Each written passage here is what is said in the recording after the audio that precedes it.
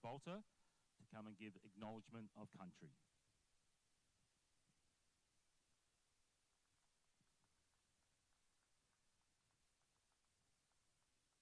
I wish to begin today's proceedings by acknowledging the traditional owners of the lands on which we meet today, the Wurundjeri people of the Kulin Nation, and to pay my respects to elders past and present. I further extend my respect to all Aboriginal and Torres Strait Island peoples here today. Thank you. Thank you, Sherry.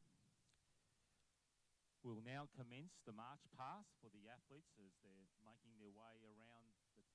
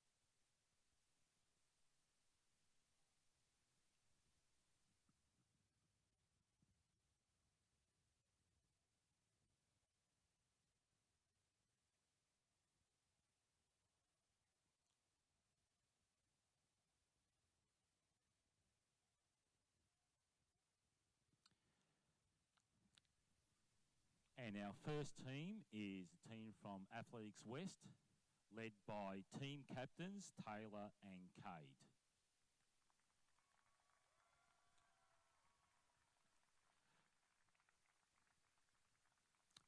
We then have the team from ACT, led by team captains Emma and Daniel.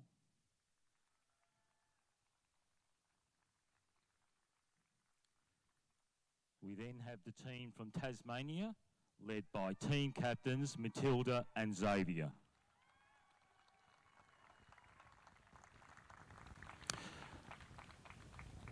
Then we have team from South Australia, led by team captains Finn and India.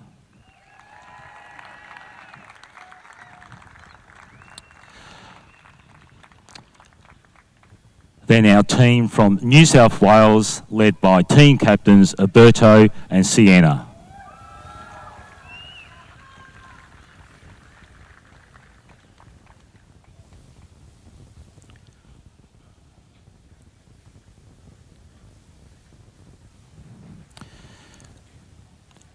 Next, we have our team from Queensland, led by team captains Monique and Josh.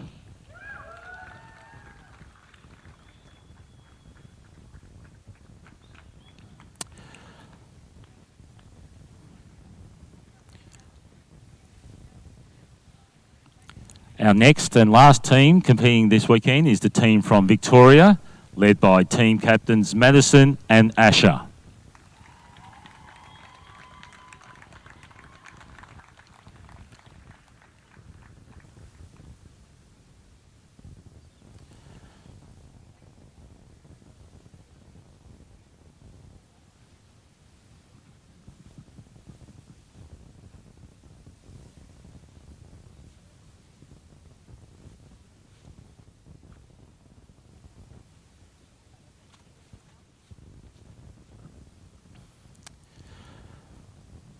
And following the athletes, all of our events would never occur without the amazing support and commitment of our volunteers.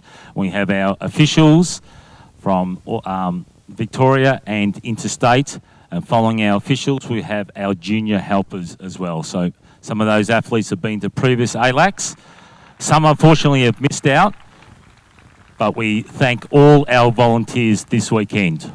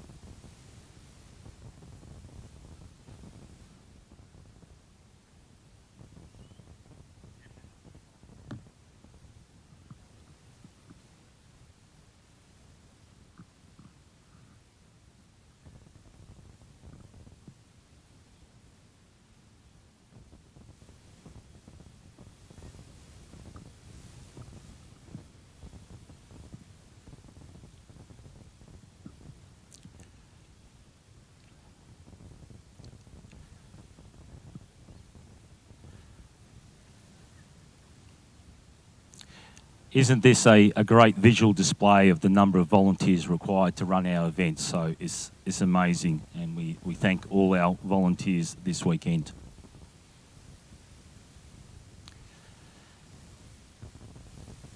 Okay, I'd just like to ask everyone to be upstanding for the national anthem. I'd just like everyone to take their caps off, please.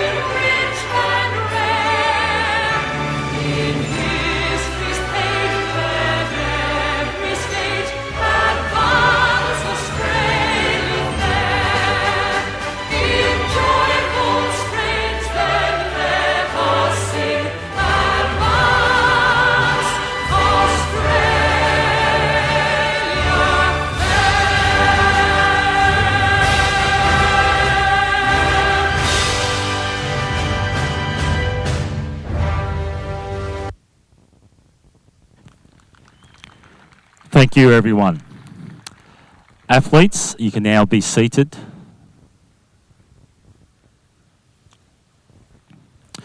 I'd like to invite up to the lectern the Victorian captains, Asher and Madison, to recite the athlete's oath.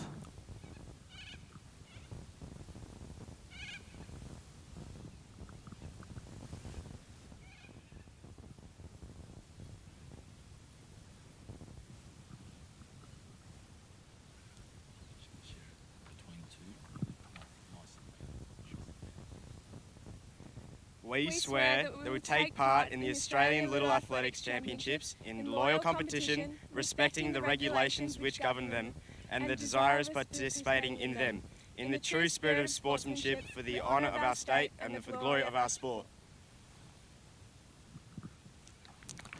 Thank you, Madison and Asher. I'd now like to invite our two nominated officials, Andrew Sterling and Julie Bicknell, to move up and to recite the official's oath.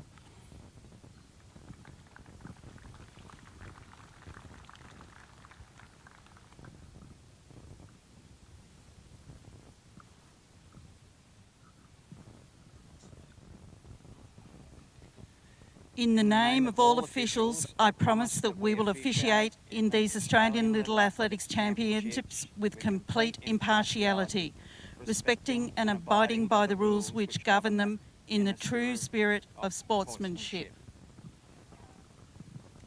Thank you very much, Andrew and Julie. I'd now like to call up Erina and Georgia, our two Victorian team managers, to recite the team manager's oath.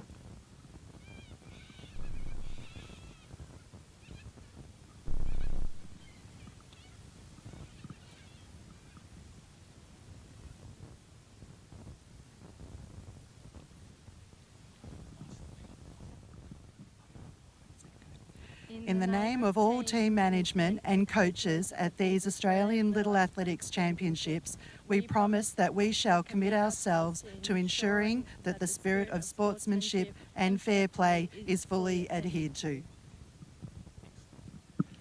Thank you very much, Erina and Georgia. I'd now like to welcome the official party and our distinguished representatives here this weekend. We have the Coles Community Sport Partnership Manager, Patrick Hassett, Ms Sherry Bolter, Coles Little Athletics Australia President, Mr Andrew Johnson, Coles Little Athletics Australia General Manager Operations, Board of Directors of Coles Little Athletics Australia, Presidents and Senior Management of Little Athletics Associations, Coles Athlete Ambassadors, and Jodie and Robin Billingham. Welcome.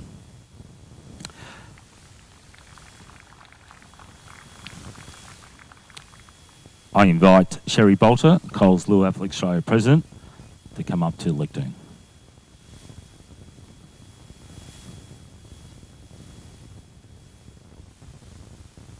Life members, sponsors, state member associations, officials, parents and athletes, welcome to the 2022 Australian Little Athletics Championships. Can I say how excited I am to finally have our national event back on track after a 3-year hiatus. I'd like to take also the opportunity to make special mention of our VIP guests today, Jodie and Robin Billingham, daughters of the late Trevor Billingham, the founder of the Little Athletics movement. So thank you ladies for joining us today.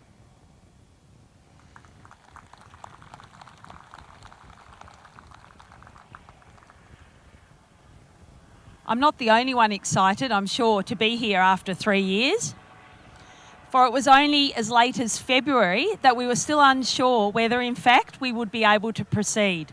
And it has taken an enormous effort and commitment by both the National ALAC Organising Committee and the respective state associations to navigate the ever-changing landscape in which we are currently living, to see us here in what will be, I'm sure, a spectacular event. Today also would not be possible without our officials and our junior volunteers. It takes a large number of volunteers to put on a 2-day event such as this. So thank you. Thanks must also go to Coles, our national partner, for their continued support, and to the Melbourne Sports and Aquatic Centre for the use of this fabulous facility today. To our parents who are here with us, thank you for your commitment to bringing your athletes to this event, and I hope you enjoy the next 2 days of competition. And finally, to our athletes. Many of you may not have yet realised what you're about to experience. The ALAC event is a truly unique team event in the landscape of athletics. Enjoy the experience, be your best, and leave at the end of 2 days' competition with lasting memories. Thank you. Thank you, Sherry.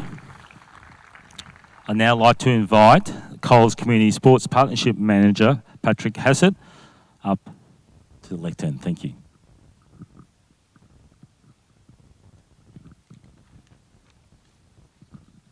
Thanks, Shane. The entire Coles team, all 120,000 of us, are so proud of our partnership with Little Athletics on a weekly basis, delivering bananas to your local Little Athletics Centre, over 3.7 million bananas to date since 2017. To all the athletes, coaches, officials, we wish you obviously the best of luck across the next couple of days. Also like to acknowledge all the parents who have flown over. I'm sure your kids will thank you when they get back to their respective states next week for all the time and effort that you guys put in, taking them down to training sessions and flying them across the country. So thanks a lot for that. Rather than listen to me, I've brought a couple of other Coles team members along. So I'd like to invite Tokyo champions Nina Kennedy and Matthew Denny out to the microphone.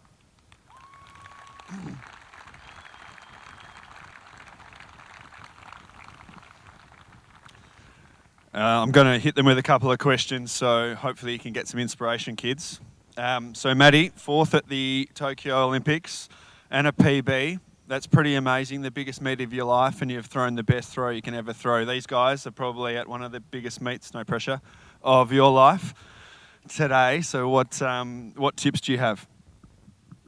I think, first off, everyone, congrats on getting here today, and thanks to all your parents for supporting all the kids in their endeavours and being an athlete, because it is a tough road to be an athlete, and there's a lot of challenges to get here. So congratulations, first off. But I guess the main thing that I learned from Tokyo with coming 4th, the main thing that I focused on was, and it, you know, your parents will say it to you every day of the week, because I remember mine said it when I was younger, and I said, "No, all right, Mum and Dad, stop talking, please, let me compete." But it was, make sure you're focusing on your own competition, on your own endeavours and how you want to perform, because no matter what, when you're competing, especially in discus where you have these monstrosity of men, when I'm 6'5" and they're 6'10", and it's very easy to go, well, they're so much bigger than me, they're so much, you know, taller than me, longer than me, bigger than me, they can beat me easily. But you can get hung up on that, or you can focus on how you compete. Focus on your technique, focus on your commitment to that, and that's how you'll get a good performance. That's how you'll ease your nerves, and that's how you'll enjoy the day, because you know that you put everything in. So I think that's probably the simplest one that I can give you guys, and I hope that helps you on today.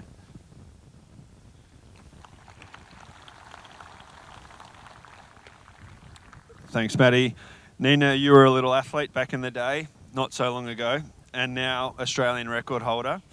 What advice do you have for the kids to follow their journey? And obviously a number of them would be aspiring to represent Australia at the ultimate, the Olympic Games. So I'd like to get a bit of advice from you. Thanks, Patrick. And yeah, thanks for having me. I'm so lucky to be here with everyone here. And yeah, well done, like Maddie said. I guess the best piece of advice that I would give was, I know your parents have probably said this as well, but just enjoy today. Like, some of my fondest memories of athletics and still to my career today is in little athletics. Like, soak today up, have fun. It's such a beautiful day. Like, the memories that you make with all your friends and your teammates, and just the fun of competing, I think is really, really overrated. You know, we talk about the Olympics and everything and world champs and Com Games, but like I said, like, my best memories in the sport were, you know, events like this and Saturday morning little athletics. So have fun today, good luck, and yeah, we'll be cheering you on.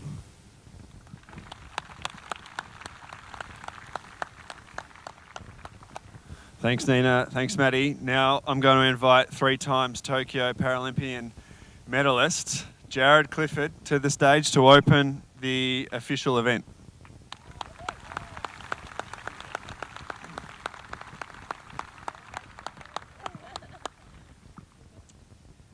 On behalf of all Australian senior athletes, congratulations on being here today, and we all would like to wish you the best of luck for your events this weekend. Compete with determination, learn as much as you possibly can, and remember that the most important thing in this sport is to give your best. So that being said, I'd like to declare the 2022 Coles Australian Little Athletics Championships officially open.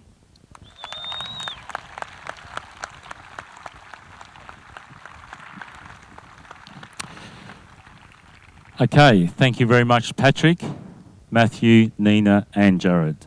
Hopefully that was lots of inspiration, and we really appreciate their involvement. Okay, so now we're going to have a little bit of fun, what the athletes have been working towards. You saw the march, now we're going to have the team war cries. So in order, I'd like Athletics West to be upstanding and the team to commence their war cry.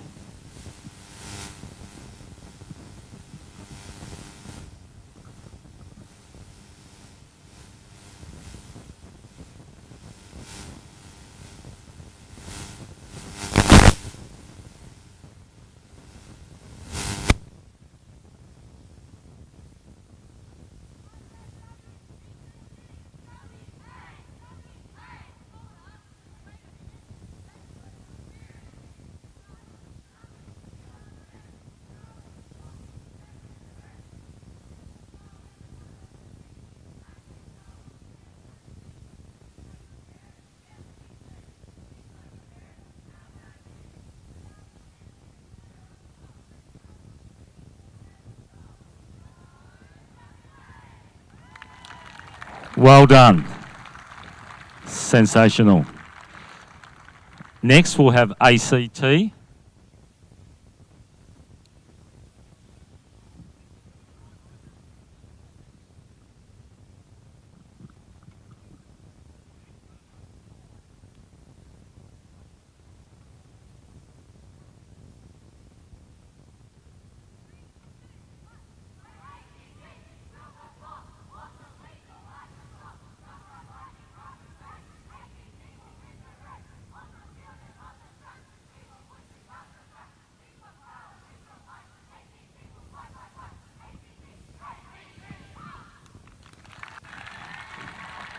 Well done.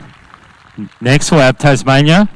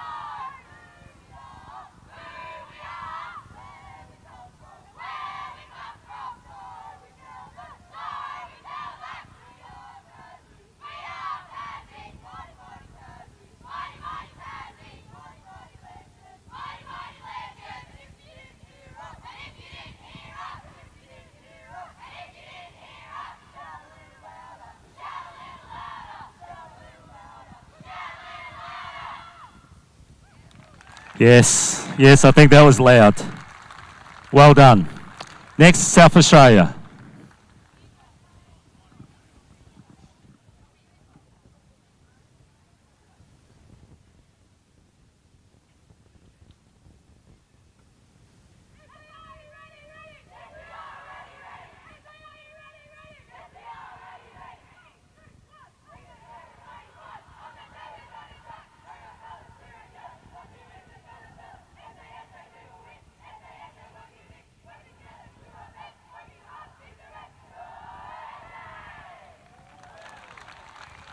Excellent. Well done, South Australia. Next, we'll have New South Wales.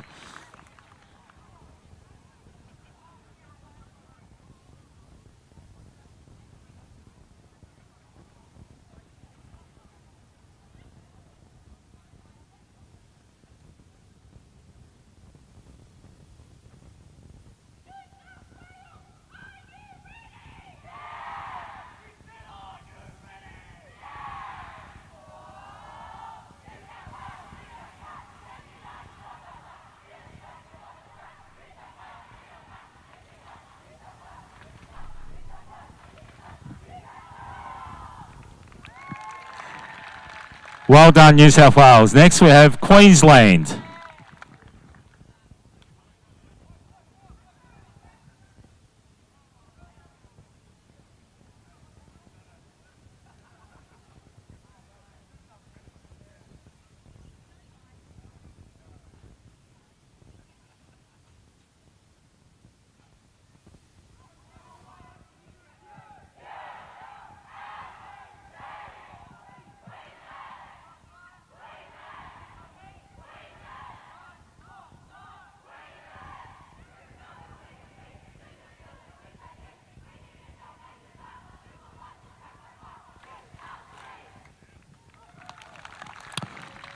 Well done, Queensland.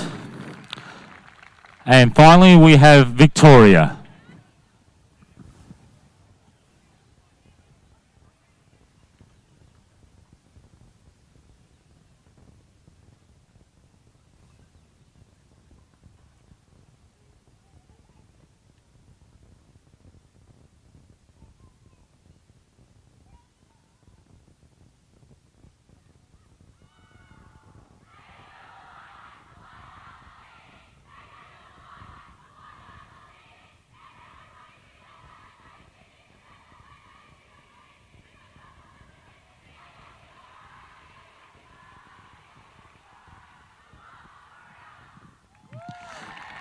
And well done to Victoria.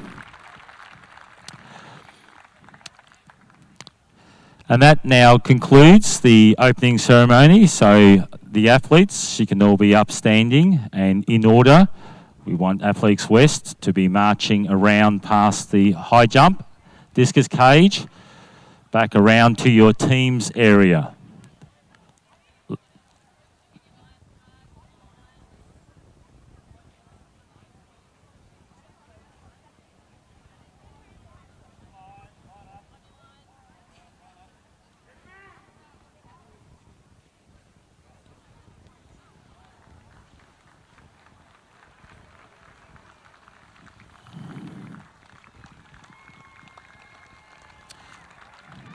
Okay, so as the athletes are marching back to the team's area, they'll start to get ready for their first events.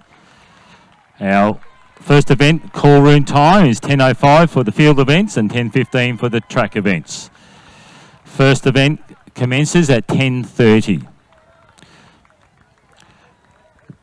Once the athletes have left, the officials will then make their way off and get ready for the start of competition.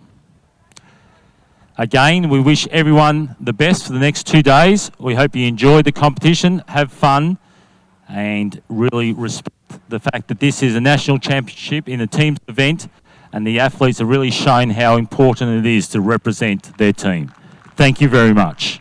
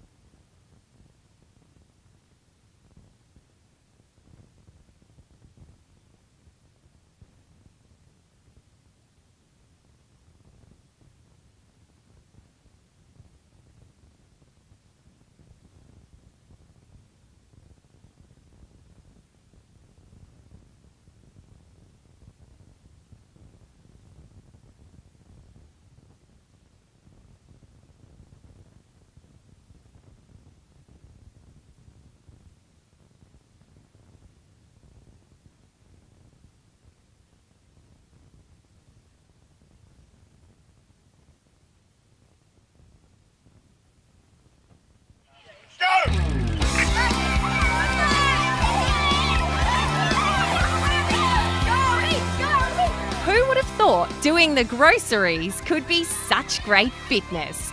Collecting, packing, hurdling and racing their way to victory.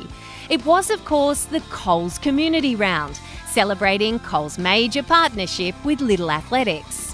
More than 50,000 kids, parents, guardians and volunteers from hundreds of centres across the country got involved. Dressed in all kinds of creative costumes, including Coles bakers, deli team members, aspiring store managers, superheroes, Coles trolleys, trucks, and of course, bananas. Even their pets got involved. Rain, hail or shine, they frocked up for a chance to win the Coles Fashions of the Field competitions. As well as their usual events, they held sack races, shopping trolley relays, and all kinds of banana races and games. There were even races for the parents.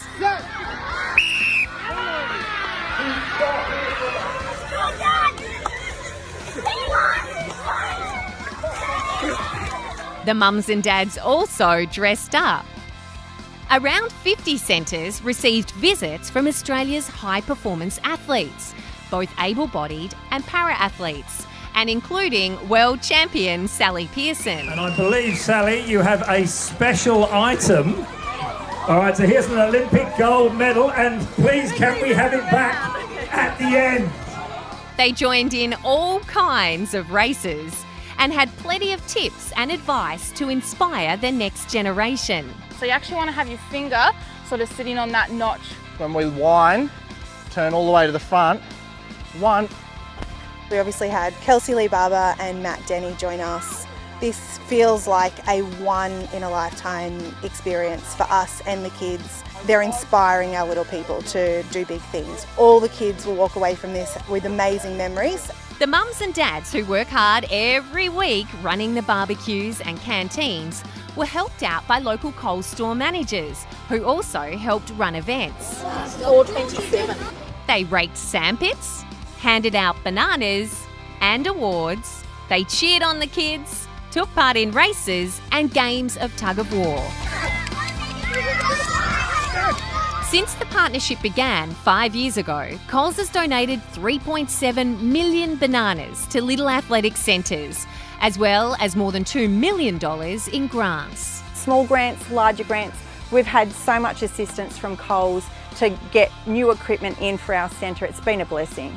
As a small committee, it's critical for our growth and going forward in the year. They could be sponsoring elite athletes or, but they're deciding to give back to grassroots, which is great to see.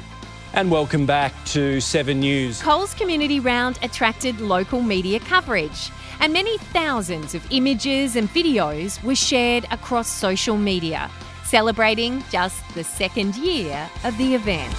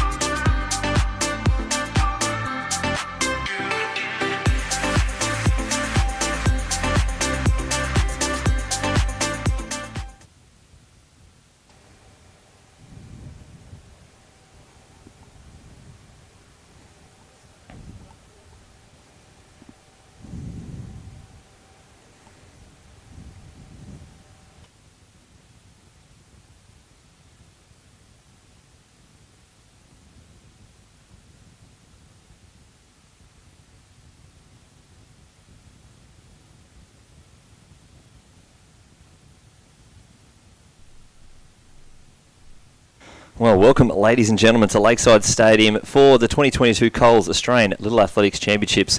My name's Matt Lynch. I'm joined by Ben Off-Rains down here. And we're just going to go straight into the action. Ben, welcome back to the live stream. Oh, it's beautiful to be here. The weather is fantastic. All the athletes are out there on the track, ready to go. And I'm pretty excited for what we're going to see here today. It's been a while since we've had an ALAC Hobart 2019, and we're going to jump straight into the action. This is the first of 3 heats for the women's multi-event 90-metre hurdles. And once this race gets underway, we'll be ready to go.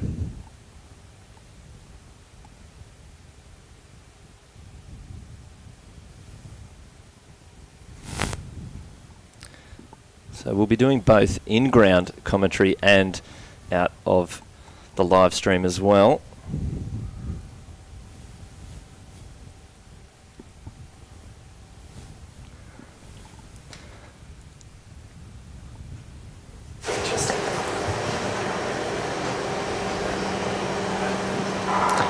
The first event off and racing here for the Australian Little Athletics Championships. Sarah May getting a fantastic start at Almeida of New South Wales. It's Queensland and New South Wales stride for stride. One more flight to clear, and it's going to be Almeida of New South Wales taking the first win from Sarah May, and then Charlie Ross of Tasmania rounding out the first 3 there. That is the first of our events for the women's under 15 heptathlon, with 2 more flights to go.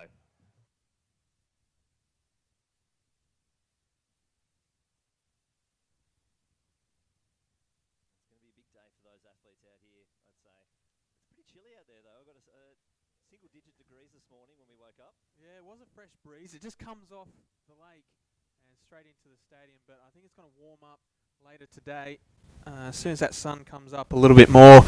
And I think the conditions are going to be really nice here. There's no wind in the stadium. The trees are dead still, so we should see some pretty good performances from all the athletes out there, and these heptathletes are showing the way to start off with. Well, I think it was a good sign when there was some hot air balloons up in the sky this morning that there was not going to be much wind up there. It is a beautiful day. I want to say it's getting close. As coming from down from Brisbane, it feels like a winter's day. It's probably as wintry as it's going to get for me. But the sun is out, and I think we're going to see some fantastic performances. These athletes have been raring to compete. Like we said before, it's been a while since we've had an ALAC Hobart 2019. Was our last one, so it's fantastic to see all 7 of the states and territories out here competing. Over 275 athletes, I've heard. Yeah, it is. Obviously, they changed the format not too long ago, obviously allowing more athletes to come here to compete, which is fantastic. Gives more people an opportunity to represent their state or territory at the national level, and you could tell there's a buzz in the stadium. These athletes are pretty excited to be here. They've worked so hard throughout the season to make these championships, and this is sort of the reward for them to come here and sort of show off their talents on the national stage. So there is a track and a field stream, so we'll be commentating over the track stream. There'll be a dedicated field stream, and we'll have Na and Nang doing some interviews on that field stream as well. So if you want to catch some of those interviews, pop over to the field stream. But we'll be sort of jumping back and forth across in-ground stadium commentary as well as the live stream.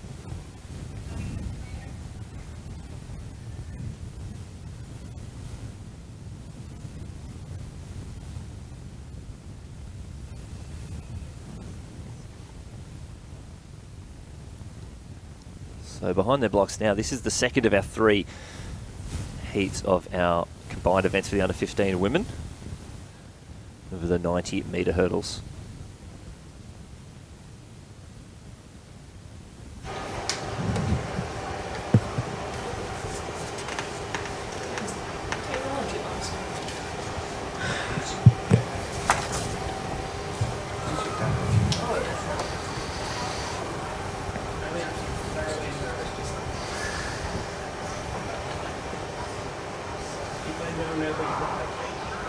Well, the second of our combined events, a good start there from Izzy Wing of Tasmania on the outside. Lily Stewart of New South Wales trying to close the gap, but it's a Tasmanian with 2 more flights to clear. Izzy Wing, she goes clear over the last little bit of a stumble, but she stays vertical to take the win. Lily Stewart crossing the line in second, Abby Severinson third across the line. That was the second of our 3 heats for the under 15 girls combined events.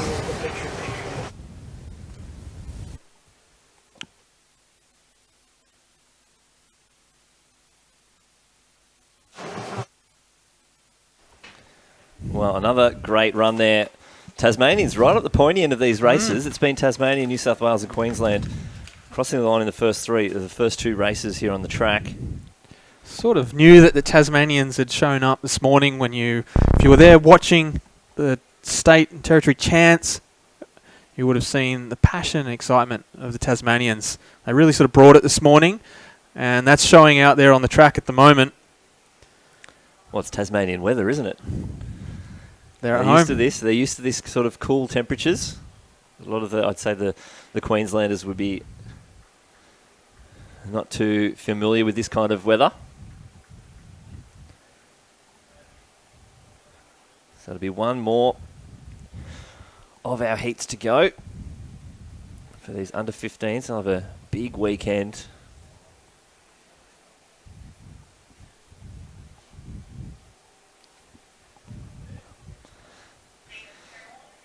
And there is your start list for the final event here of these under. So it's actually it's a 90-metre hurdles. It's not 100-metre hurdles, but it does need to be transferred into 100-metre hurdles to get the points. It's a weird thing. The meet manager system doesn't actually do heptathlon points for 90-metre hurdles, so you've got to put it as 100-metre hurdles, call it a 90-metre hurdles, which is why you might see a little 100-metre hurdles up there on the screen. They're only going 90.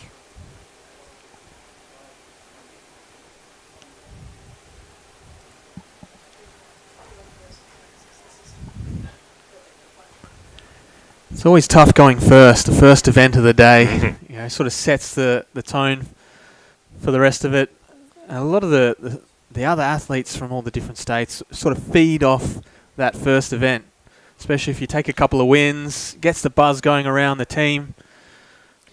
Really sort of sets them off. Well, especially with these are the older kids. These are the under 15s, so they're the elder statesmen and women of their teams. Usually the team captains come from these events, so they're the leaders, so they really want to put a good performance on the board just to set them up well for the rest of the weekend. Yeah, they're really sort of looked up to from the younger athletes. Obviously, a lot of them want to be them in 2 years' time as well.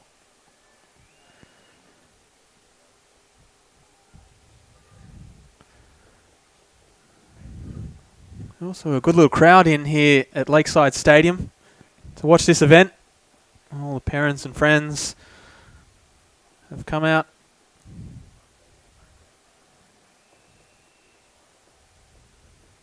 So if you're in Melbourne, head on down. Yeah. Come and watch Why in are you not person. here? If you're in Melbourne and you're watching the stream, get on down to Lakeside.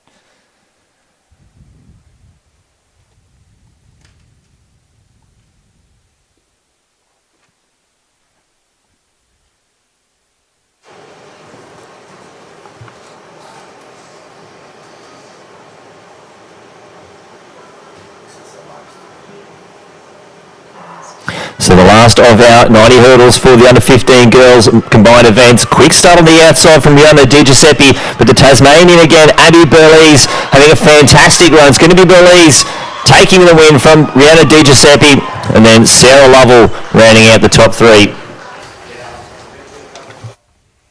As you said, there's the Tasmanians again. Unbelievable.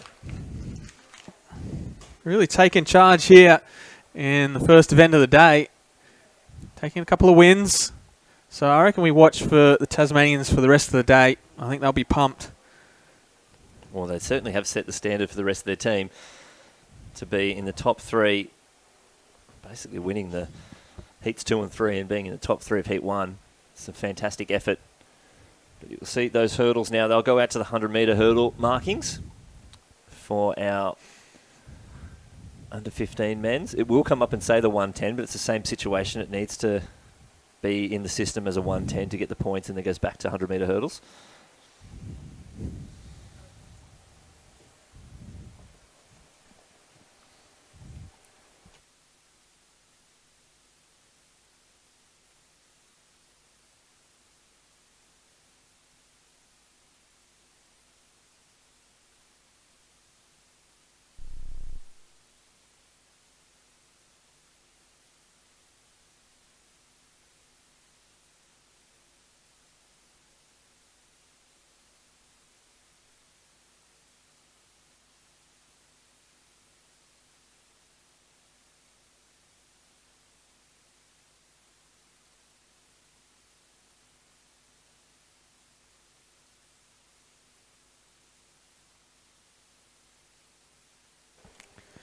So as we said earlier, if you're looking for the field events and you want to know where to find them, there is another stream. So we've got a dedicated field stream today.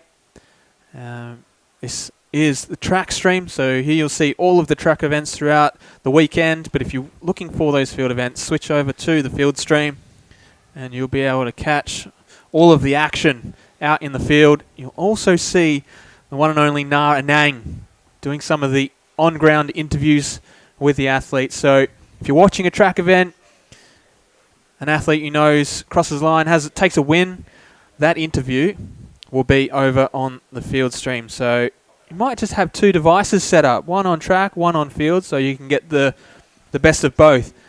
As we see the results there from that third heat. Abby Belize taking top points there, 998 points with a 1386. So it really sets herself up. And if you want to see these results, just head to laa.resultshub.com.au and you'll be able to find all of the results from Coles 2022 Little Athletics Championships.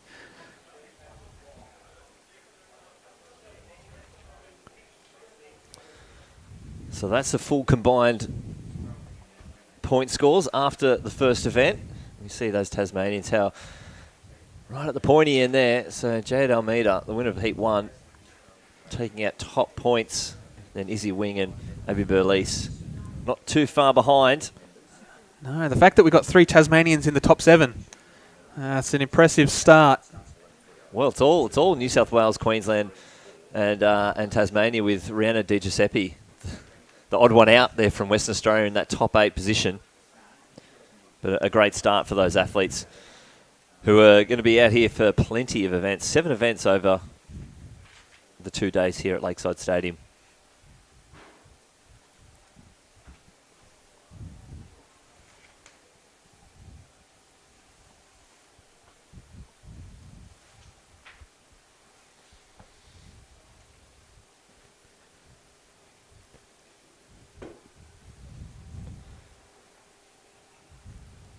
So we've got plenty of action at the track today.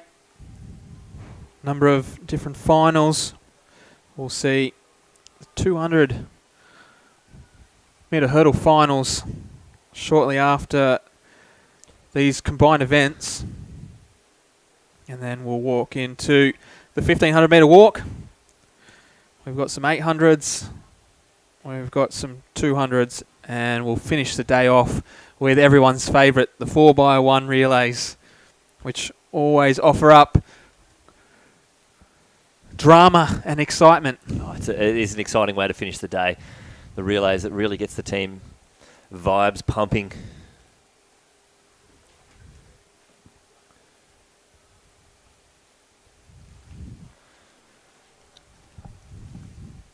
As you can see, Melbourne has really turned it on today. Blue skies all around. And we're here at Lakeside. The beautiful blue track really does look nice. A lot of tracks are going this direction these days, putting down the blue. I like it, as opposed to the red. I'm hearing there might be a track in Queensland going purple. Purple? Mm. Oh. Yeah, so that'll become a favourite, I imagine. I would say so. As you can see there, the Australian flag, the breeze is very light and it's going the right direction.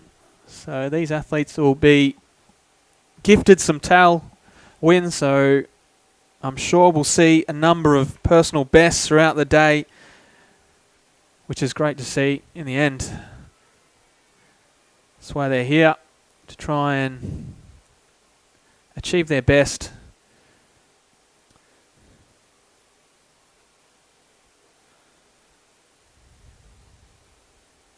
And there's some footage of the back grandstand. So that's where all the teams are situated. They've got a bay each, and they'll sit there,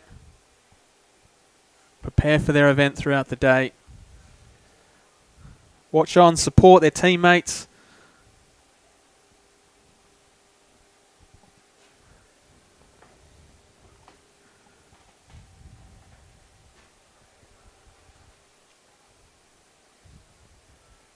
this is always a fantastic weekend for the athletes. It's one they really sort of look forward to.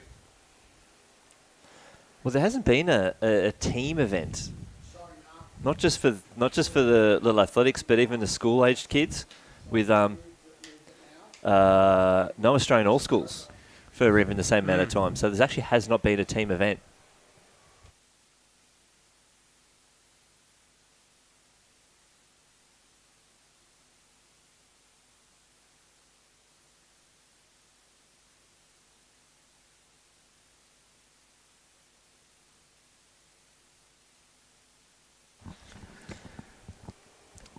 So it's now time for the boys. As we said, it isn't 110 hurdles. It is 100-metre hurdles. Matt explained earlier that it's just for the results system. As you can see, there's the start list for the first of 3 heats. Doyle from Tasmania, Morris from South Australia, Andrews, Victoria, Burgess from the ACT, Harvey Costantini from New South Wales, Stewart, WA, and Caldroy from Queensland.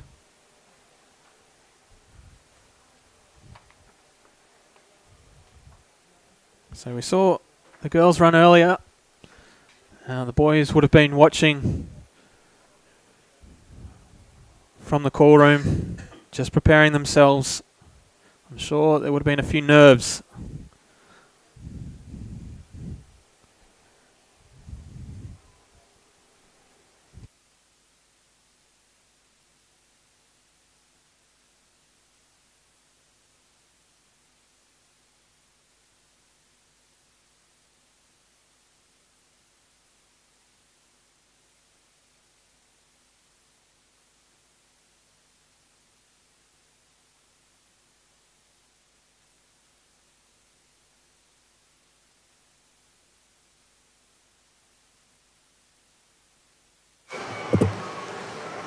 So next event up on the track, it is the boys heptathlon 100-metre hurdles. There'll be 3 heats. This will be the first of 3 heats. The Australian best performance currently held by Jared Smith from Western Australia in a performance of 12.64.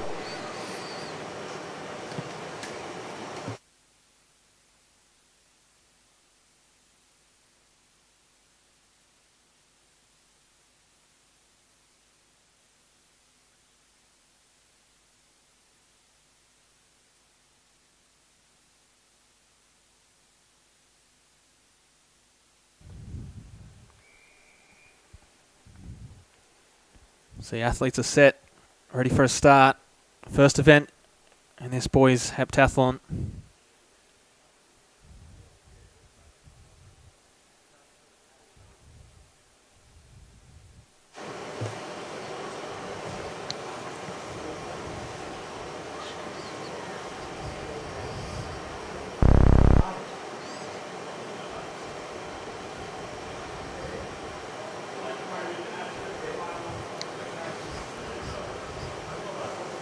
So we're underway in the first event in this boys heptathlon.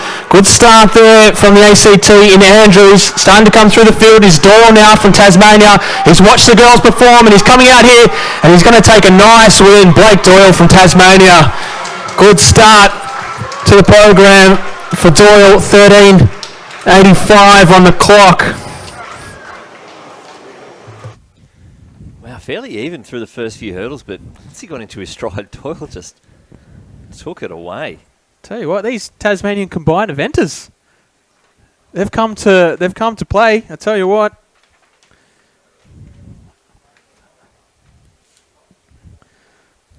So Andrews from Victoria had a great start and was probably leading halfway down, but that's when Doyle really took over. And he'll take top points from that heat. It was good to see the South Australian up there as well. Ronan Morris up in the top 3.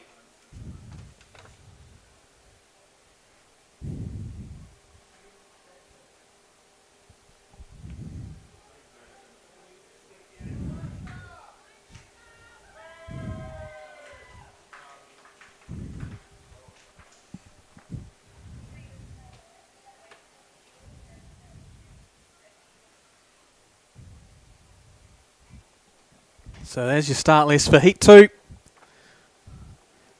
Harvey from Victoria in 2, Eastwood, South Australia in 3, Bowen, Western Australia in 4, Collins from Tasmania in 5, Kasozi, New South Wales in 6, Turvey from the ACT in 7, and Russell from Queensland out in lane 8.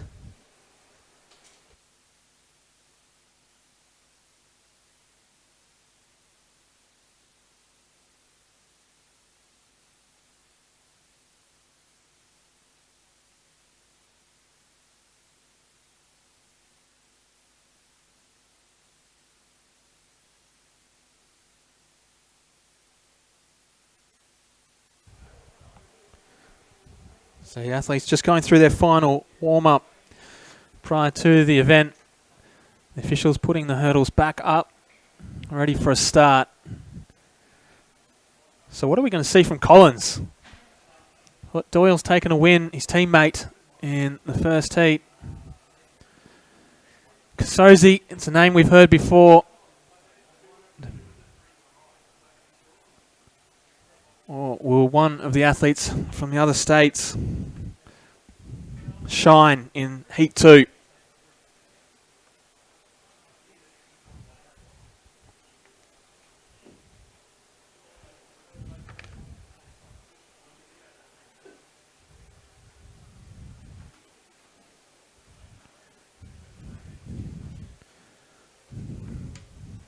Just waiting on the start.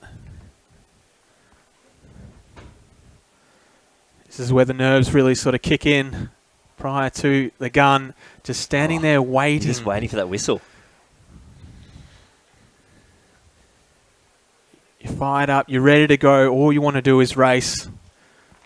Just release that energy.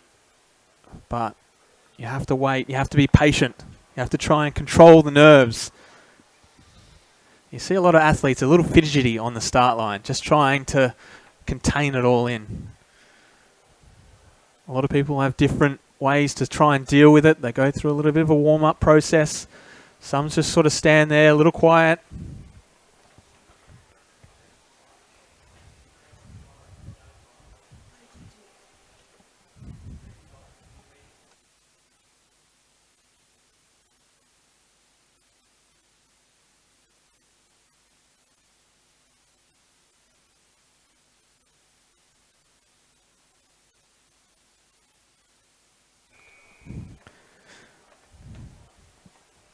Stars are calling them to their marks.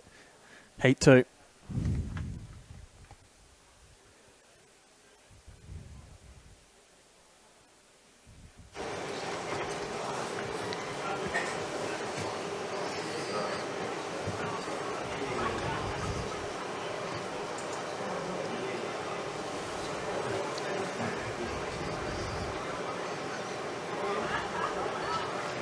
So away in Heat 2, good start there from Bowen from the Western Australian team, leading the charge at the moment. Here comes Collins, the Tasmanian, Harvey, Victorian, but this is Collins coming through. He's been inspired by Doyle and he'll take a win here in Heat 2, 14:03 on the clock. Theo Collins from Tasmania. These Tasmanians are really putting on a show here in these combined events and the crowd is happy. Tasmanians really are turning it on. Theo Collins from Burnie Little Athletics Club. So right up there on the north side of Tasmania. Yeah, look, I'm sort of wondering, when is this going to stop from the Tasmanians? They're really turning it on, heat after heat. Great effort there from... So whatever they're doing down there, it is working, and they've got to keep doing it. It is at the north side. Thank you. My maps worked good. I had a feeling the Tasmanians came to play once we heard their cheer this morning. They did it with a lot of enthusiasm and spirit. Well, Theo Collins, like we said, from Burnie Little Athletics Club, he just loves competing with his mates. That's the number one thing about athletics. And doing the combined events, that's the opportunity to compete against his mates. You know, he's going to see these same 20 to 21 different athletes the whole time. His favourite food, I already had it last night, KFC Zinger Box. Oh, a Zinger Box. Everyone loves a good Zinger Box. I'm partial to a Zinger myself as well. It's not too bad. And, I would say his heroes out there, he doesn't have any specific track and field heroes, but Shaq and Kanye West. Shaq and Kanye West. Oh. So, obviously, probably listen to a bit of Kanye out the back there. I'm a big fan of Big Diesel. Yeah, so, mate. Shack Attack. I think that's what's inspired him to get going here in these hurdles events to kick off the program.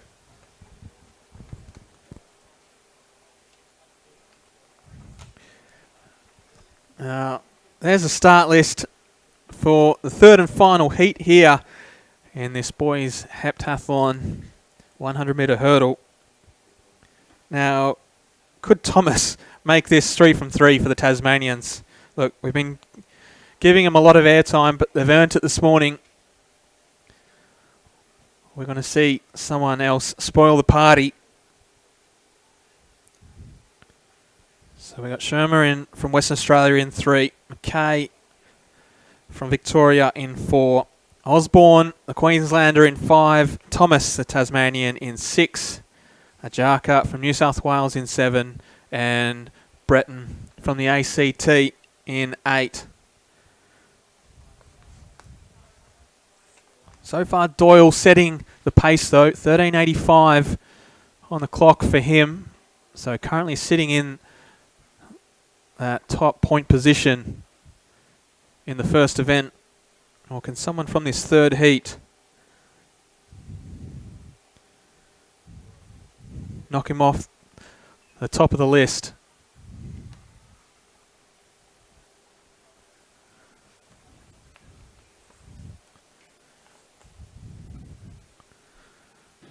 Test. Again, a long wait time prior to the start. Oh, I'm sorry. I just want to give this mic to Na so she could do some interviews with James. Just got to control yourself. After the races. Stay calm. Is it okay? I just need to go and check the mic. Just go double check that sort of stuff. I'll tell you if it's metering or whatever else. Yep, no worries. I can hear you. Yep, I can talk to you. I won't hear it to you. But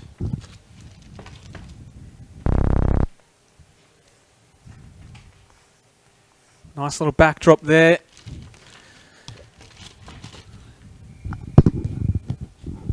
Alright, so they're in the starter's hand.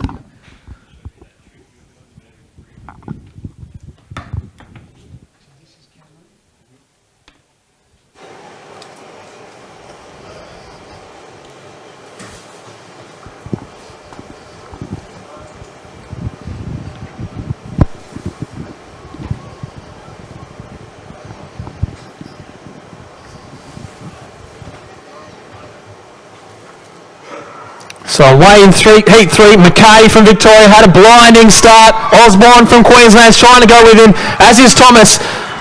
But McKay, here comes Osborne trying to fight up to the shoulder of McKay. It's going to be close on the line. Looks like Osborne from Queensland may have just got it. 13.44. The quickest of the 3 heats so far. So we could see Joshua Osborne from Queensland take top points here in the first event of the 15 boys heptathlon. Wow, what a battle there between Osborne and McKay. A fantastic effort. Osborne, the Gold Coast Little Athletics Club, he must have had a couple of hamburgers last night, his favourite food, because he really came home strong. He had a lot of energy in the legs. Maybe all but his favourite thing about Little Athletics is all the free bananas as well. McKay really had the start quick out of the blocks. Was probably leading through to the second last hurdle, and that's when Osborne really started to charge through. And McKay, he's got some great idols. Sally Pearson, Grant Holloway, and of course the great Usain Bolt. Oh, it's a good 3 to have, isn't it? It is. Especially when you're out there in those hurdles. You know, you got a Grant Holloway kind of start there, the world record holder for the indoor 60 hurdles. You've got an absolute flyer. I was in a situation once. He was in a hotel. Usain Bolt was walking through the lobby. I was like, this is my chance. Going to get myself a photo. Hand the camera off to a friend, said, take a photo for me. I pose, photo's taken, off we go. I get back to the room to have a look through the photo to see how it is. Totally blurry. You couldn't even tell who was who. Oh. Opportunity gone. And you never spoke to the friend again. yeah, that was it. As you can see, the results there from Heat 1. Blake Doyle, 1381 officially, which will be 999 points. Oh, so close to cracking that 4-digit score. Just in the dip. So we will see Osborne exceed that 1,000-point mark, and he will hit the top of the table. But Doyle won't be too far behind.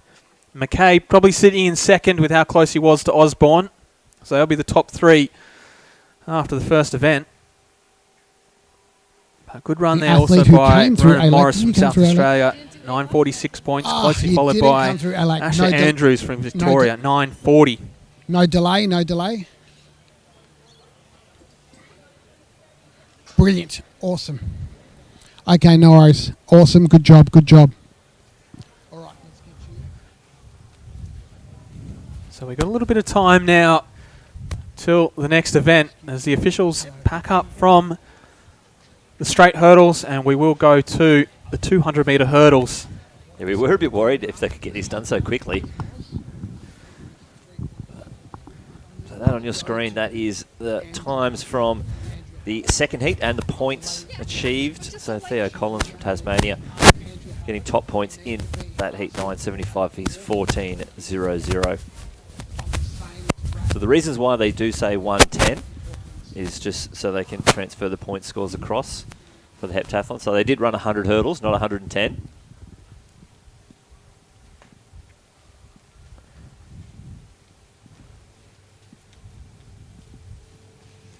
But Theo Collins, 975, that's good points, good solid start from the Tasmanian. Quinn Harvey, 932, and I'll also be up there, as will Dempsey Russell. So fairly close after the first event. I'm interested to see just how many points McKay and Osborne get for their massive battle in that third heat. They're going to be right up at the top end of this 13.4. Should be close to 1,050, maybe 1,100 points. And the exciting thing about combined events is, look, you may be good at the hurdles, but not so good. Well, the boys go straight into the discus at 12 o'clock. So hopefully, they get a couple of those bananas into them, get that energy levels up. The girls go into high jump, which is 11:45.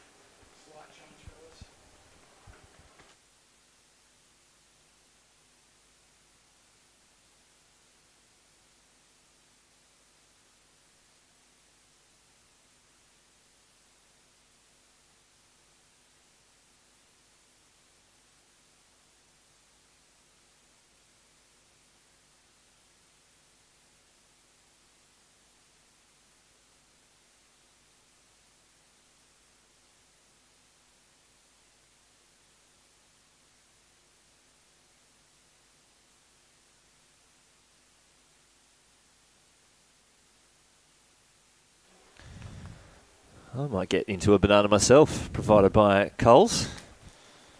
Crispy. I'm a Coles shopper. I do enjoy going to Coles to get all my grocery needs, as we see the results for Heat 3 come up on the board. And Matt, you weren't too far off, 10.55. You did say 10.50. 10.52 there for McKay. So they'll be top of the table after the first event. Doyle and Collins sitting in third and fourth respectively. And Thomas won't be too far behind with 9.34. So Osborne and McKay have jumped away a little bit from the rest of the field, but they're all packed in behind the two athletes from Queensland and Victoria. As you see there, consolidated results from event 1. Joshua Osborne, Queensland, 10.55 points. Hudson McKay from Victoria, 10.52. Blake Doyle, Tasmania, 9.99. Theo Collins, also from Tasmania, 9.75. We go down to Rowan Morris from South Australia, 9.46. To Asher Andrews from Victoria, 9.40. And rounding out that top 7, again, as we saw with the girls, Avery Thomas from Tasmania, 9.34. So another 3 athletes in the top 7 here in the combined events. The Tasmanians, they're just been inspired by, although they're not from Tasmania, Ash Maloney and Cedric Dubler. You know, we've got some of the best multi-eventers in the world right now coming out of Australia. I know Ash went down and competed at the Burnie Gift. They did the Tasmanian tour, so he's been fantastic for the sport, and I'm sure it's inspired quite a few athletes coming through. Well, it's really an event that's sort of hit the spotlight at the moment, which is fantastic. It's one that a lot of athletes don't really know about, don't really get involved in, especially if you've come through the school pathway, because obviously that event isn't contested in the schools, as a couple of others like hammer throw and pole vault on the international stage. So it's good to see athletes like Ash and Cedric really shining the light brightly on combined events. Well, not only them. So we've got Dan Galubovic, was like 14 points from qualifying for the World Champs. Wow. In the multi-event. And Alec Diamond, who's got over 8,000 points a couple of times too. So, look, it's one of those events where you might not be the best in a single event, but if you can perform well across all of them, and that's the test, you know, you've got to be good at the hurdles, but then you've got to go and throw a discus. It's not easy. No. When you're training back in your home state, you can't just work on that one event. You have a whole range to work on, and usually you'll see them dragging a suitcase around with them, all the different shoes and implements that they have to carry. It's not just a set of spikes, as some of the runners would have. They need one for every event, Nelly. So we're not too far away, I'd say, from... Looks like they've got all the hurdles set up for our 200-metre hurdle heats. 5 flights over here. So this is more akin to a 400-metre hurdles with the 5 flights. It is the same.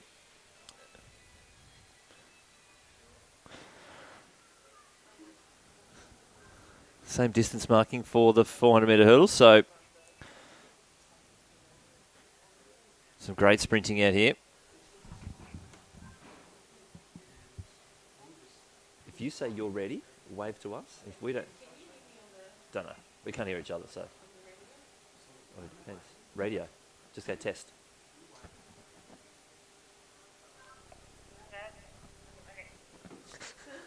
You didn't say over. No, don't say it.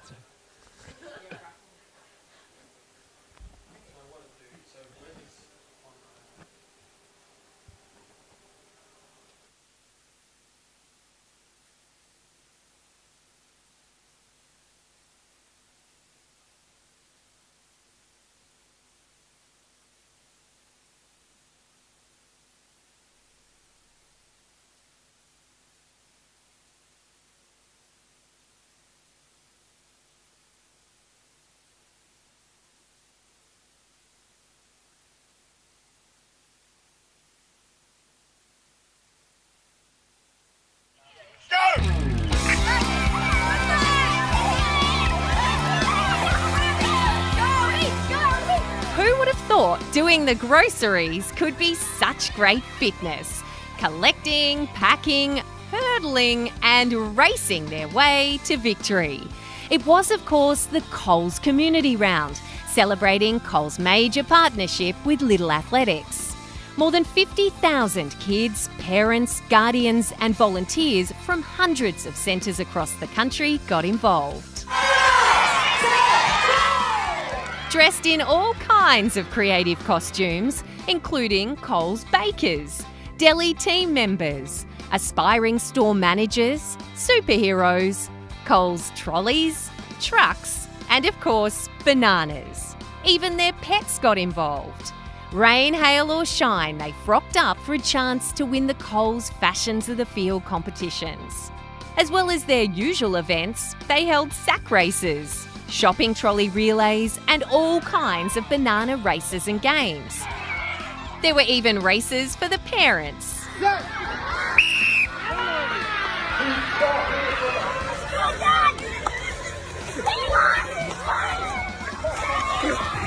The mums and dads also dressed up. Around 50 centres received visits from Australia's high-performance athletes, both able-bodied and para-athletes, and including world champion Sally Pearson. And I believe, Sally, you have a special item. All right, so here's an Olympic gold medal, and please can we have it back at the end? They joined in all kinds of races.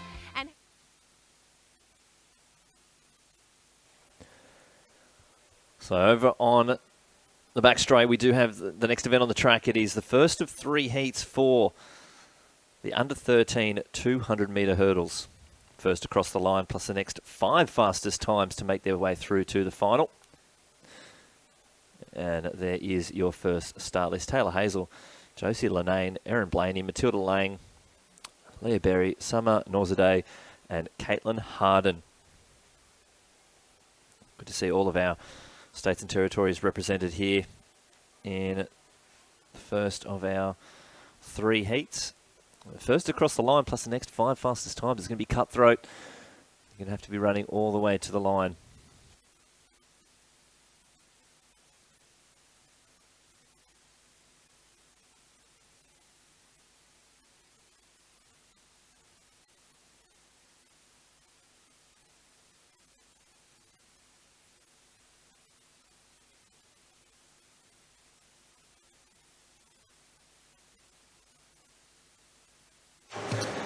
The next event on the track will be the first of 3 heats for the girls under 13 200-metre hurdles.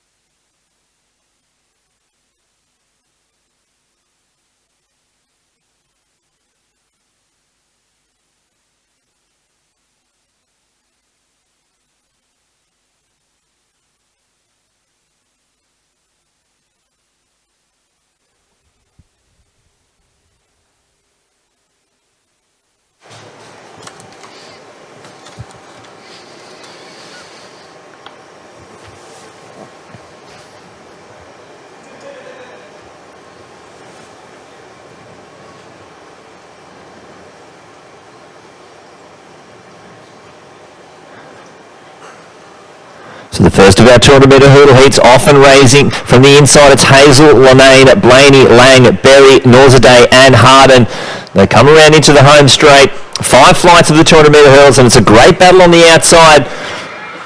All the way across the field here, Leah Berry from Victoria having a fantastic run on her inside, Matilda Lang, then Erin Blaney. But it's a Victorian over the last flight, nice and clear.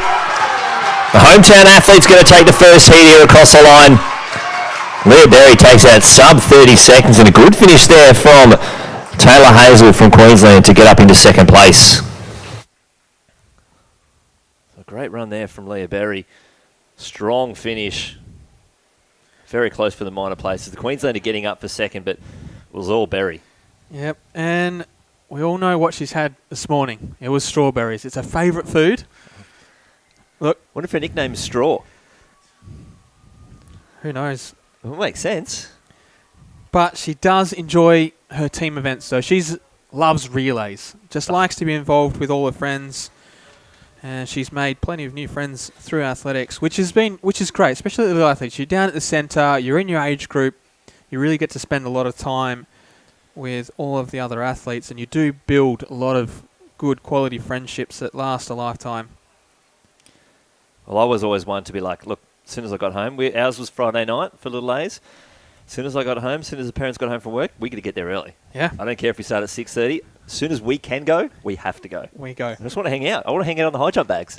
High jump bags. It was the best place, it was the place to be. All the cool kids hung out on the high jump bags.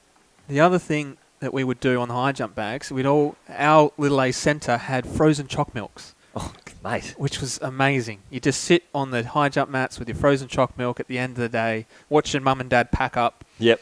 While you're sitting back enjoying yourself. I've worked hard. I've earned it. A little fact that a lot of people probably don't know about Leah, she can't wink. Oh, really? Apparently so. Well, if she takes out the final later on, maybe she can get an interview with Nara Nang, and we'll try and get her to give a The old wink to the camera, and it's the old two-eyed wink, which is also called blinking.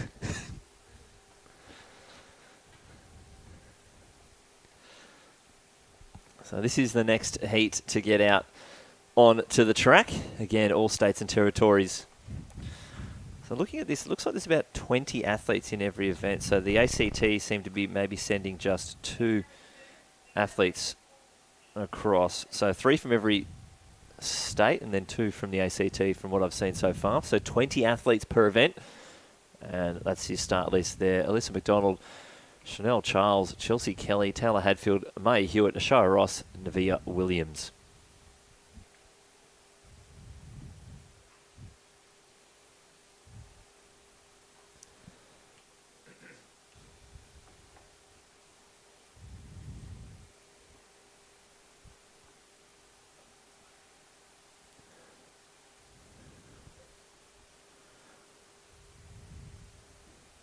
It was a sub 30-second win for Berry in the first race. So she set the standard first across the line plus the next 5 fastest times. So cutthroat progressions here for the under 13 200 metre hurdles.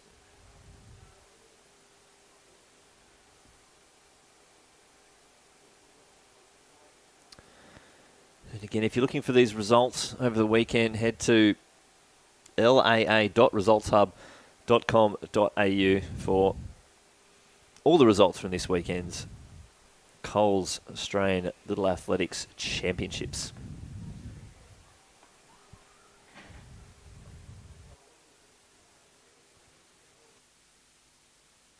Behind their blocks now, it's heat 2 of 3 of the girls under 13 200 metre hurdles.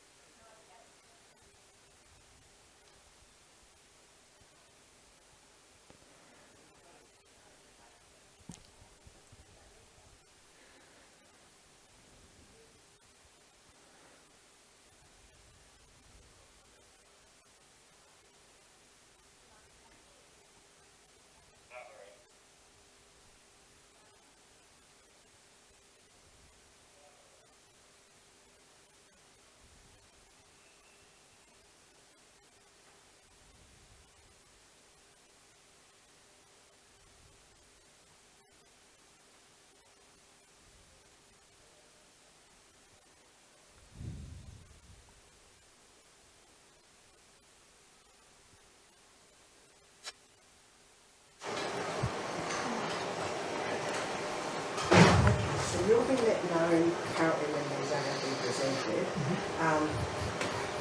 They're multi-class, which they're actually all done together. That is right. So away in the second of 3 heats here for the girls under 13 200 hurdles. From the inside, it's McDonald, Charles, Kelly, Hadfield, Hewitt, Ross, and Williams. And a great start on the outside. May Hewitt and Ashara Ross, they're going to lead this field into the home straight, but it's a New South Wales athlete, May Hewitt, having a fantastic race. The Queenslander, Alyssa McDonald, trying to close the gap. But it's New South Wales well out in front, then Victoria's Ashara Ross and Alyssa McDonald from Queensland. But May Hewitt takes the win, 29.15, the unofficial winning time there. The fastest of our heat wins. And a great effort there from the New South Wales athlete, Maya Hewitt. Maya's from the Kiama Little Athletics Club, and she takes her inspiration from Ash Barty. Oh! What a person to model yourself off. I wonder if she's as multi-talented as Ash Barty too, who's retired. Shockingly from tennis, and she just plays golf. Top of your game and go straight to golf. Yeah, look, I'll say I love it. I don't blame her. It's the way to do it. It's a great transition. Yeah. Also fantastic at cricket too, Ash Barty. Yep. So Maya Hewitt, she loves a bit of Mexican food, as do I, and also loves to read. Okay. So has the quiet time when she's obviously not training at the track. Get some nachos, a nice book, kick back down at Kiama Beach. Sounds like the life.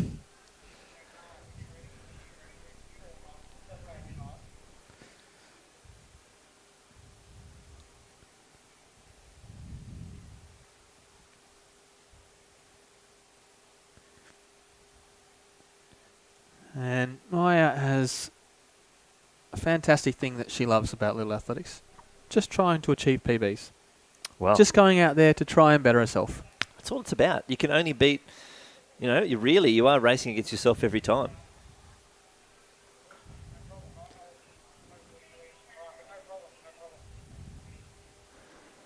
We do have one more heat. You can see them just getting to their blocks now. This is the last of our heats for the under-13 girls 200 hurdles, with 6 athletes in this final field. So all the states represented, no ACT athlete in this event.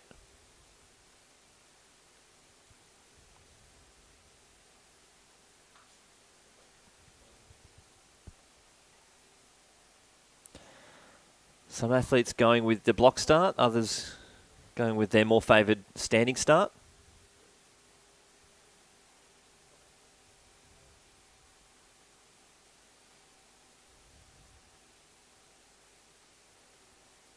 And there it is, the full lane draw for the last of our under-13 girls 200-metre hurdle heats. First across the line, plus the next 5 best times to make their way through to the final.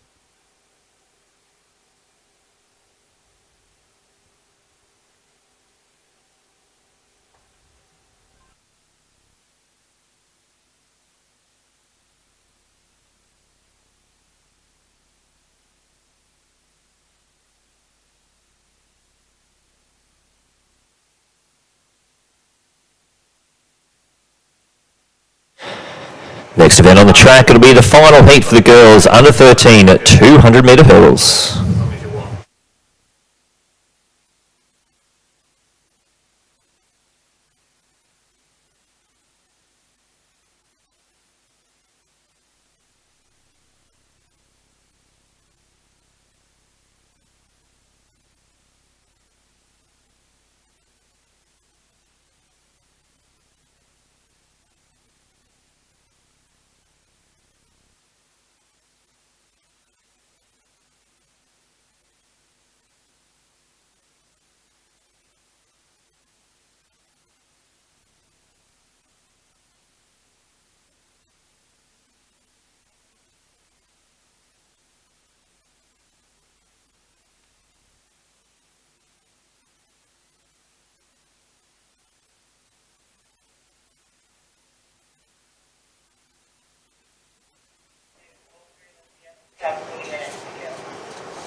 Sounds lovely.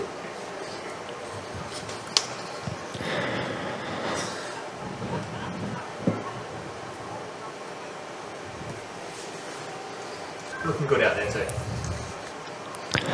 So the last of our under 13 girls 200-metre heats getting called back here. We'll see the first false start of the weekend. Hopefully just some unsteadiness and then we get a green card.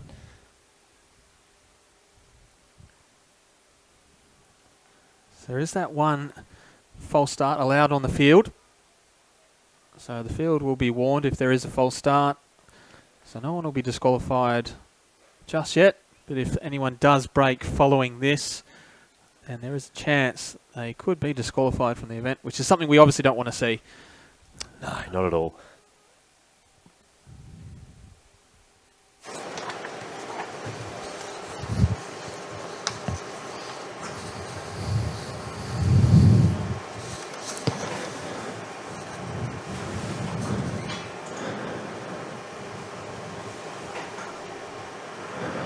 So a clean start there, the last of our under-13 girls 200-metre hurdle heats. Some quick starts on the outside of Luca Rose-Taylor and Lacey Williams from South Australia and Victoria. Having a fantastic bend. Here comes Molly Raymond of New South Wales. Just looking over the third hurdle, but it's the South Australian with a big run here. Luca Rose-Taylor streaking away from the field. A good battle for the minor places there, but Taylor goes clear over the last flight, and she's going to take a big win here in the last of our heats. 27.74. That's a fantastic run from the South Australian, Luca Rose-Taylor. That was a big victory there for Taylor.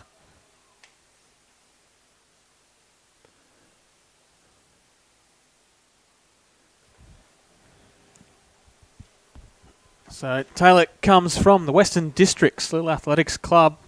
And she has probably one of my favourite idols of all time, Kathy Freeman. Oh, it's not a bad one to have. I think for an Australian, it's almost the same level as Usain Bolt, if not bigger. Oh, easily. Easily. It's so special to us, Kathy Freeman. And a lot of these kids have probably seen how amazing Kathy was at the Sydney Olympics, taking the gold medal in front of a home crowd, which was a stellar night of athletics. I was there that night. It was not bad. Pretty special. But when she's not running around, she does enjoy playing a little bit of tennis. Okay. So excellent. She could be the new Ash Barty if Well, she also is does multi-talented. love running 400, so, maybe we'll see her in the 400 hurdles. She was so good over that 200 hurdles. No other athlete went sub 29, and she went sub 28. Yeah.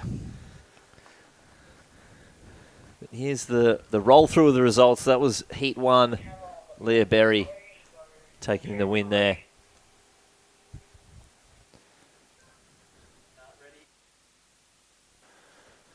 And it looks like down at trackside we have our trackside reporter Na Anang with a few of our athletes. The girls under 13 200-meter hurdles. I've got Aluka Rose and Molly, who just won the race. And Molly, we're not sure if you came second or third, but it was a good race. How'd that feel for you? Yeah, it was pretty good. Yeah, it was all right. Yeah. All right, I heard a few of you saying, "Oh, I messed that up." What part of the race did you mess up? Well, I don't know what hurdle it was, but I went to go on my alternate leg and I just completely stuffed it up. So, yeah, it was all right, but not the best. That's okay. Well, it looked like a great run to me, so congratulations. And Aluka Rose, were you happy with your race? Yeah, I was pretty happy. When I got to about the third hurdle, I stuttered a little bit, but I'm not really sure what happened there. But yeah, it was pretty good. Yeah. Awesome. Well, you girls have got the final, so I won't keep you too long, but congratulations again and all the best for the rest of your events. Thanks, Ben and Matt.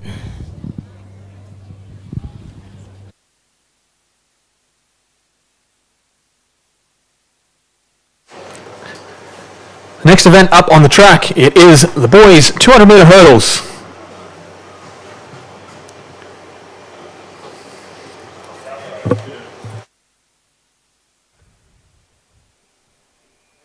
So it's now time for the boys 200-meter hurdles.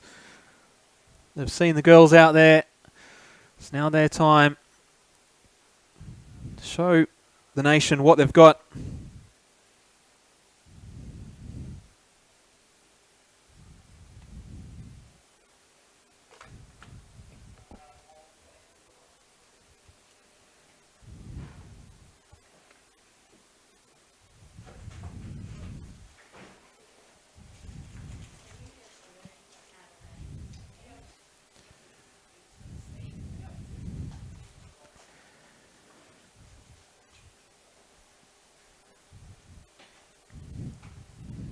And there's your start list for Heat 1.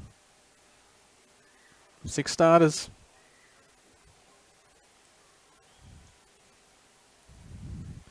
No West Australian in this heat.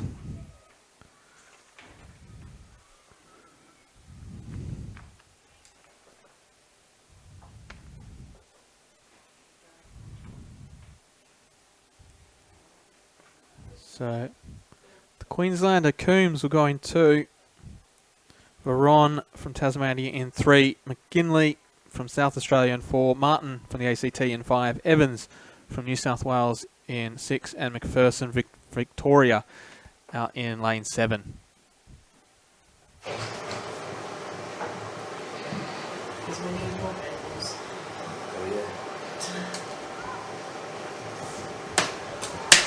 So away in Heat 1 here in this 200-metre hurdles. From the inside it's Coombs, Varon, McGinley, Munn, Evans and McPherson. Making his name known is Evans from New South Wales on the outside. He's going to round the bend in the lead. McCombs from Queensland fighting on in second on the inside, as is the Tasmanian Vernon.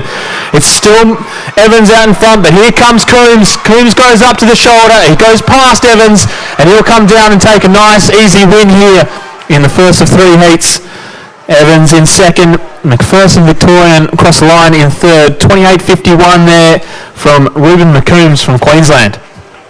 Yeah, big running there from Coombs up on the inside from Glasshouse District Little Athletics Club.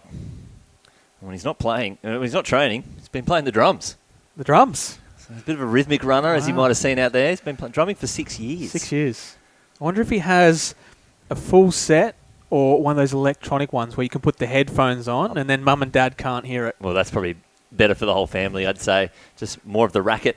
Loves a bit of ham and pineapple pizza too. Odd Coombs. I don't mind it too, Hawaiian. Ooh. Yeah. It's more like an introduction to pizza. I know people always say, should you put pineapple on pizza? I put whatever. I've had banana on a pizza. It tasted sick. You can put whatever you want on a pizza. Exactly. There's no rules.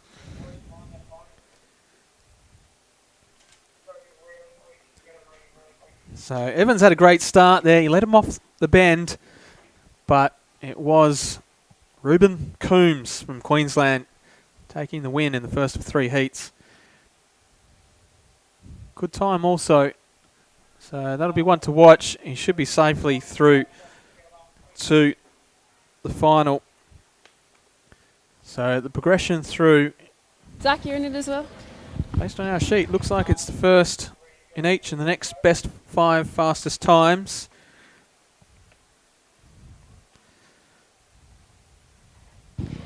All right, and I'm trackside here with Ruben and Zach, who just placed first and second in the boys under 13 200 metres.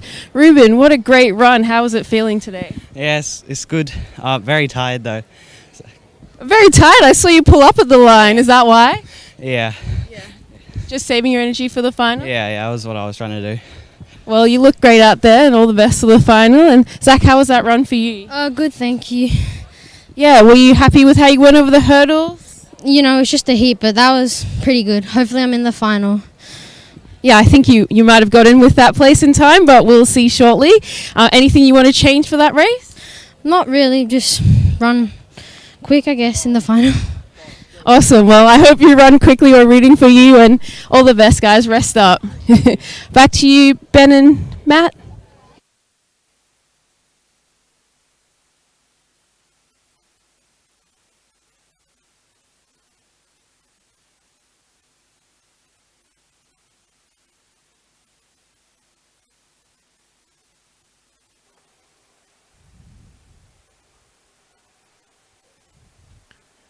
So it's now time for Heat 2. There's your start list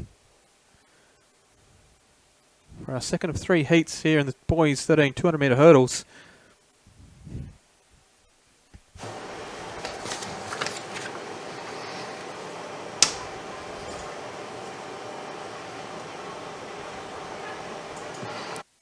Away here in Heat 2. From the inside, it's Walsh, Alley, Hayter, Pele, Green, Talbot and Peake. And here's the Victorian storming through the field. And the Queenslander, Pele, he rounds the bend into the straight. He's got a massive lead over the rest of the field. The Victorian, Hayter, really showing through here. He's going to come down here and take an impressive victory. Pele from Queensland will be second. But 25.85 from Zolk Hayter. So we'll have to wait for the official time, but unofficially that is only .01 of the Australia's best performance. So congratulations to Zolk Hayter from Victoria. A really impressive performance here.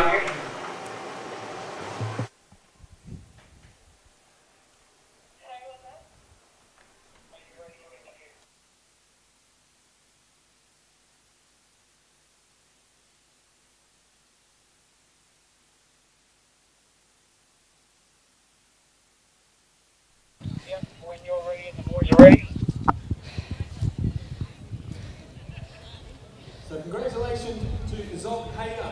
He takes out the Australian best performance with a time of 25.82. And I'm just trackside with Zolk as he's just broken the record. How does it feel? Feel very excited and feel accomplished.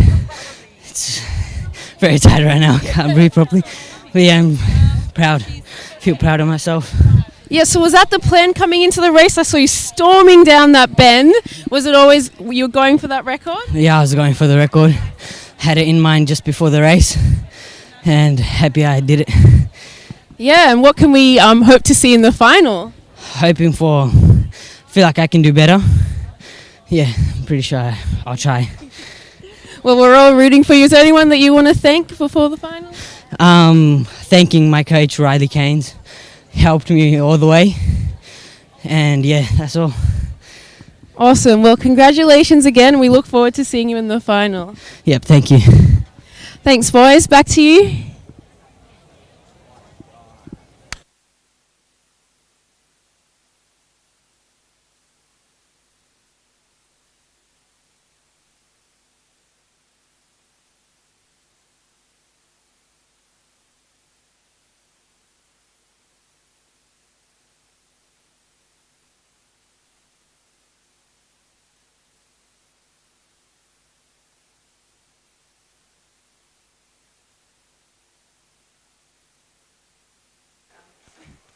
So what a performance there from Zolk Hader. We've just been notified it was an Australian best performance in a time of 25.82. As soon as you saw him come off the bend and storm down the straight, you knew it was going to be a quick time. And that one is going to be hard to beat, and he is definitely going to be our favourite for the final later today. And we still have one more heat to go here in this 200 metre hurdles. And you can see the start list there on your screen.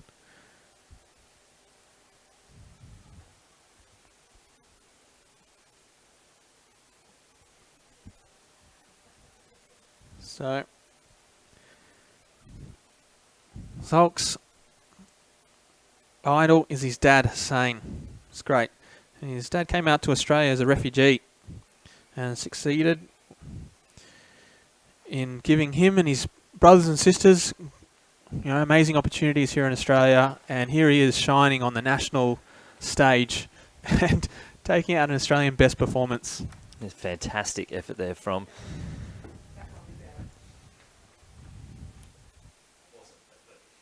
So heat 3 in the starter's hands.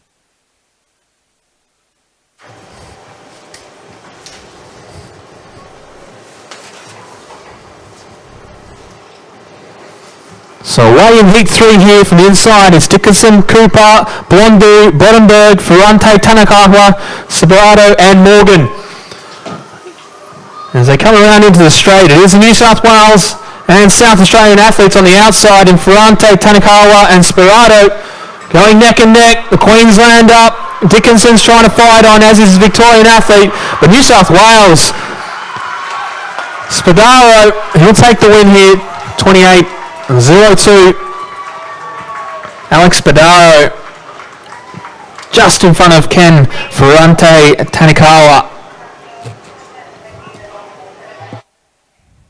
It was a great battle there, but Spadaro getting over the top. The prospect, Little Athletics Club athlete.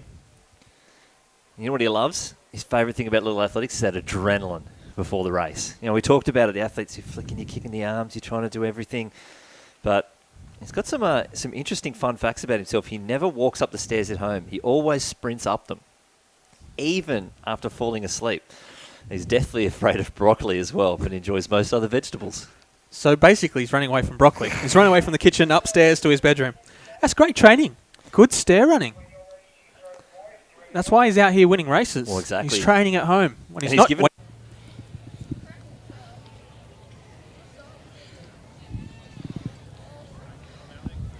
All right, so I've got here the winners of that heat for the boys under 13 200 meter hurdles, Ken and Alex. What a tough race. You guys were neck and neck. What was going through your mind as you were coming down that back straight? I saw him in front of me. I'm like, no, don't lose to him. Like what happened at other nationals, he beat me by 0.03 in the 90 hurdles. I'm like, come on, you have to do this. And you did get it. Do you guys feel like your rivalry helps you be better athletes? Yeah. I love to compete and making friends as well. Yeah, that's awesome. And who do you think who's your money on for the final out of you two? I'm not sure. Could go any way. Yeah, I have no idea. There's some other competition besides us, but yeah. Yeah, well, it's looking like it's going to be a fierce final, so I'll let you boys rest up, and congratulations again for that race. Back to you, Ben and Lynchy.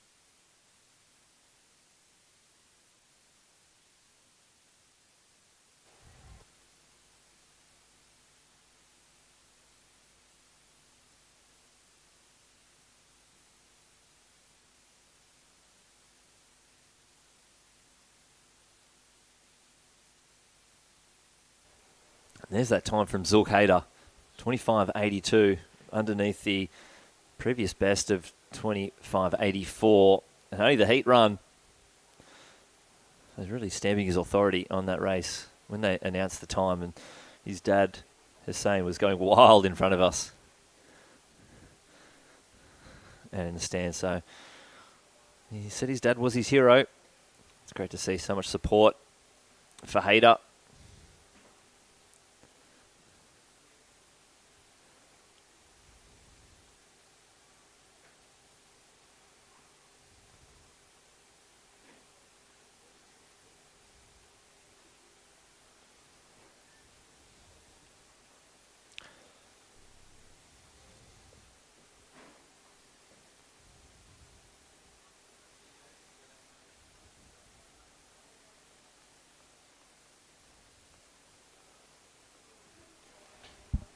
And there's the results for Heat 2. Zulk Hader from Victoria, 25.82.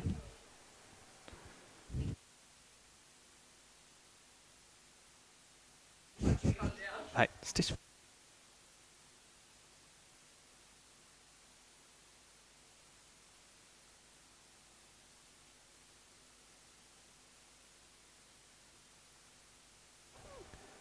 And there's the results for Heat 3. Alex Badaro from New South Wales, 27.98. Just sneaking under that 28 second mark. So he'll see himself through to the final. It is the first in each of these heats, and then the next fastest times that will progress through to the finals. So if you're in that second, third, fourth, fifth position, you've got to run straight through the line. Oh, every race is a final with progressions like that.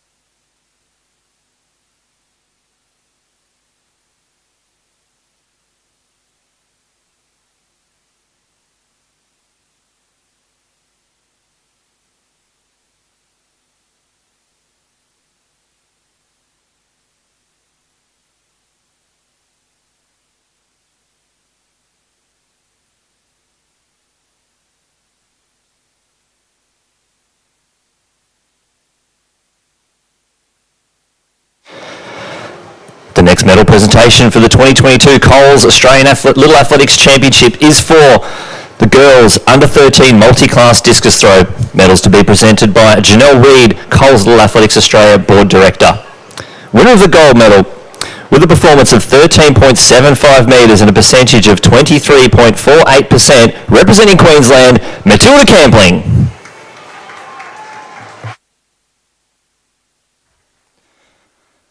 Well, there's the first medal ceremony for the weekend. Matilda Campling from Queensland. She gets the medal. She gets the Coles hat in the girls under 13 multi-class discus throw. A performance of 13.75 and a percentage of 23.48%. A fantastic effort there. The first of many medals for the championships.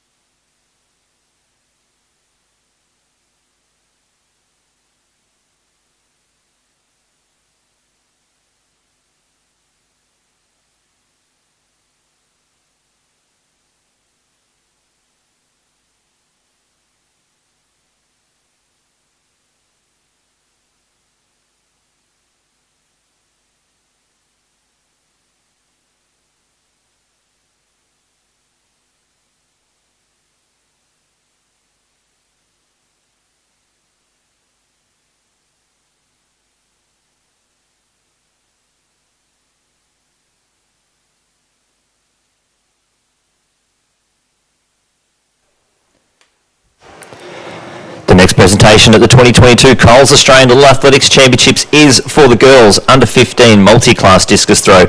Medals to be presented by Janelle Reid, Coles Little Athletics Australia Board Director. Taking out the silver medal with a throw of 16.58 metres and a percentage of 38%, representing Queensland, Holly Davis.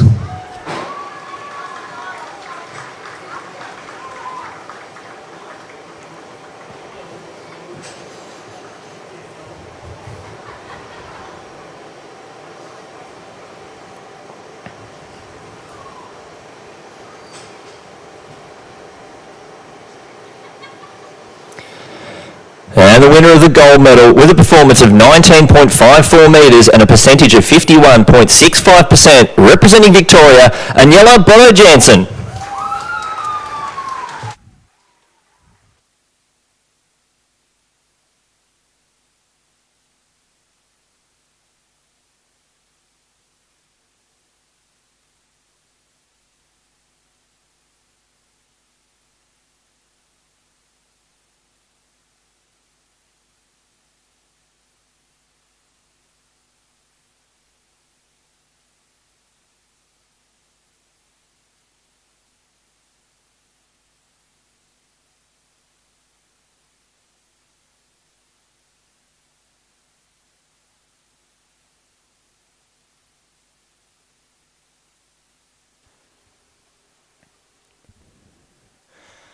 So Brotto Jansen from Waverley Little Athletics Club.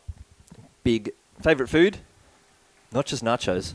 Nachos with an exclamation mark. Loves Isis Holt.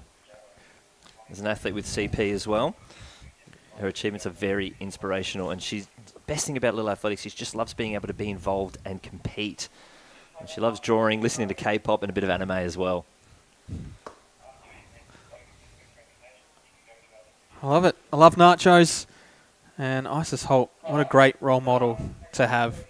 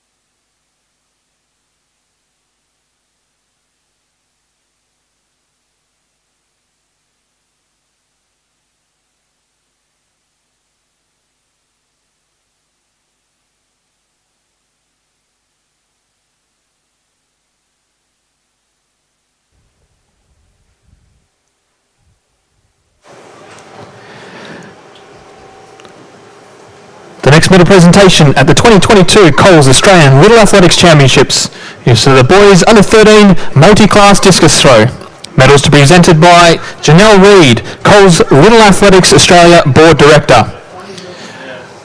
Winner of the bronze medal with a performance of 5.96 metres and a percentage of 13.87, representing New South Wales, Nate Costelli.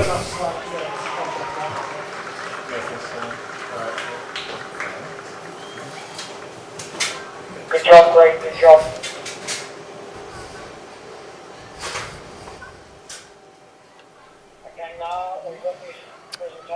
Winner of the silver medal with a performance of 18.69 metres and a percentage of 35.82%, representing Queensland, Jacob Last.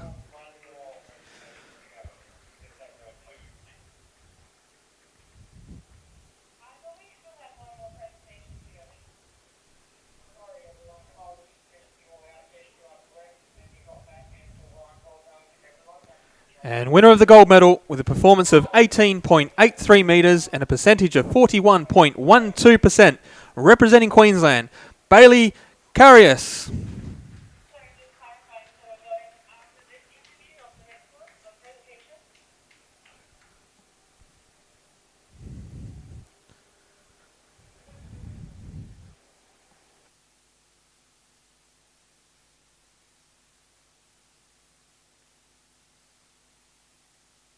And Bailey Carrius from Maryborough Little Athletics Club, he's a fruit maniac. Loves dragon fruit, loves apples, loves watermelon, and loves having breakfast food for dinner, especially pancakes. What a life. I love that. It's so good. It's very specific too. And about this, he recently learned at school, I want to do this class. He learned how to make BLTs at school. Learned how to make BLTs at school? Yeah. And he would eat them every day if he could, which, that's fine. Bacon, lettuce, tomato, it's all the food groups, isn't it? I want that subject at school. What subject was that? BLT 101. I need to go up to Maryborough to take the BLT class. And I love the breakfast for dinner. Yeah, it's genius. I'm a big fan when you're at home, you don't really feel like anything, but then suddenly you think, wait, I can have breakfast again. And then you have like a bowl of cereal or something like that. Love it. Yeah, love it. It's fantastic. No one ever goes dinner for breakfast, do they? No, it just doesn't seem right. No. I'm not having a lasagna when I wake up in the morning. But I find breakfast for dinner, sometimes it's almost like a combination of dinner and dessert at the same time. It is a little bit, because you can get a little bit sweet with it. You can get a bit tricky with it. Yeah. You can.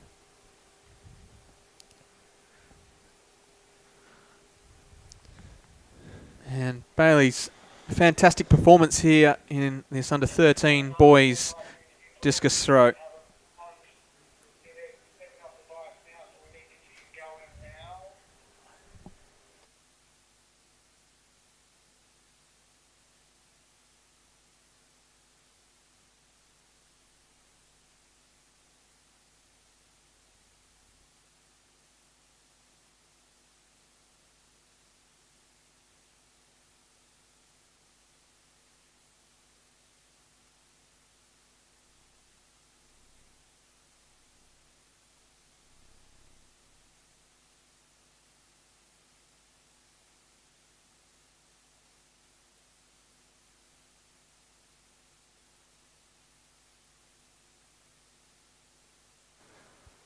So there'll be one more presentation in our next block. All our multi-class discus throwers have been out there. They've opened up the field account here. So if you're watching the field stream, you can flick back across. Hopefully you flick back across to watch these medal ceremonies. But also stick around because we'll have some of our Coles ambassadors here that are here at the track, obviously watching today's competition, and that'll come up straight after this medal presentation.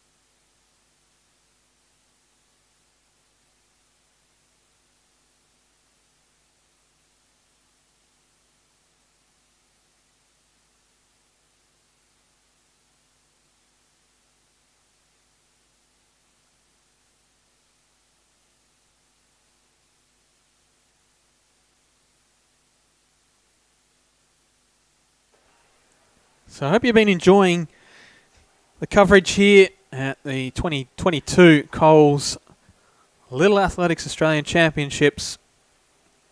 We've seen some great performances on the track and in the field. We're currently running through some of the medal presentations. We've seen some Australian best performances. We've seen some great team wins. and I hope you stick around for the rest of the coverage.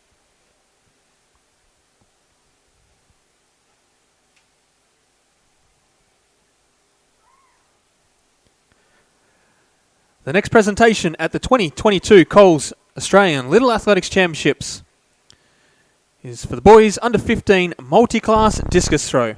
Medals to be presented by Janelle Reid, Coles Little Athletics Australia Board Director.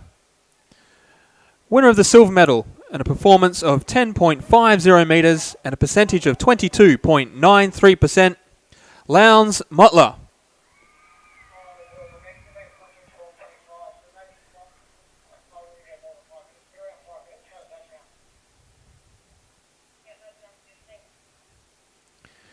And winner of the gold medal in a performance of 17.99 metres and a percentage of 34.0%, representing Victoria, Liam Costello. A fantastic performance there from Costello to take out the win. His idol, Richard Coleman. It's the only Olympic athlete that he's met, but it's not a bad one to have. It's not a bad one to have at all. He actually broke his arm at regionals in 2022, so it's been an amazing resilience to see him out here performing and taking the gold medal.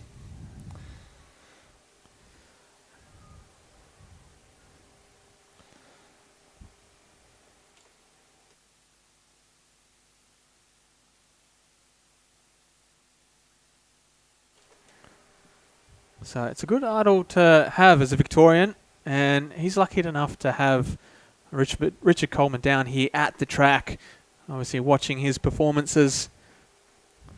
He's probably going to be the first face he sees as he steps back off the dais and back into the stands as well.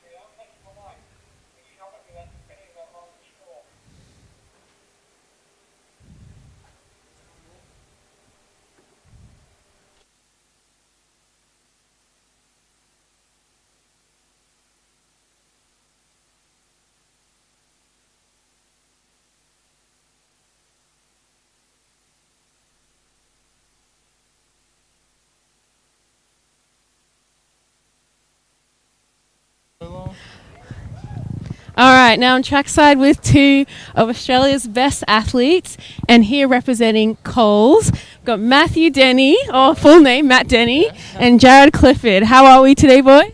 Yeah, good. Nice weather in Melbourne. It's different to Brisbane, I'll say that. It sure is.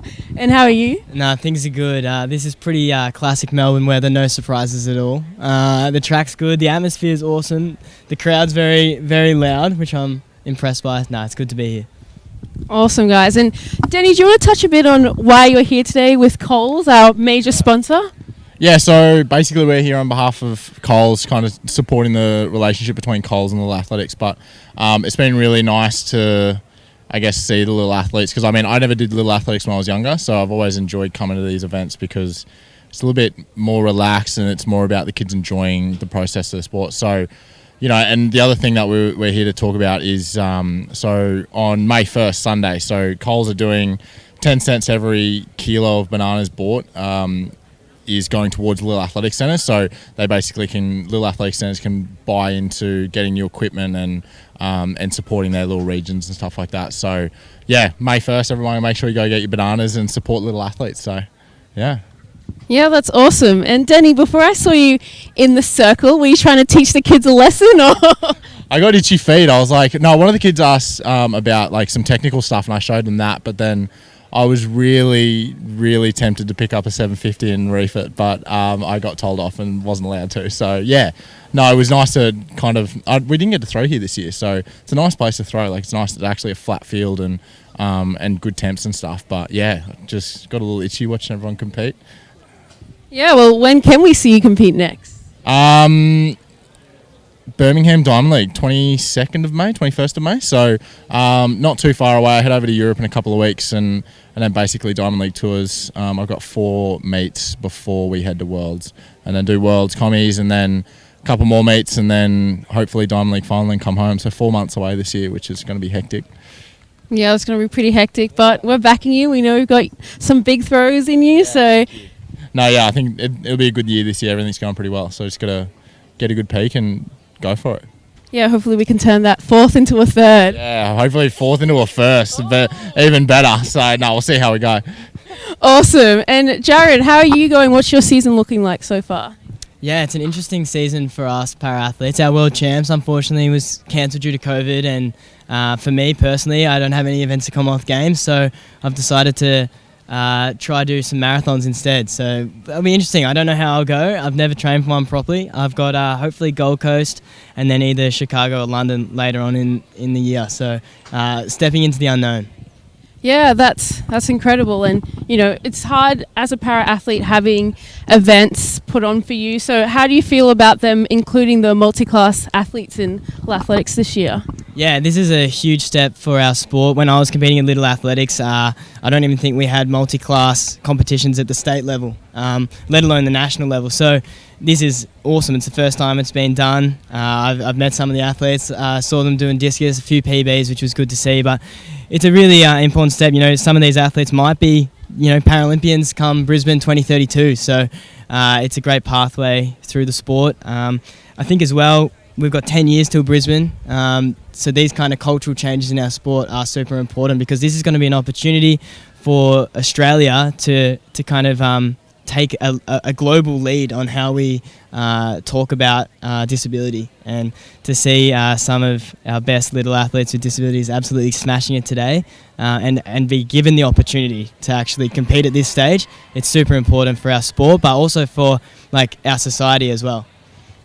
Yeah, that's really awesome. And I love the speech that you gave at the Athletics Australia Gala this year, talking about how we should really be championing on our athletes with a disability and not just looking at them as para-idols, but as idols that people can look up to. So yeah, I'm just really grateful for all the work that you've been doing and in your unofficial role as an ambassador. But guys, now that we are in day 1 of Little Athletics, do you have any tips for the kids that are competing over the next 2 days? Oh, I think the biggest thing for me, remembering when I was that age and trying to compete, it's a big event for them. This is probably one of the biggest events that they'll do as a little kid. It's just about focusing on yourself and your PBs, and that's one of the big things that Little Athletics focus on is PBs and doing your best. So I think just more focusing internally, focus on doing your event well and focusing on your technique and committing to that instead of, this kid's bigger than me or better than me or has a better PB than me or whatever. You can't control that. Focus on the things you can. And I think when you learn that younger, it really helps you in life as well. It takes a lot of anxiety away from a lot of things doing in life. So yeah, the main things. Yeah, awesome. What about you, Jared? Yeah, I think these type of championships are so important because if I look back when I did these, the biggest thing I take away is how much I learnt. So it doesn't matter whether you win. Honestly, PBs are great and that's what we should be looking for. But even if you don't get a PB, you can still learn so much from these championships. And I think that's definitely one of the most important things. I really love the team concept of these championships, and in athletics we don't always get that. So I think embracing that and getting really into that is super good. So there's so many things, I guess, have as much fun as possible. And I think what I learned in Tokyo, honestly, that the most important thing in our sport, and pretty much the only thing that you can control, is doing your best. Everyone says it to you, but I learned that a lot in Tokyo. So I guess that's my main piece of advice. Make sure you give it everything. Awesome. Well, thank you guys for sitting down and having a chat with me, and that's some really great advice for you kids that are competing over the next 2 weekends. Make the most of it, have fun, and you've got a whole career ahead of you. So we look forward to watching what you guys will do, and we look forward to watching both of you compete this year. So thanks, guys. Back to you. Thanks, Nah, and thanks to Matt and Jared there. Trackside, soaking up the sun as much as they can out there. It's a it's a cool day out there, but it's great to get down trackside and listen to those athletes who've spent so much time, grinding.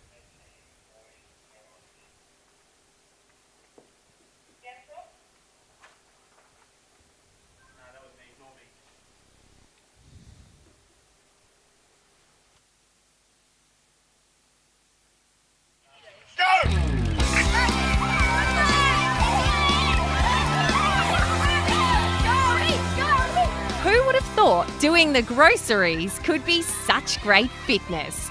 Collecting, packing, hurdling and racing their way to victory. It was, of course, the Coles Community Round, celebrating Coles' major partnership with Little Athletics. More than 50,000 kids, parents, guardians and volunteers from hundreds of centres across the country got involved. Dressed in all kinds of creative costumes, including Coles bakers, deli team members, aspiring store managers, superheroes, Coles trolleys, trucks, and of course, bananas.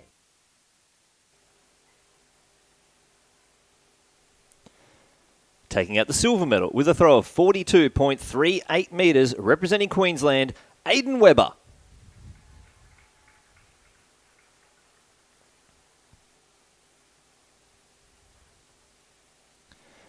And taking out the gold medal with a throw of 44.29 metres, representing Western Australia, Tristan Wilson.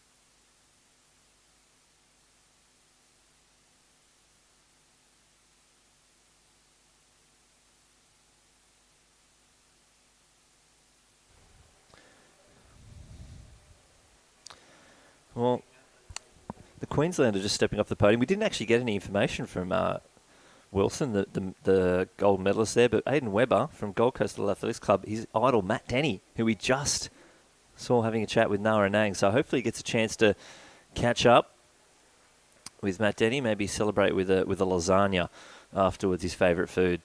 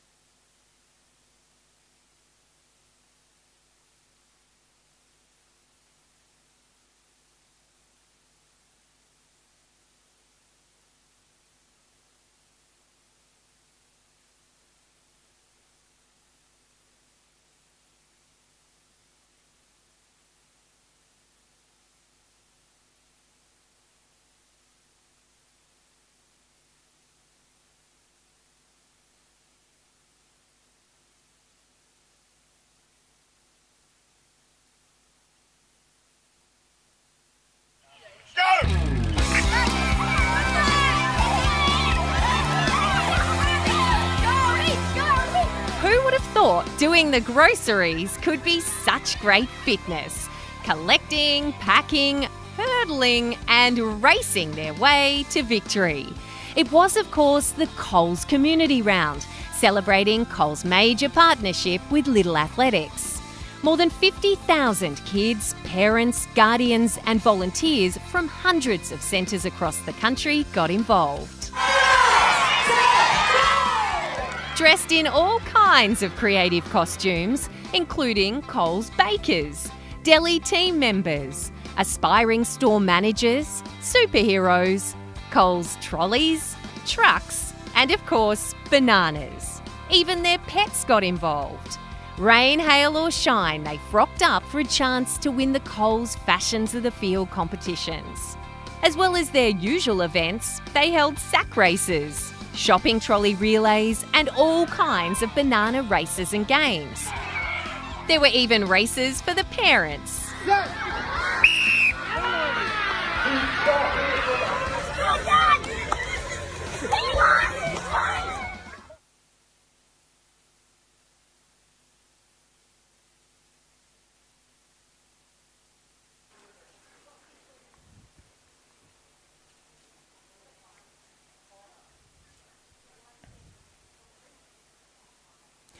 And taking out the gold medal with a jump of 5.10 metres, representing Queensland, Chloe Munro. So Queensland goes 1-2 in that under-13 girls discus. Chloe Munro from Wynnum Manly Little Athletics Club. Her heroes, Liz Clay and Talia Clark. So she knocks a bit of hurdles, a bit of long jump as well. Her favourite thing about Little Athletics is competing with such a supportive group of athletes who have become now close friends. And also having her family as support. Her number one cheer squad is her little sister Libby. And hopefully she can reward herself with a bit of sushi afterwards. I'm sure there's some fantastic sushi spots out there in the city. We're only a stone's throw away from the city here at Lakeside Stadium.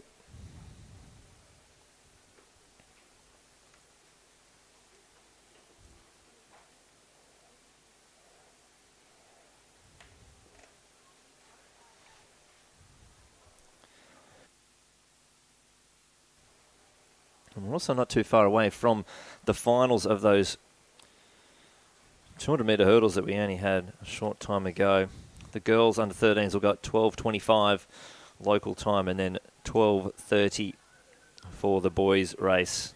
So 8 in the field in those finals. In the girls, it was the South Australian Aluka Rose Taylor who was comfortably the fastest in the field, 27.71 for her. She's getting close.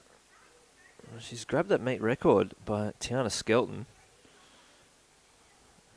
And the Australian best performance of 27.56, not too far away from Chantel Barnard's performance. And in the men's, it's Zork Hader who broke the meet record and the Australian best performance in the heat by 200ths. So that was a fantastic effort.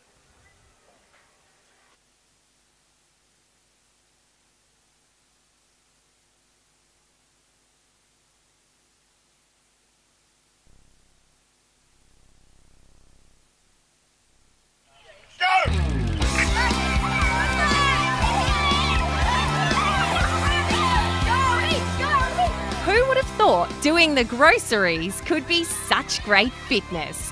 Collecting, packing, hurdling and racing their way to victory. It was, of course, the Coles Community Round, celebrating Coles' major partnership with Little Athletics. More than 50,000 kids, parents, guardians and volunteers from hundreds of centres across the country got involved.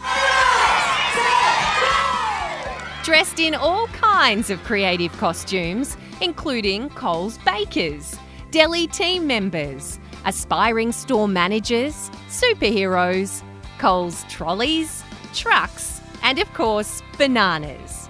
Even their pets got involved. Rain, hail or shine, they frocked up for a chance to win the Coles Fashions of the Field competitions. As well as their usual events, they held sack races, shopping trolley relays, and all kinds of banana races and games. There were even races for the parents.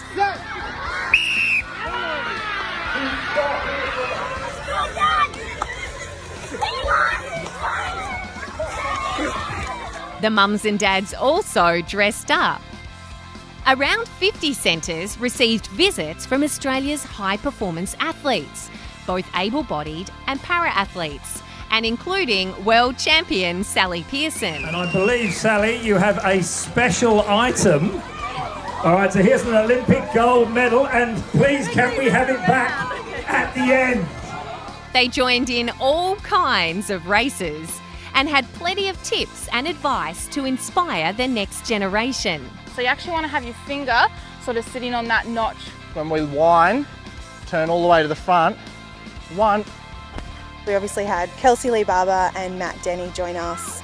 This feels like a one-in-a-lifetime experience for us and the kids. They're inspiring our little people to do big things. All the kids will walk away from this with amazing memories. The mums and dads who work hard every week running the barbecues and canteens were helped out by local Coles store managers who also helped run events. 427. They raked sandpits, handed out bananas and awards. They cheered on the kids, took part in races and games of tug of war.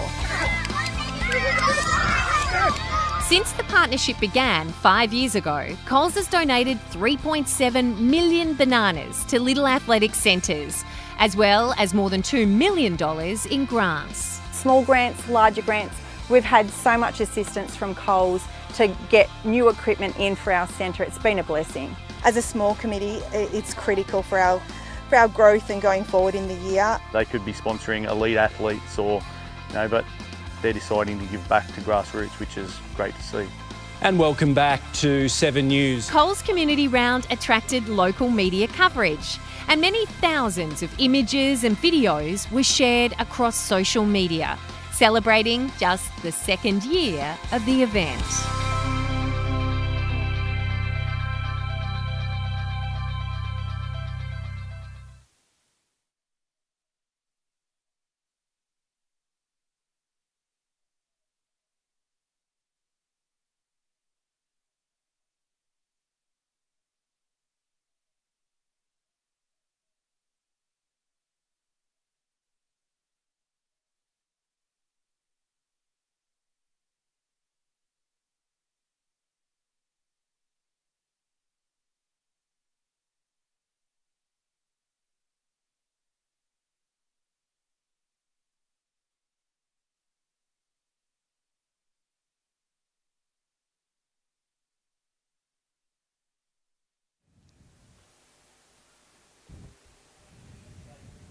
Again, the nervous wait at the start line before this event gets underway.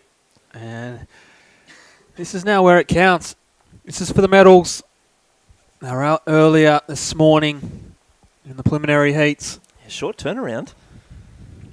That was the last event on the track. A couple of medal ceremonies, back out again. Yep. I'm sure they would have gone out the back warm-up track, just sort of stayed loose. Getting ready for the final. It's actually it's a tough warm-up track for a 200 hurdle. If you've never been to the stadium here, the warm-up track is, if you look at the 200 metre start area, it's about a third of the bend and a third of the back straight. So it's about 30 metres of straight into about 30 metres of bend into a fence. Not really built for 200 metre hurdles. So this event really is sort of wide open. The times were all fairly close in the heat, so this is anyone's race, but you'd probably say Aluka Rose Taylor from South Australia goes in as the favourite, but then draw a line across the others because they'll be straight across the track.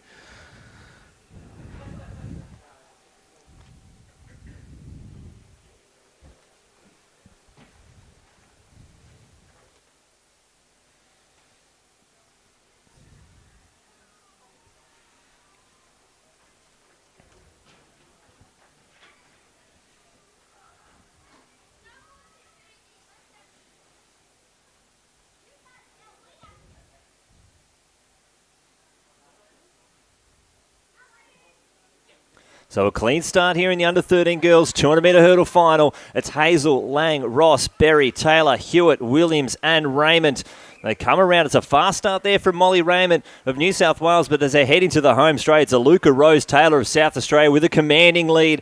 On her outside, Hewitt and Raymond fighting out for the minor medals, but Aluka Rose Taylor clear over the final hurdle. Let's see what she can put on the clock. It's New South Wales 2 and 3, but South Australia takes the gold, 27.81. A fantastic performance there. Maya Hewitt and Molly Raymond rounding out the top podium, but a fantastic gold medal there to South Australia. What a run there by Taylor. The field sort of put it to her around the bend, but as soon as she hit that straight, saw the finish line, it was like, catch me if you can. Just tore away from the rest of the athletes. And New South Wales, they get 2 on the podium, but South Australia takes their first gold medal of the championships.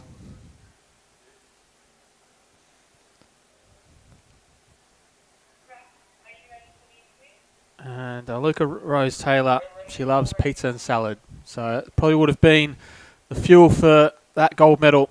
So we cross down to Na, who is trackside, with our winner. Right, and I'm here with the winner of the girls under 13 200-metre hurdles, Aluka Rose. Congratulations. Thank you so much. Now, you were a little bit unhappy with your heat run. How did the finals go compared to that? It was an amazing race. All the girls did so well. It was a really good comp. So yeah, it was a great run. Awesome. Were you happy with your time? Yeah, it was a really good time. And I could hear it was a PB. Yeah. Congratulations. Thank you. And I could hear the team area going off. Was there anyone that you want to thank there? Well, all my coaches and officials and teammates for helping me to get here and warming me up out the back and helping me to all my events. So yeah, and especially to my family who always been here for me. Being able to come over to Melbourne is incredible. So, yeah. That's amazing. And what can we look forward to seeing you in next? So next up I've got my 200-metre. I think it's at 2:40, and then tomorrow I got 400 and 100. Amazing. Well, go and rest up, and we look forward to seeing you in the next event. Thank you. Thank you so much, guys. Well, thank you, Na, and Luca Rose Taylor there taking out that gold medal. And it's the men's turn next. They've done their breakouts.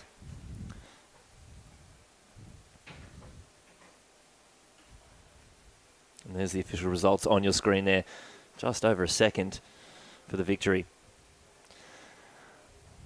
The next event on the track, it's the final for the boys under 13 at 200-metre hurdles. Coming out of lane 1, representing Victoria, Guy McPherson. In lane 2, representing Victoria, Oliver Bodenberg. In 3, representing Queensland, Ruben Coombs.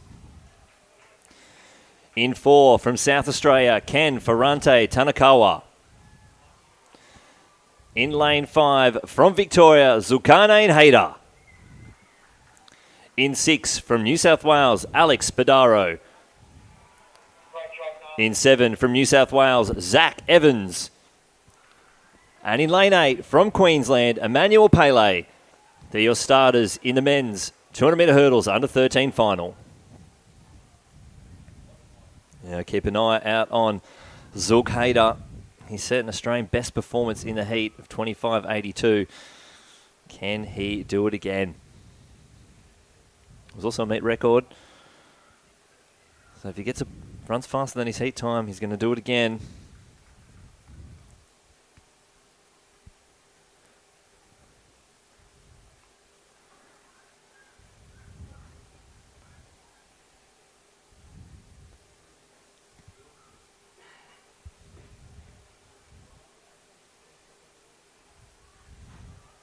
So away here, it's McPherson, Bodenberg, Coombs, Ferrante, Tanakawa, Hayder, Spadaro, Evans and Pele. And he is flying off the bend. That is Zulk Hayder from Victoria. Can he get a new Australian best performance and a meet record? He's clear over hurdle 4. It's a good battle for the minor places, Ferrante, Tanakawa and Spadaro. But Zulk Hayder, he's powering towards the finish line. Let's look at the clock. And it is another big performance, a huge personal best That is an Australian best performance and a meet record for Zulk Hayter.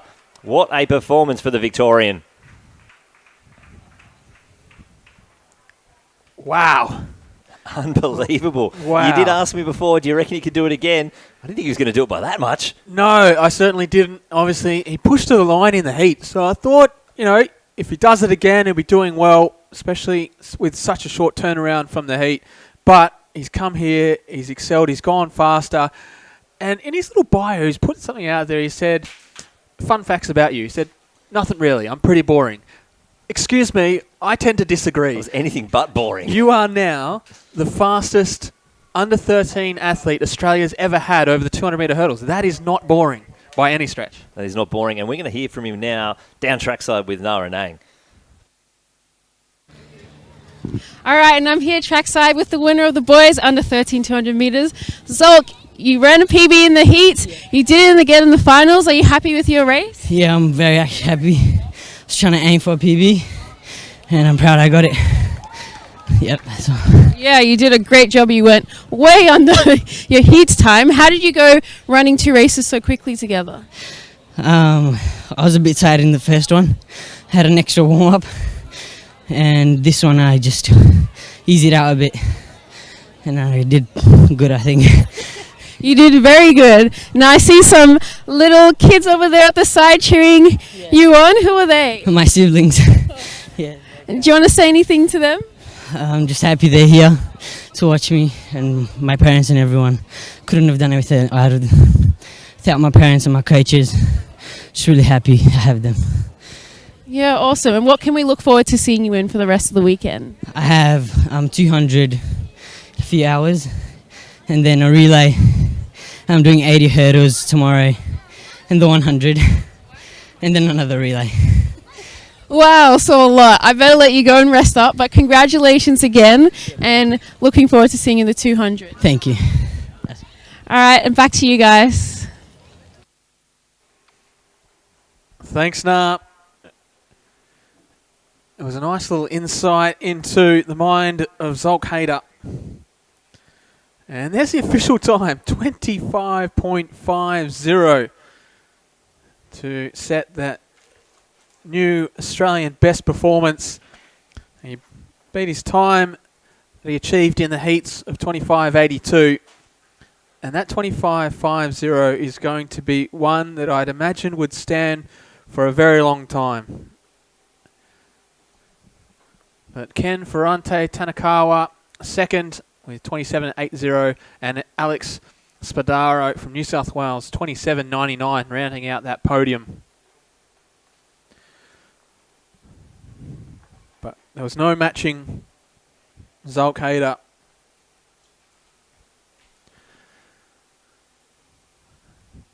And he'll be a name to watch into the future, I'd imagine. I think we'll see him on the national stage for many years to come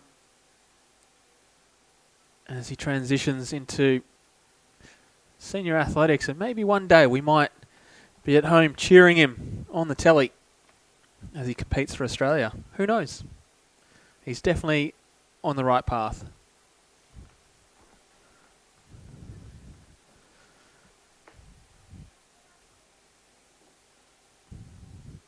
Now I'm just going to put it out there, he carb loaded before this. He loves pizza and pasta. He can't decide. So I reckon he probably had both. There's a good chance. Last night he's like, what do I want? I want my favourite food. What's that? Pizza, pasta? Mum, Dad? Let's have both. Extra fuel for his new Australian best performance. Sounds like a little bit like us last night, not knowing what we're going to have for dinner. We couldn't decide either. We couldn't decide.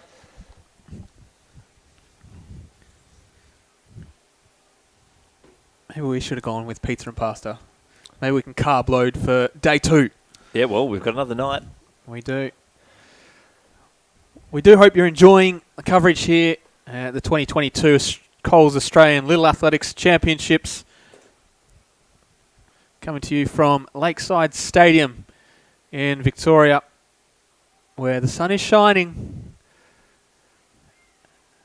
And it's almost the best location to have this event today. The rest of the East Coast is a little wet at the moment. But the athletes here have been treated to some amazing conditions. Not much wind about. The sun is shining. Started to warm up now. So I think we'll continue to see some pretty amazing performances on the track and in the field.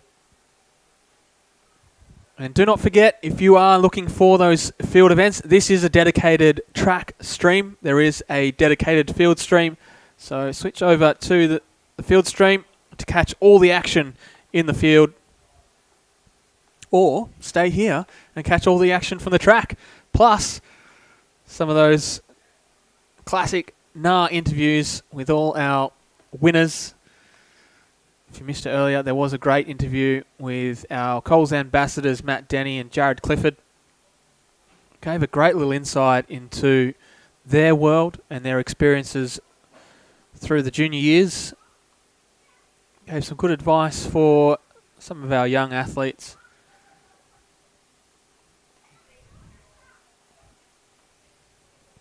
Maybe some advice for the parents too, who are at home watching. They might be able to pass on to athletes that they may coach.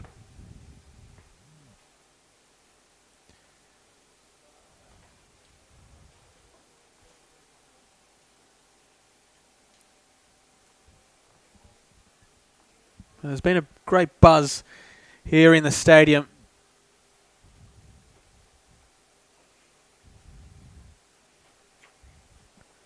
As we get set for our next track event, and it will be the 13 girls 1500 metre race walk. And there is your lineup. So 14 starters in this one.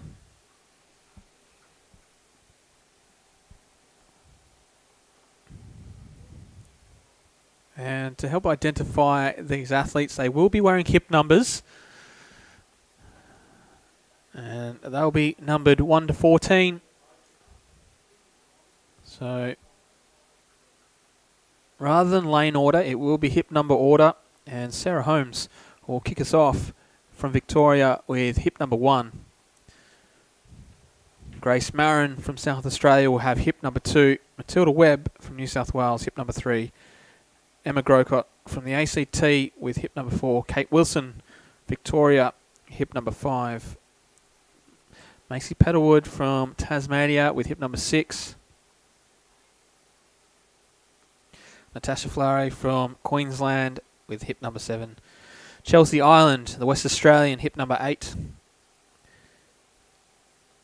Josie Lennon from the ACT with hip number 9. McKenna Clark, Queenslander with 10.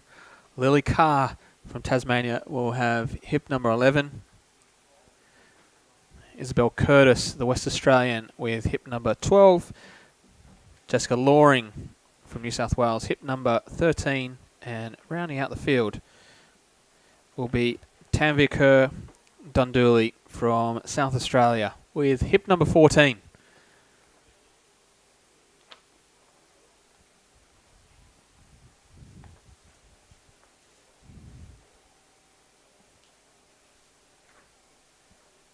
So we've probably still got another 5 or so minutes before that gets underway. As you can see the athletes in the distance just coming onto the track.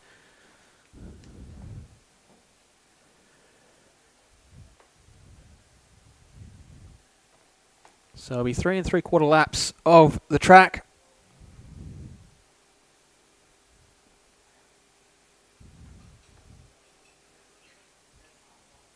It will be race walking judges positioned around the track just to ensure the athletes are abiding by the rules. And hopefully we have a clean walk and we don't have any athletes receive any red cards today. These are the best of the best from their respective state and territory.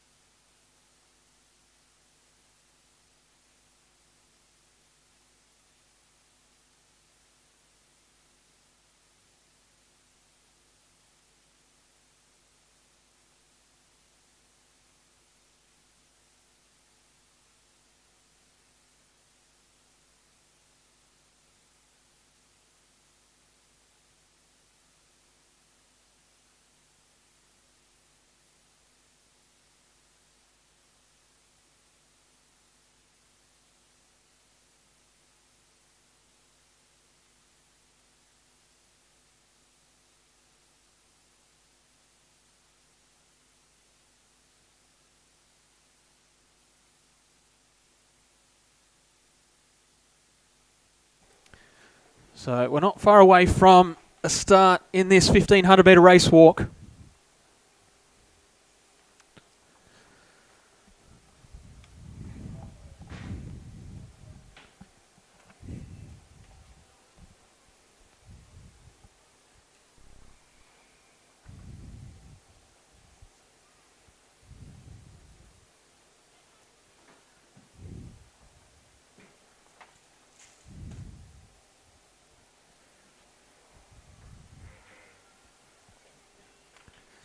So we're underway in this 15 girls 1500 metre race walk.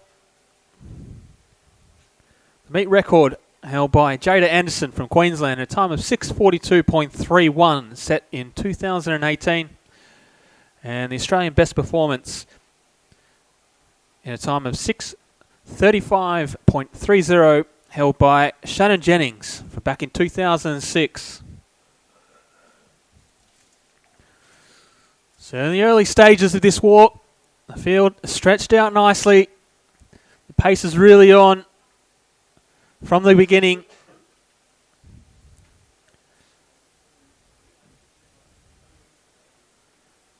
As we come down the straight, it is the New South Wales athlete leading the charge. Matilda Webb out in front. She's got a lead of about 5 or so metres over the rest of the field. And just sitting in behind her, that's Natasha Flay from Queensland and also her teammate McKenna Clark. So they're the first three on the track at the moment. And we'll go back to Isabel Curtis from Western Australia and to Jessica Loring from New South Wales and Sarah Holmes from Victoria and Tanvir Dunduli from South Australia.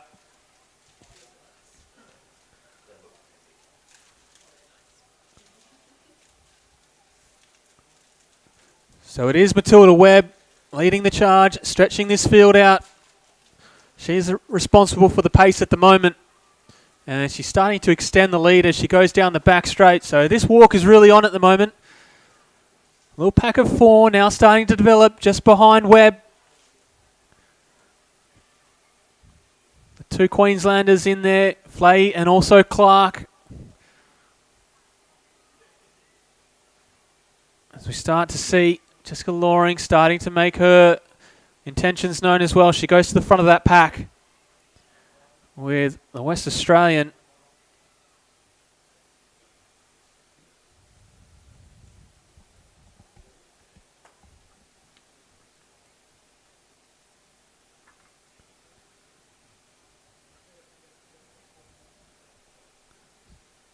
So currently this field's spread over about 120 metres as we see Webb come into a straight once again. Just maintaining that lead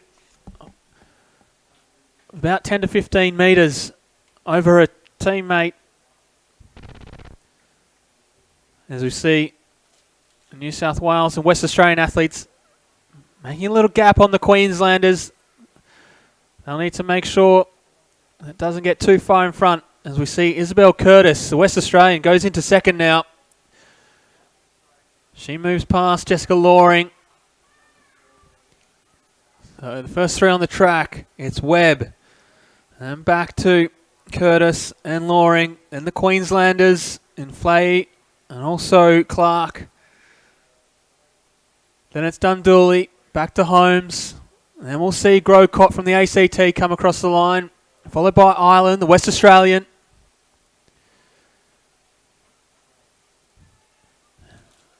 Wilson, the Victorian. As we go back to the Tasmanian, Sinkar. And the South Australian, Marin. And rounding out the field, it is Petalwood from Tasmania. But no doubting the leader at the moment. It's Webb out in front. She's really starting to push the pace now, extending the lead out. Loring's gone back in front of Curtis. As Curtis starts to respond again, starts to come up to the shoulder of Loring. Some moves are going to have to be made shortly, otherwise Webb is going to walk away with this one.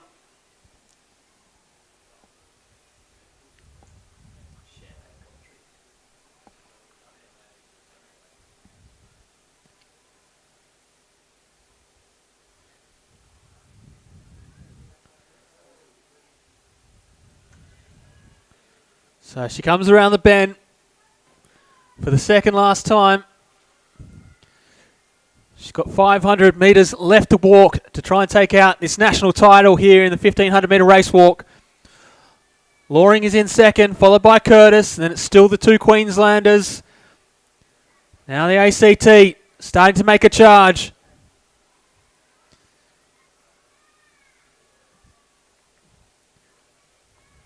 So Grocott really starting to make some moves now.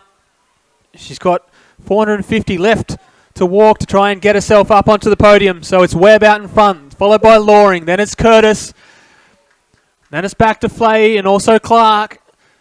Here comes Grocott, South Australian, Dundalli, and also Holmes from Victoria. They're not out of it yet.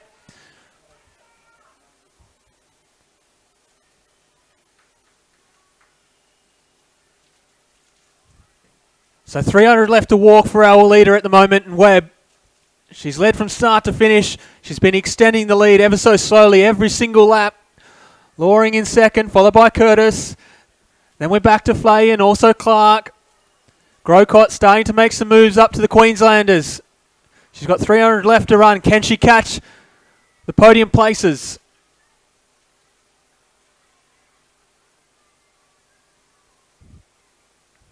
So only 200 metres left for Webb.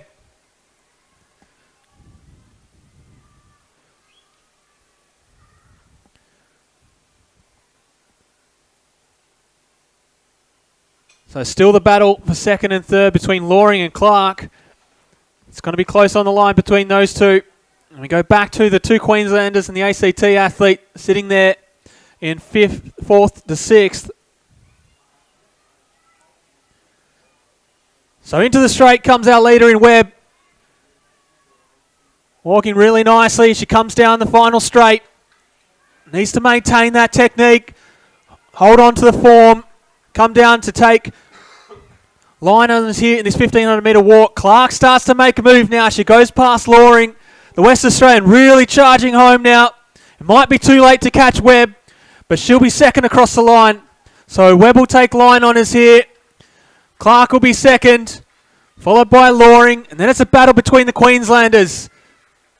Flay and also Clark. Clark and Flay, it's going to be close on the line. It's going to be in a dip. Looks like Clark might just get it in front of Flay. Grocott, she'll come across the line next.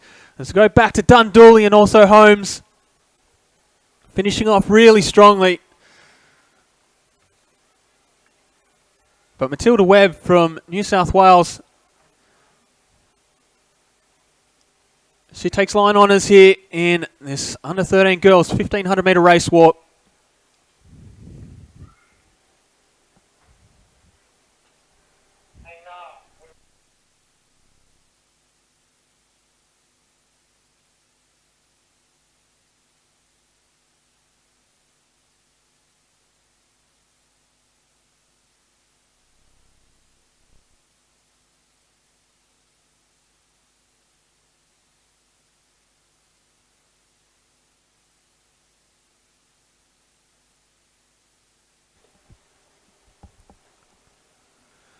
So the West Australian Island just coming across the line. Here comes Kate Wilson from Victoria.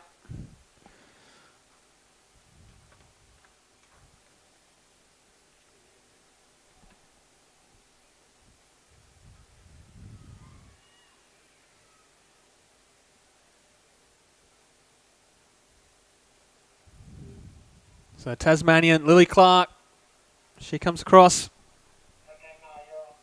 Not too far behind Grace Marin from South Australia.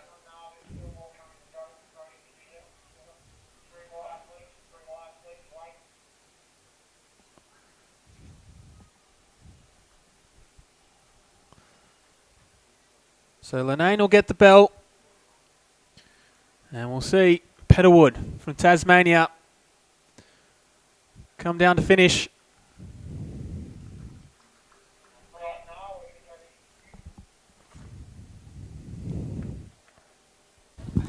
Now I'm trackside with the winner of the girls under 13 1500 metres race walking. Matilda, congratulations. Thank you. Now, how is it competing in these conditions? You look a little puffed. Yes, it was quite hot, but it was a nice track to race on and good to race with my friends. Awesome. And yeah, do you have a lot of friends racing in this? Yeah, I know quite a few of the girls that I'm racing against, yeah. Awesome. And what draws you to race walking? What do you love about it? I love how it's quite a unique sport, but it's also something that's really fun and you get to make lots of friends. That's so lovely. And what can we see you in for the rest of the weekend? This is my only event, but I'll be in the chance cheering for the rest of my teammates. What a supportive person. Congratulations and all the best for the future. Thank you so much. Thank you.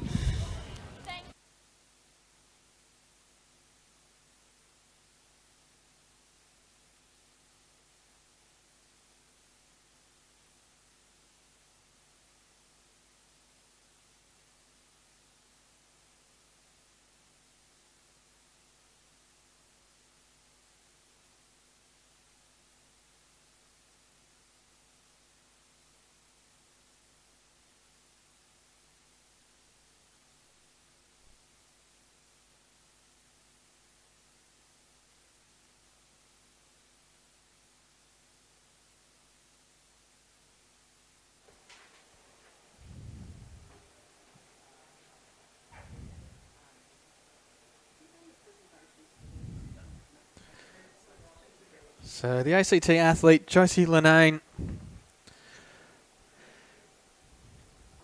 coming around the bend, and she'll enter the straight for the final time and see the finish line in her sights. It's been a great effort from the ACT athlete.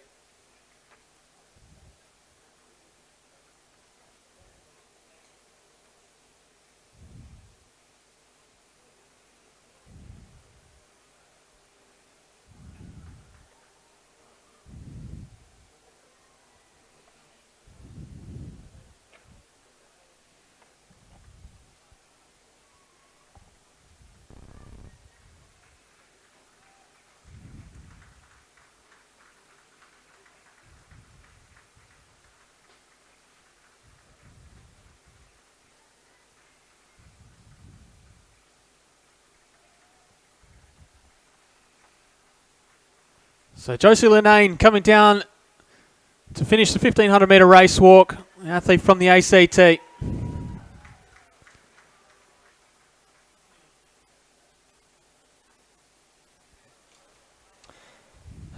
What a win that was for Matilda Webb, the Winston Hills Athletics Club athlete.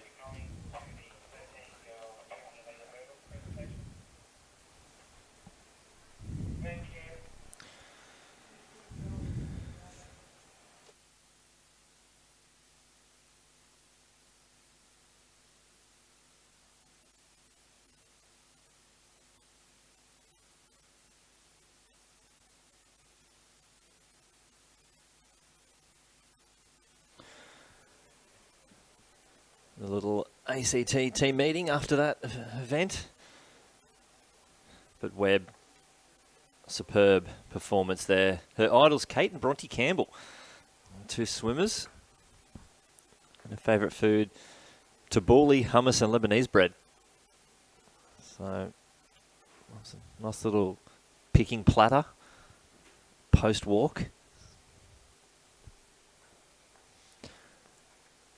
We shouldn't be too far away from our next medal ceremony.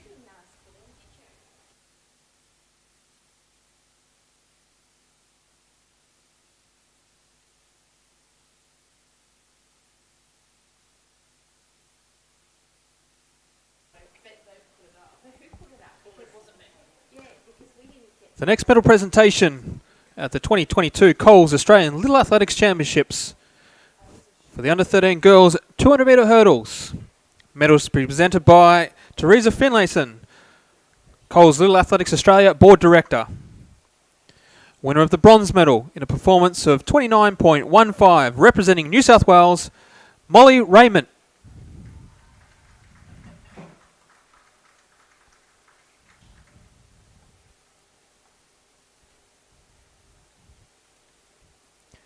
Winner of the silver medal in a performance of 28.80, representing New South Wales, Maya Hewitt.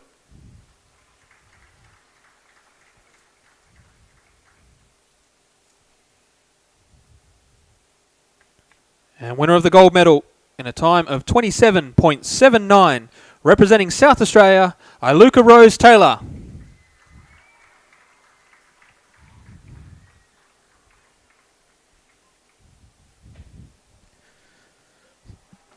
So it really was a commanding performance from Taylor in that 200 metre hurdles. She went in as the favourite. It got real close to that meet record too.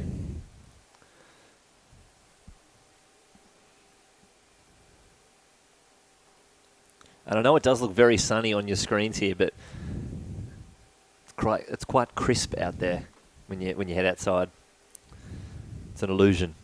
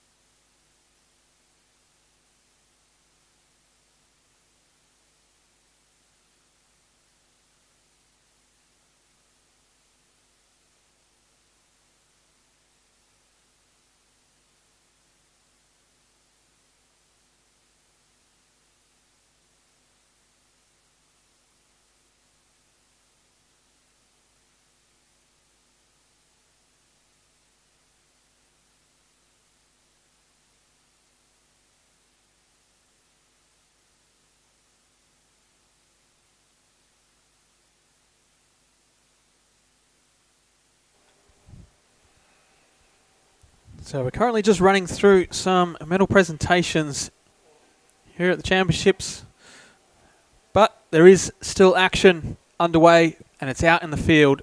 So if you're interested in catching all of that, head over to the dedicated field stream. We've got some high jump going, we've got shot put, and also some long jump over on the back straight.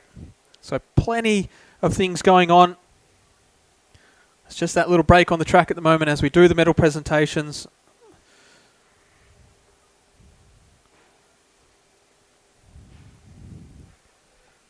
So nothing is going to be missed here at these championships with the two dedicated streams, which is great to see.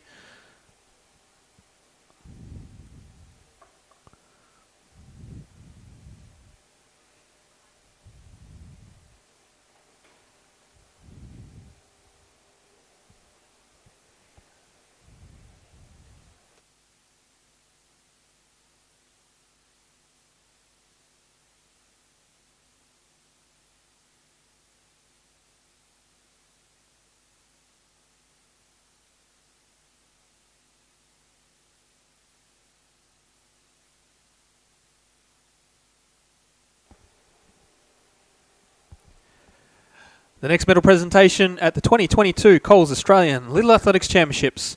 It's the boys under 13 200 metre hurdles. Medals to be presented by Teresa Finlayson, Coles Little Athletics Australia Board Director. Winner of the bronze medal in a performance of 27.99, representing New South Wales, Alex Spadaro.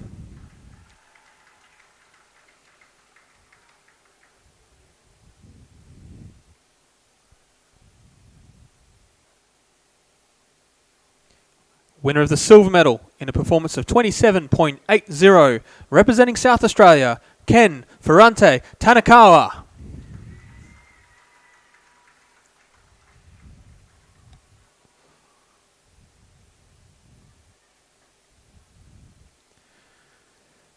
And winner on a gold medal An Australian best performance time of 25.50. Representing Victoria, Zolk Hayder.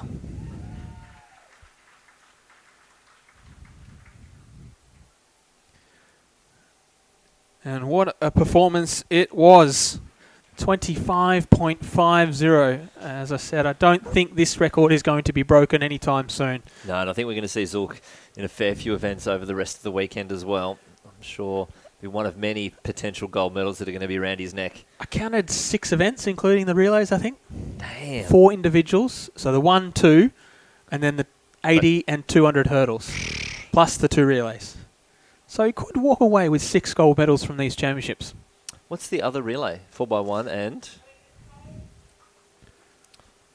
medley. Whatever that is. I believe it's 1, 2, 3, 4. Ah, the old Swiss or Swedish. Or sprint medley. Yeah.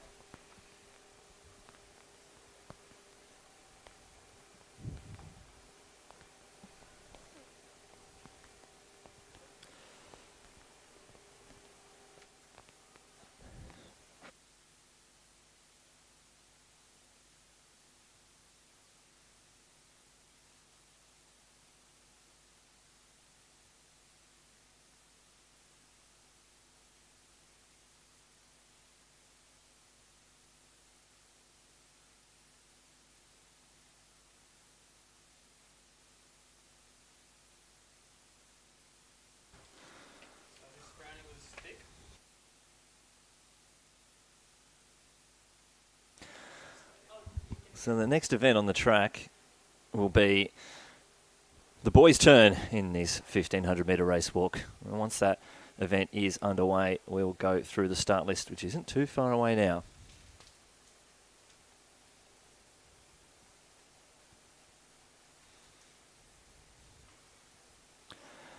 So underway down the back straight. This is the boys under 13 at 1,500 metre race walk. 12 athletes in the field wearing hip number 1 from the ACT, Nicholas Christian. In 2 from Tasmania, Lachlan Job. 3 from South Australia, Jaden Zammit. In 4 from Western Australia, Cade Constantine. In 5 from Queensland, Xavier Blair. In 6 from the ACT, Jesse Robinson McAvoy. 7 from Victoria, Max Davidson. In 8 from Western Australia, Jackson Armstrong. In 9 from Tasmania, Xavier Case.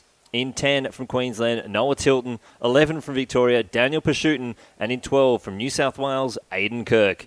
The Australian best performance, 6:22.10, set by Craig Topavine in 1985. And the meet record, 6:32.43, set by Chris Hayward in 2018.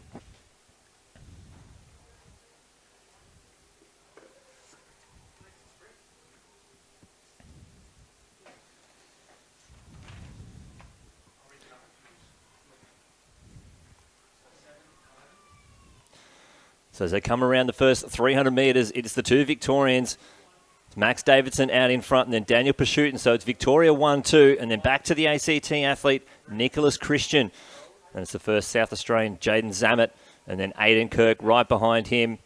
Our first Western Australian behind them as well, Jackson Armstrong. But it's the 2 Victorians out in front. Going toe-to-toe through the first lap here for the under-13 boys, 1,500 metres. We need music. Yeah. No. Otherwise I won't promise you I will not have a voice. I lost it last week. It is if you get to hear this with heart. So a little gap opening up down the back straight, splitting up the Victorians. And Nicholas Christian from the ACT sitting very comfortably in that 3rd place position.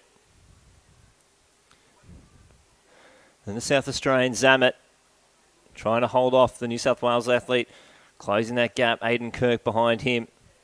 And the first of our West Australians, Jackson Armstrong. But it's the 2 Victorians, 1-2 at the moment, Max Davidson and Daniel Pashutin.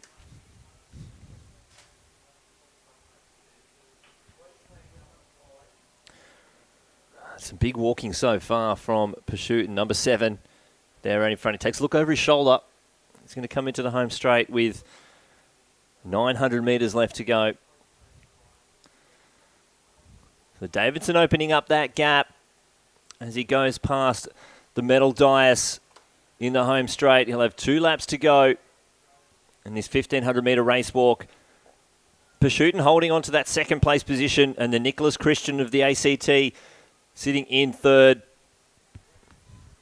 We go back to the South Australian. Jaden Zammit and the West Australians now moved up into 5th place. Jackson Armstrong, but as the Victorian, Max Davidson controlling this race from the front.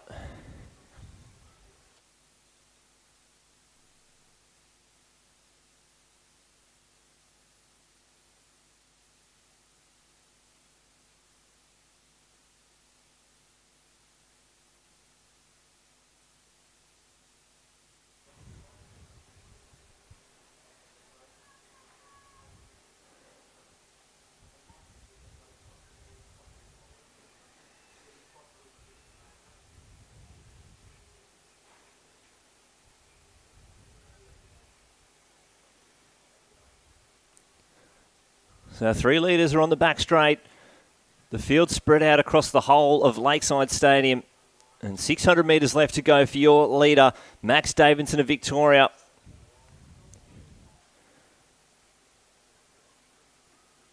And he's looking strong out in front as he comes around past the pole vault bags. He'll come into the home straight for the penultimate time here, Davidson. Pashutin still sitting in that second place, comfortably holding off Nicholas Christian. And looks to have that bronze medal secured if he can stay where he is. But the leader comes into the home straight for the second last time. Max Davidson of Victoria. Can they hold on here and go 1-2 in the under-13 1,500-metre race walk?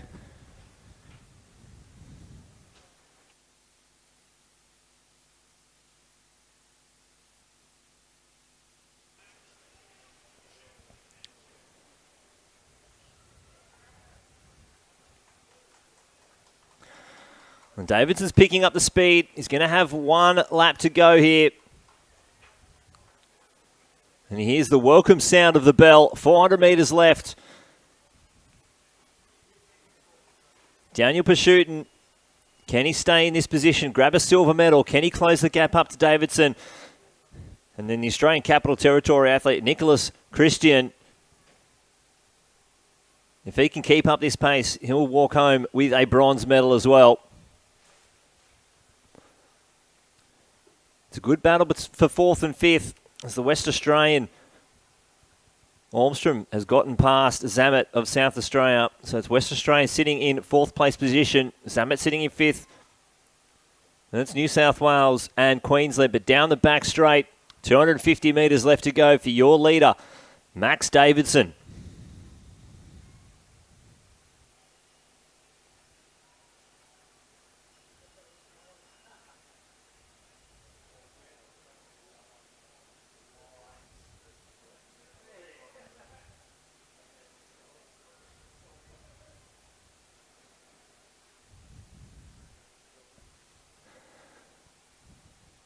So 150 metres left for your leader, Max Davidson.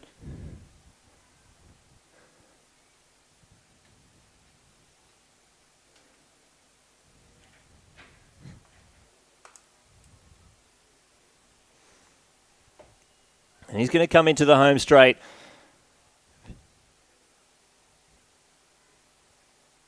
And he's 80 metres away from victory here. From the gun, he went straight to the front. It's been a clinic out here from Davidson. 50 metres left to go.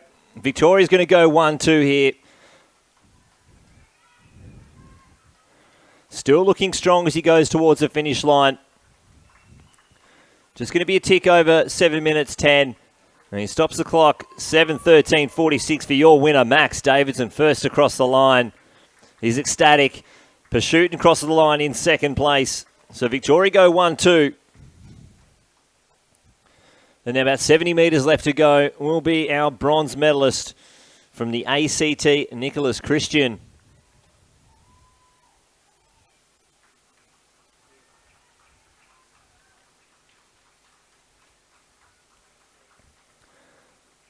So it'll be the bell lap there for the Tasmanian, Lachlan Job, but our bronze medalist Crossing the line, Nicholas Christian of the ACT.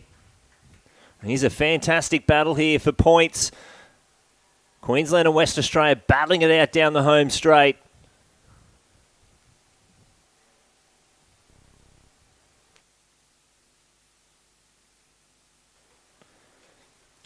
And a good finish there from Noah Tilton, just getting past Jackson Olmstrom. So Queensland cross the line in fourth. Western Australia.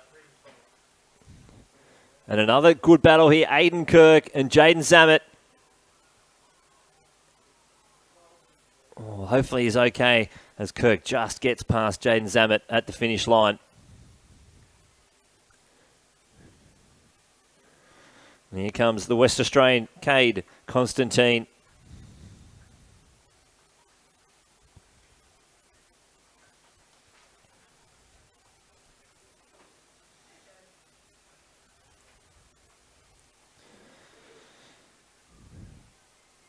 Xavier Blair having a battle here with Jesse Robinson McAvoy. Blair looks over his shoulders and he's going to hold him off.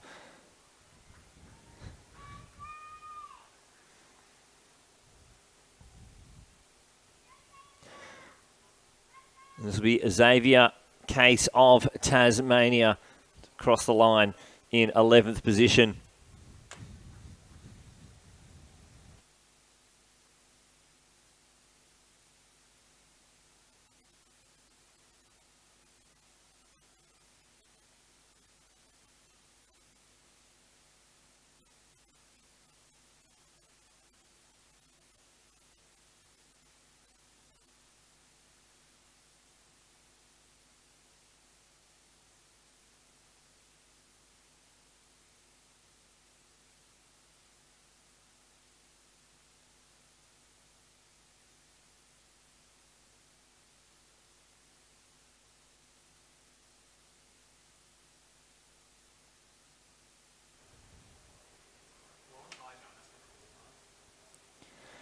And our final walker now into the home straight, Lachlan Job of Tasmania, with 80 metres left to go in this 1,500 metre race walk for under 13 boys.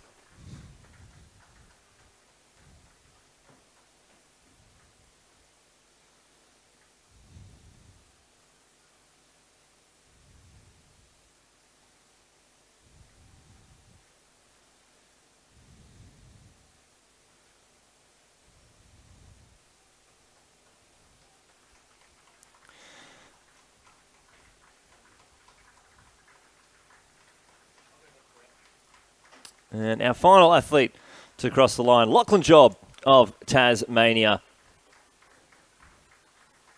10:52 on the clock for our last walker across the line in the under 13, 1,500 metres.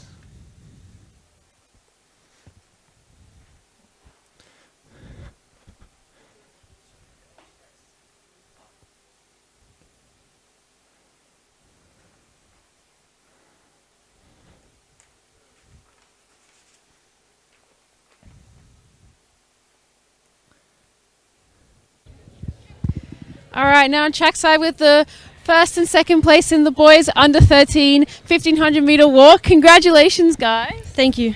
Thank you. Were you happy with both of your races? Oh yeah, I'm very happy. Yeah, same. I got a PB, which is what I was really aiming for. So, yeah, I'm really happy with that race. Awesome. And how's it feel to go 1 and 2 for Team Victoria? It feels amazing. Yeah, we were talking about it last night, and that was our aim. We were just trying to get 1 and 2, and that's exactly what we did. Amazing. So last night, did you guys come up with any game plans or anything? We just wanted to support the team, get some points. Yeah, and just like supporting each other and also the other athletes. They did really well. But yeah, I guess we didn't really have a game plan. It was, yeah, like Daniel said, more the points and stuff like that, yeah. Well, you sure got those points. Congratulations. Is there anyone that you want to thank today? My coach really helped me a lot. Yeah, our coach Fran, and mainly lots of my parents and cousins and people from school who are really just supporting me and helping me get to where I am today. Well, congratulations, Daniel and Max. You did an amazing job, and all the best for the rest of the weekend. Thank you. Thank you. Thanks, guys.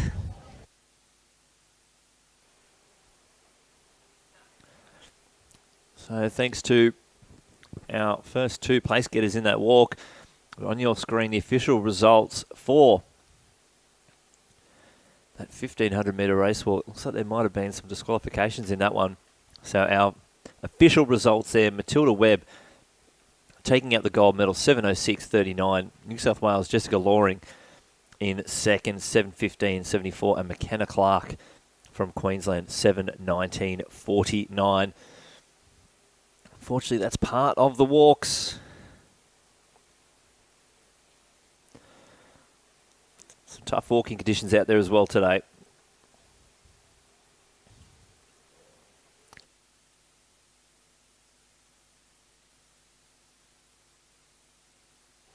And as you can see there, a few of our disqualifications.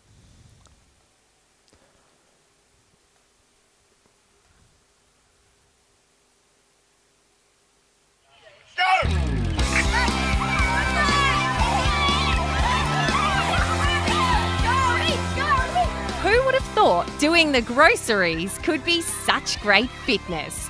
Collecting, packing, hurdling and racing their way to victory. It was, of course, the Coles Community Round, celebrating Coles' major partnership with Little Athletics. More than 50,000 kids, parents, guardians and volunteers from hundreds of centres across the country got involved. Dressed in all kinds of creative costumes, including Coles bakers, deli team members, aspiring store managers, superheroes, Coles trolleys, trucks, and of course, bananas. Even their pets got involved. Rain, hail or shine, they frocked up for a chance to win the Coles Fashions of the Field competitions. As well as their usual events, they held sack races, shopping trolley relays, and all kinds of banana races and games. There were even races for the parents.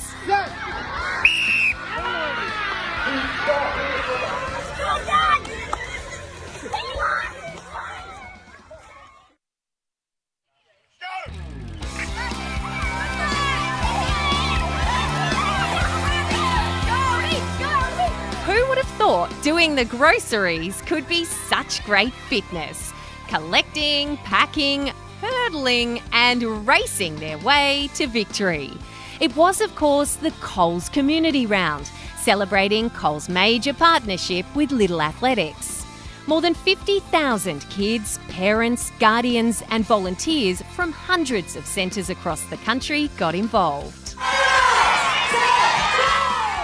Dressed in all kinds of creative costumes, including Coles bakers, deli team members, aspiring store managers, superheroes, Coles trolleys, trucks, and of course, bananas. Even their pets got involved. Rain, hail or shine, they frocked up for a chance to win the Coles Fashions of the Field competitions. As well as their usual events, they held sack races, shopping trolley relays, and all kinds of banana races and games. There were even races for the parents.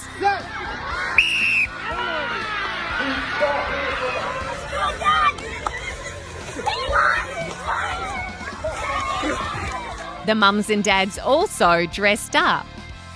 Around 50 centres received visits from Australia's high-performance athletes, both able-bodied and para-athletes, and including world champion Sally Pearson. And I believe, Sally, you have a special item. All right, so here's an Olympic gold medal, and please can we have it back at the end? They joined in all kinds of races and had plenty of tips and advice to inspire the next generation. So you actually want to have your finger sort of sitting on that notch. When we wind, turn all the way to the front. One. We obviously had Kelsey Lee Barber and Matt Denny join us. This feels like a one-in-a-lifetime experience for us and the kids. They're inspiring our little people to do big things. All the kids will walk away from this with amazing memories. The mums and dads who work hard every week running the barbecues and canteens were helped out by local Coles store managers who also helped run events. 427. They raked sandpits, handed out bananas and awards. They cheered on the kids, took part in races and games of tug of war. Since the partnership began 5 years ago, Coles has donated 3.7 million bananas to Little Athletic Centres, as well as more than $2 million in grants. Small grants, larger grants. We've had so much assistance from Coles to get new equipment in for our centre. It's been a blessing. As a small committee, it's critical for our growth and going forward in the year. They could be sponsoring elite athletes or, but they're deciding to give back to grassroots, which is great to see. And welcome back to 7 News. Coles Community Round attracted local media coverage, and many thousands of images and videos were shared across social media, celebrating just the second year of the event.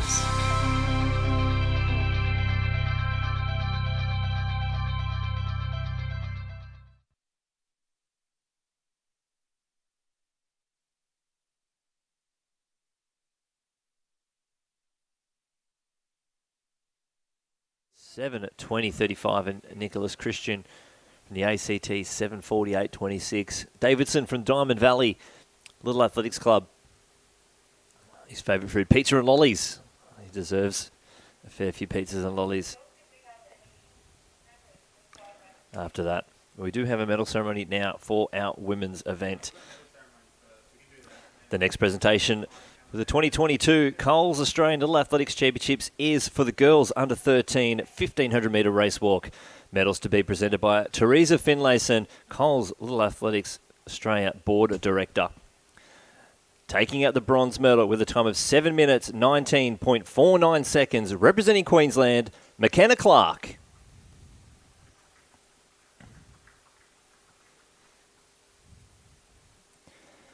Winning the silver medal with a time of 7 minutes 15.74 seconds from New South Wales, Jessica Loring.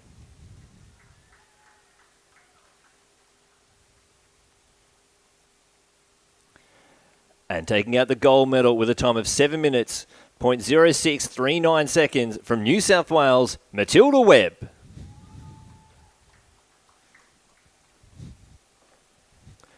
A fantastic effort there from Clark, Loring and Webb. New South Wales go 1-2, and in the boys, Victoria go 1-2. So the pointy end of the podium is a double medal. They've gone 1-2. She really did set the pace early, Webb, leading from start to finish. She stretched the field right out from the gun, and there was no catching up. See, the girls have still got their bib numbers on and their hip number on the chest as well. Haven't taken those off.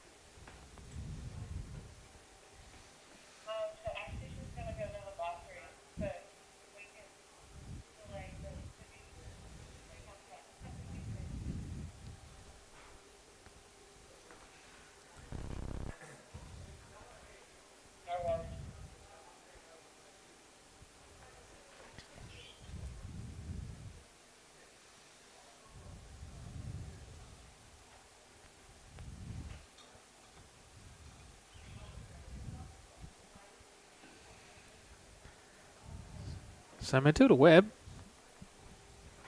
from the Winston Hills Little Athletics Club, where she does all of her walking. Her favourite food, tabbouleh, hummus and Lebanese bread. We had a bit of that yesterday. Oh, we did. And it was delicious.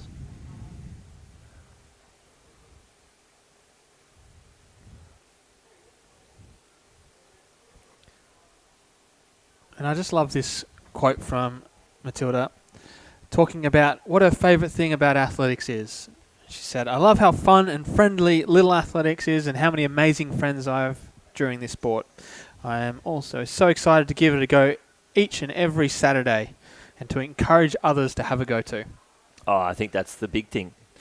You know, it is so much fun, but some people aren't sure should they give it a crack or not. But 100%, you've got to get in there. Let's just advocate for Matilda Webb to become the spokeswoman for Little Athletics Australia. She is. This is her platform. Can you put it better than that? Yeah. I don't think so.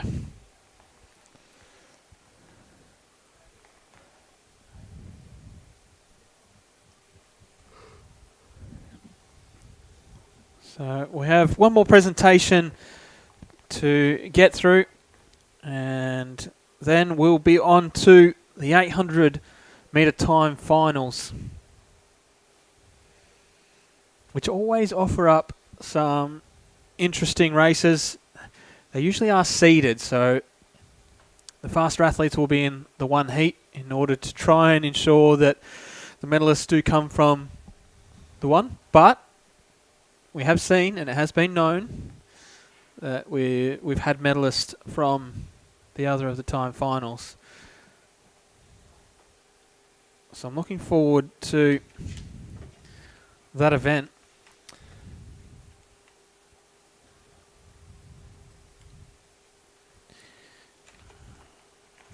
If you are looking for the results here for ALAC in 2022, you head to laa.resultshub.com.au, and that's where you will find all the results from this weekend. Little Athletics Australian Championships presented by Coles.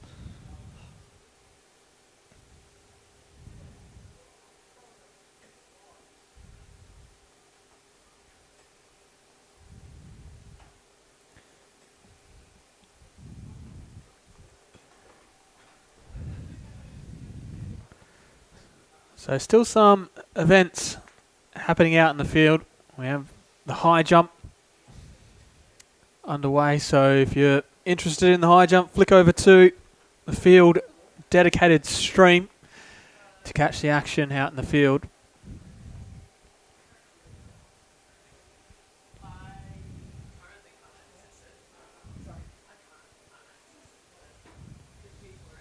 But Matt, it's been a pretty good championship so far. We've seen some great performances, I must say. We've seen some Australian bests, which is very, very exciting.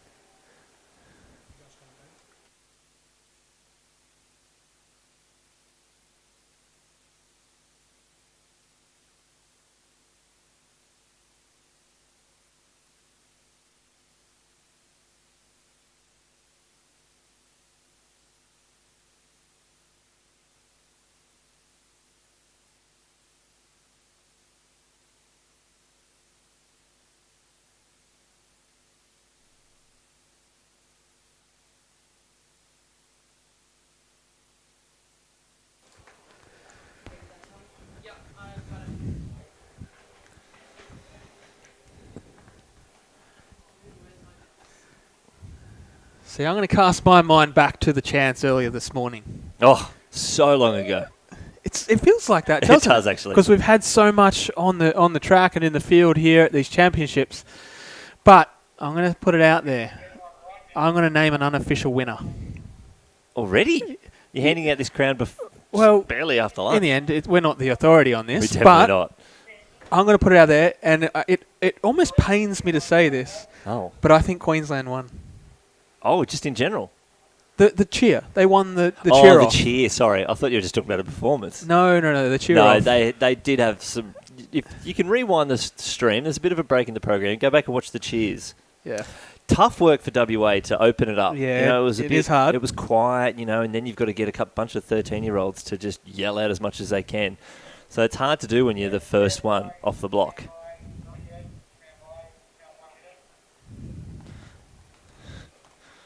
But we might actually have Nah down trackside with a very special guest. Well, looks like she's caught up with one of our officials.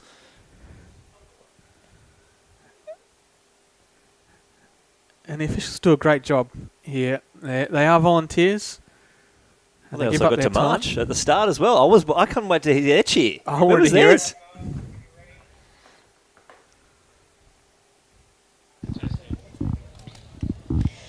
And now I'm trackside with one of our amazing officials, Ashley.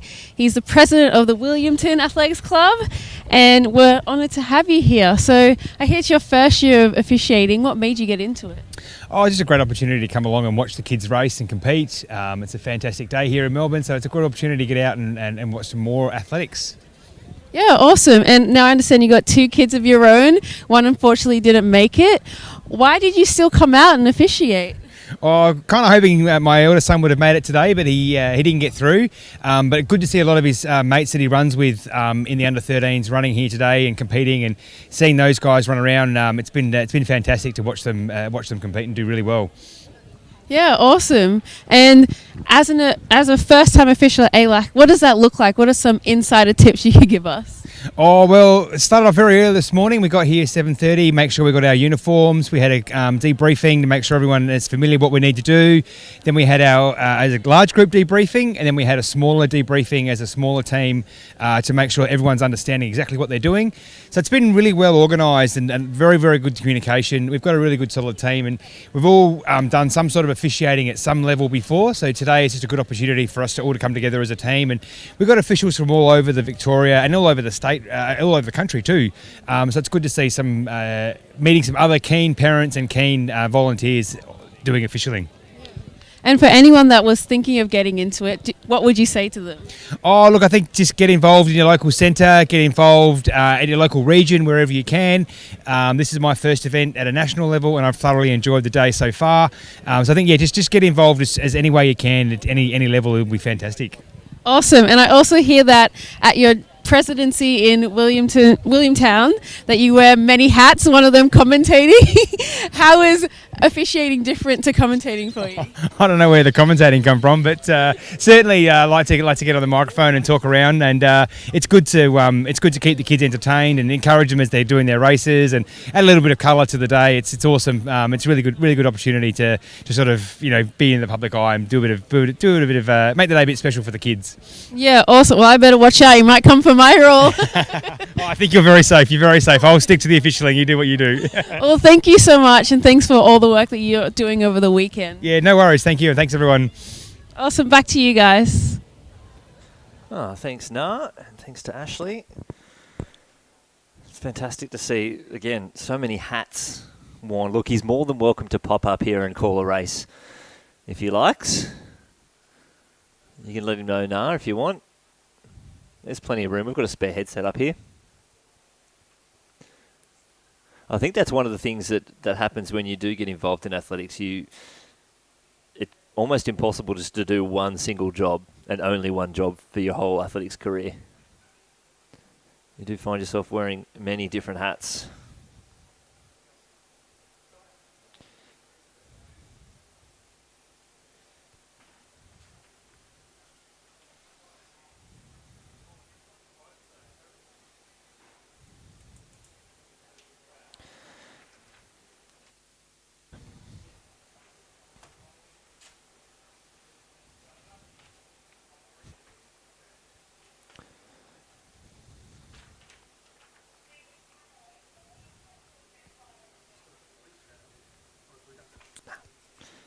I haven't seen anything official. No official results yet for that walk, so we're still waiting for that presentation to get underway. The next event on the track's probably about 7 minutes away, the first of our timed finals for our 800 metres. It is obviously tricky with the walks where, as you saw in the girls event, 3 athletes unfortunately disqualified. It looks like we had a clean sheet though in the boys event, so I don't think we'll be too far away from that medal ceremony. Well, the official results on laa.resultshub.com.au are incorrect then. So maybe don't check out the results on LAA for the moment, as they do need to be adjusted. Let me hit my refresh button. And there they are, Aiden Kirk and Ormstrom. It's a bit too quick on the trigger. Happens sometimes with results. I do know I'm guilty of it myself at home. You see the time? That was run a minute ago. Where are my results? Refresh, refresh, refresh, refresh, refresh. And you just keep hitting it until they come up. Yep. I want to know. Tell me the results. Fair. Now you can go to laa.resultshub.com.au for the official results, including all of the disqualifications. We're an instant society now. Oh, we want things instantly. And they did it already. What? It's been 30 seconds? Yeah, what are you doing? It's outrageous. No, but our officials here are doing a fantastic job at getting these results to us.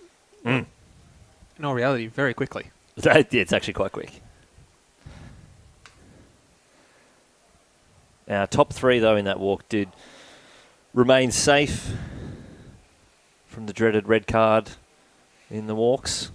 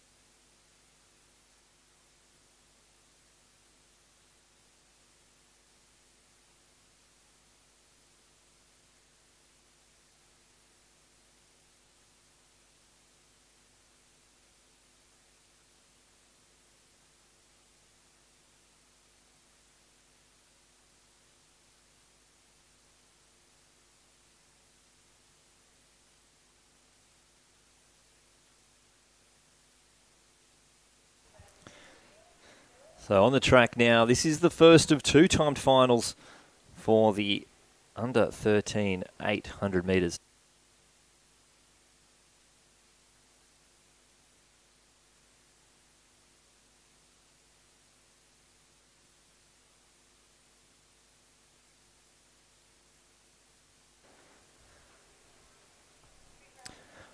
Once the race gets underway, we will run through the start list. 9 athletes on the track.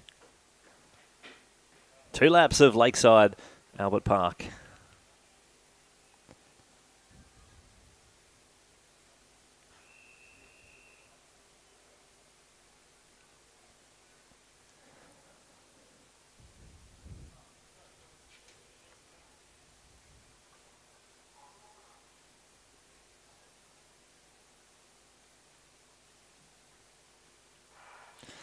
So 9 athletes on the field here. Tessa Paxton in hip number 1, Azali Westcombe in 2, Ella Hamilton 3, Monique Williams 4, Saffron Jenkinson in 5, Edith Tracy in 6, Emma Potter in 7, George Mamone in 8, and Annabelle Cook in hip number 9. I've got no idea. Yeah.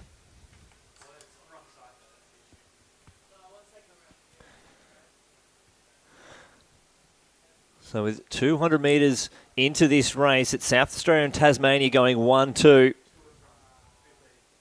That's Zali Westcombe, and then it's Emma Potter of South Australia.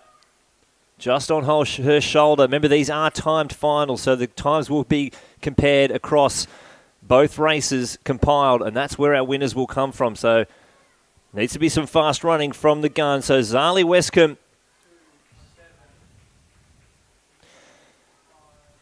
Then it's Emma Potter, Saffron Jenkinson, and then it's Monique Williams of Victoria. So 4 athletes out in front. Tasmania, then Queensland. Jenkinson's gotten up into second place. Back to Emma Potter, and then Monique Williams. This is some very fast running here. The first of our 2-timed finals for the under-13 girls, 800 metres. The meet record, 2:14.51, set by Nicola Hogg in 2017, and the Australian best performance of 2:14.30 by Imogen Stewart a year later. Westcombe gets back out into the lead. Then it's Jenkinson, back to Potter, and then back to Williams. They're stretching out with 250 metres left to go here. A long run from home. So Westcombe from Tasmania, hip number 2, pulling away from the field. She's opening up the stride with 150 metres left to go. The Queenslander, Saffron Jenkinson's trying to go with her. And they come into the home straight. This is fantastic running here from the Tasmanian. Jenkinson's not letting her get too far ahead. Then it's back to Emma Potter and Monique Williams, South Australia and Victoria. But this is great running here from Zali Westcombe of Tasmania. She's going to take out the first of our timed finals. Some great front running here. And the Tasmanian crosses the line in first place, 2:22.92. Then it's Jenkinson, and then back to Emma Potter. And we wait and see what the performances are thrown down by the second of our timed finals.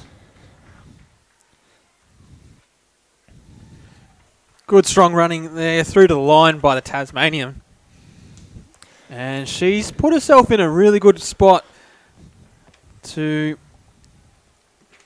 test the second of the 2-time finals and maybe get herself onto a podium and take home a medal. Yeah, the Burnie Little Athletics Club athlete there, Zali Westcombe, really putting it out there. Not only does she love athletics, loves a bit of basketball as well. Mm-hmm. And she's out here. The reason why she does little athletics, friendships. Isn't that why we do a lot of things? Certainly is. Yeah. And she has that idol of Usain Bolt. Oh, it's got to be at least out of the top 3 idols for this whole championships. Well, when you think about it, Usain Bolt is the Michael Jordan of athletics, you know, a generational talent that is a household name that everyone knows. A lot of young basketball stars. These days, obviously, it's all about LeBron James. Previous generation, it was Michael Jordan. And today's generation is just all about Usain Bolt. I did see a Carl Lewis in there earlier too, so I think that would say that would be the generation before that for the track and field athletes. Yep. Carl Lewis was mine. All right, same. One I looked up to. 1-2 long. Oh, just love watching him run. Still to this day, I reckon, had one of the best techniques. Oh, it was so smooth. Oh. Him and another gentleman by the name of Frankie Fredericks from Namibia. Well, another one of our top heroes on this sheet, Kathy Freeman, named her dog Frankie after Frankie Fredericks. Wow.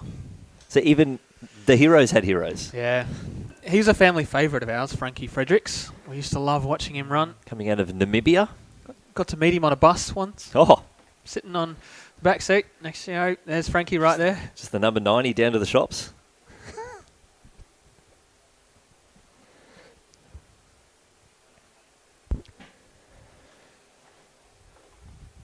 On the start line now, it's the second of our 2-timed finals for the girls under 13, 800 metres. So once they get underway, we'll run through this start list. 10 athletes, 2:22.9, the time to beat.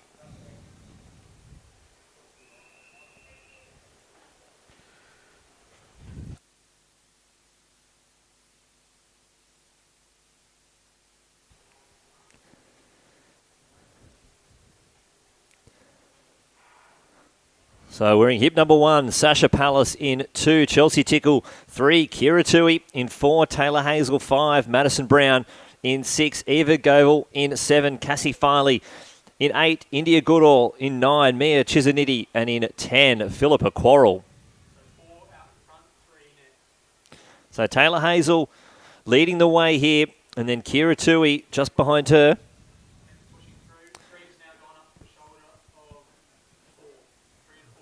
So it's a very tight pack at the front there.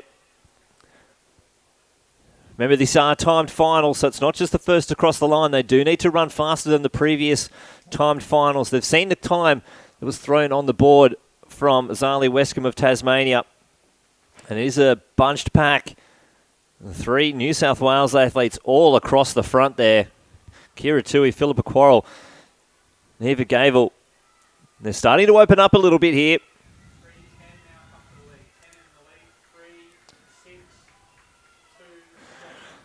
So with a lap to go, it's Quarrel out in front. Then it's Kira Tui and Eva Gavel. It's going to be a long run from home here. Let's see what they can throw down in the last 400 metres. But Philippa Quarrel from New South Wales stretching out this field. It was a slow first lap, but now they really are opening up. Kira Tui sitting in that second place position. The Victorians now making a move around the outside. That's Cassie Farley. And then Chelsea Tickle as well. Farley's making a big run from home here, sitting in third place, trying to close the gap back to Tui and Quarrel. But just under 200 metres left to go here in the second of our timed finals for the under 13. 800 metres, 150 left to go. It's Quarrel still in the lead, then Tui. And the Victorian just coming up around the outside. So it's Quarrel in the lead, still holding on. They're responding from behind her, though. Can she hold on with 50 metres left to go? Philippa Quarrel really pushing the pace. Then Tui, and then Cassie Farley. But Quarrel, she's going to hold on and take the win, and it's going to be under the time for the previous heat. The arms get raised there from Tui, who crossed the line in second, with Cassie Farley crossing the line in third. We'll have to see those official times to see how they stack up to the previous heat, but Quarrel will take home the gold medal. A brilliant front-running performance there by Quarrel. She sort of let the pack settle through the first 200 metres, but after that she went to the front and there was no catching her from there. Did all the work, leading the race through the bell and finished strongly over the final lap. But the Victorians storming home, just missed out on silver, but she'll walk away with the bronze medal for her efforts.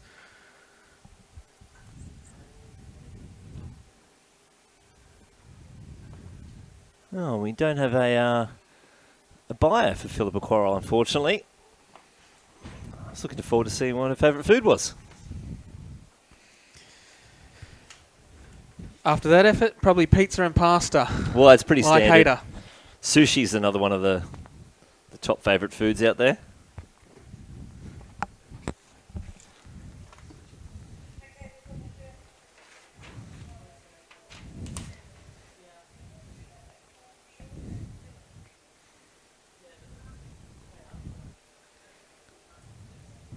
So it's now the boys' turn to show their speed of the Tupilap event. Oh, I do actually. We have a buyer for second place, Kira Tui, from my old little athletics club, Gossie. Wow, there you go. Gosford, the official name. But it was Gossie. Gossie. Adcock Park. A couple of laps around there. Oh, I had a couple of the Lays centres that I was a part of. Oh, Started off spreading yourself around. Yeah, I did. Riverston Little Athletics in Yep. New South Wales, out towards the Blue Mountains. And then Rockingham Little Athletics in Western Australia. They were my two Little A centres. Some very fond memories.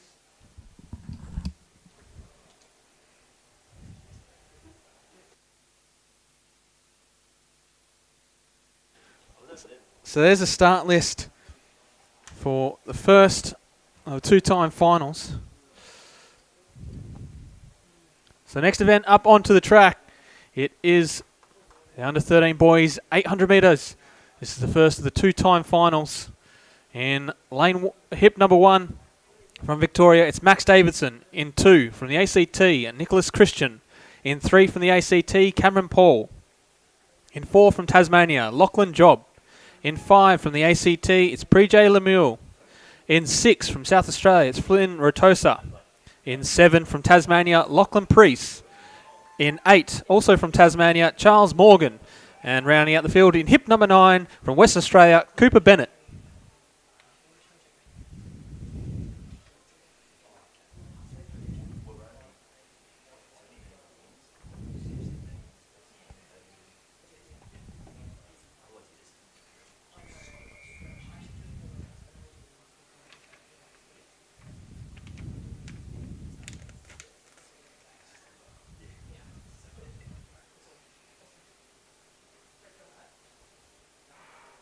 So we're underway in the first of the two-time finals. Unfortunately, the starters called them back.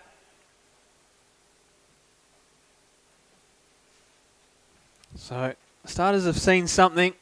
They weren't happy with that start. As I said, with this age group, they do have that one false start up their sleeve for the field.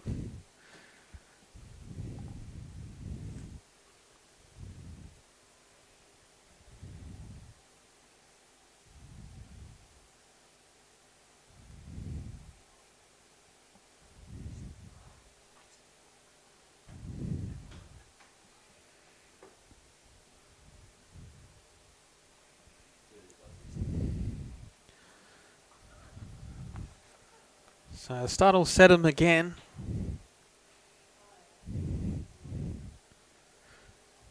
And hopefully we get it underway cleanly for the second time.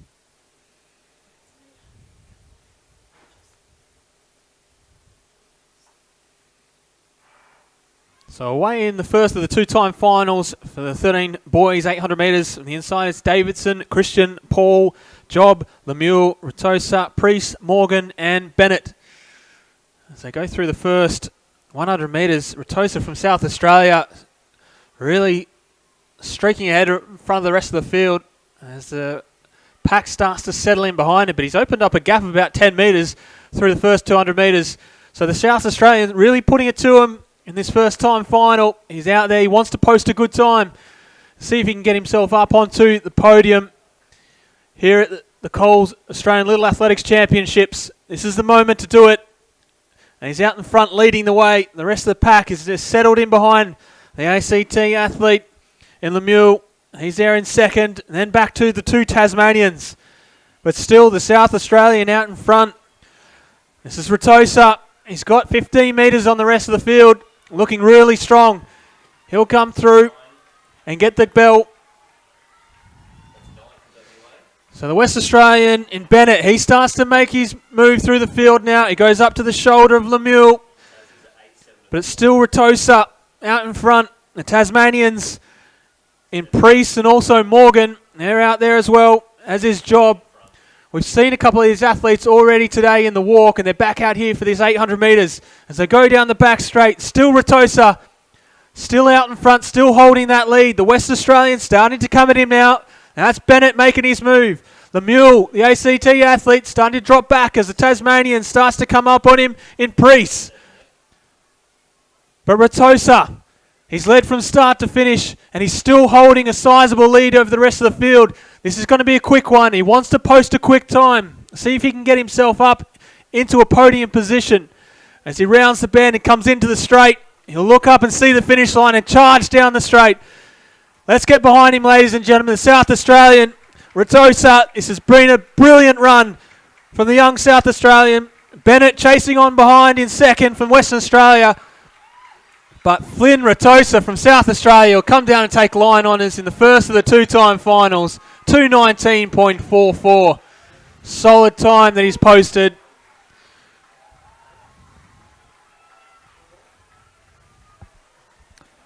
Wow, Flynn Rotosa from Adelaide Harriers Little Athletics Club, and how apt, one of his heroes, Peter Bowl. Oh, what a hero to have. That's a good hero. And Pete is on fire right now. You know, he's one of the world's best, and how could you go wrong in idling yourself off someone like Peter Bolt? Seriously. And let's hope that he was out. I've got to say, he'd be Flynn must have been front row at the Adelaide Invitational this year to watch Pete open up his season. I'm sure he was. I think he's earned himself a couple of chicken nuggets after that one. Well, if he gets himself up onto a podium with that performance, he's earned more than some chicken nuggets. Oh, I think so. And another, it's a classic thing that why do you do athletics? Just hanging out with mates. That's why I do it. I get it. Yeah. That's why I did it. So there's the start list for the second time final. The 13 boys 800 metres. So 2:19.39 is the time to beat. To take that medal away from Flynn Ratoso, who's holding it with one hand at the moment. It's got a very light grip on it. Very light grip.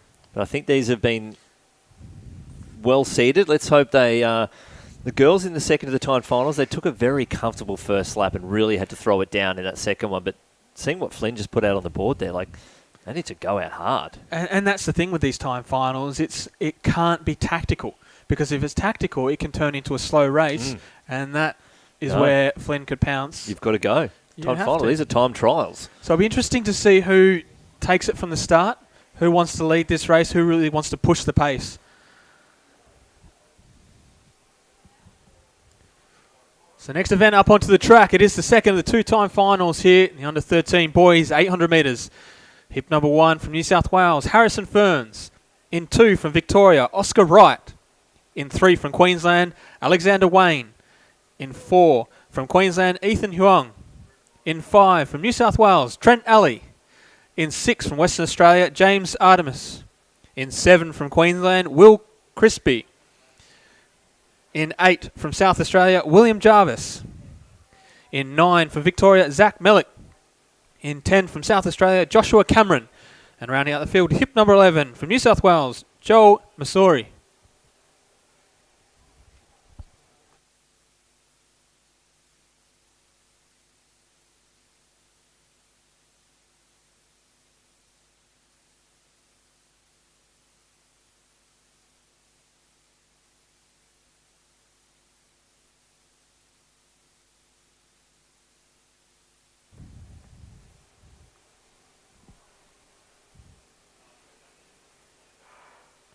So we're off and racing in the second of two-time finals. 2:19.39 is the time to beat to get themselves up onto the podium.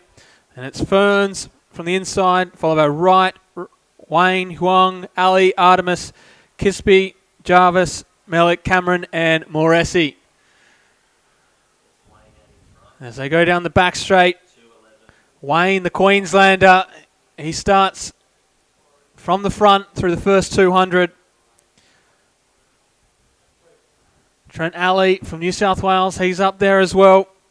Victorian in right will be the first 3. So we've got Wayne, Wright and Alley, the first 3 across the track as they come into the straight for the first time. So the field really strung out now. The pace is on. It was Wayne that wanted it. He's gone to the front and he's going to pull him through. He wants to make sure he beats that 2:19.39. So go through and receive the bell. It's Wayne, Wright, Ali, followed by Moresi. As we go back to the other Queenslanders in Huang and also Kisby. So they hit the back straight. It's still Wayne. Wright starts to move up to the shoulder now. Ali trying to fight on to stay with him. So it's Queensland, Victoria, and New South Wales, the first 3 across the track. With only 200 left to run, Wayne, he's done it from the front, from the beginning. Can he hold on? Can he hold off Wright to take home this gold medal? The pace is fast. You'd probably say it's in front of the 2:19. So the winner across the line is going to take home this gold medal.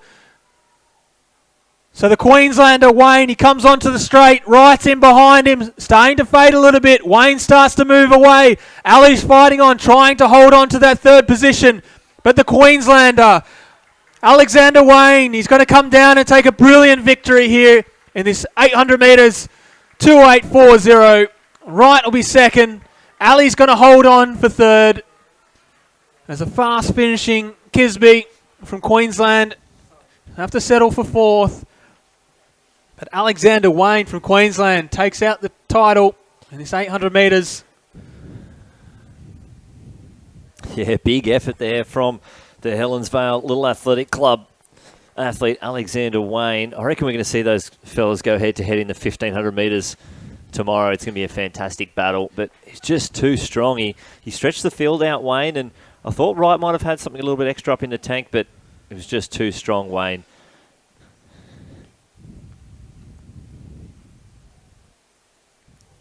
Yeah, the front run like that from start to finish, it's impressive. Yeah. In the end, he knew he had to go. He had to make sure the pace was on because the girls' first lap was a little casual, which meant it sort of opened up the door for that first-time final. But with these boys, there was no doubt, as soon as you saw Wayne go to the front and take them to the first 200 metres, you knew it was going to be fast. And fast it was.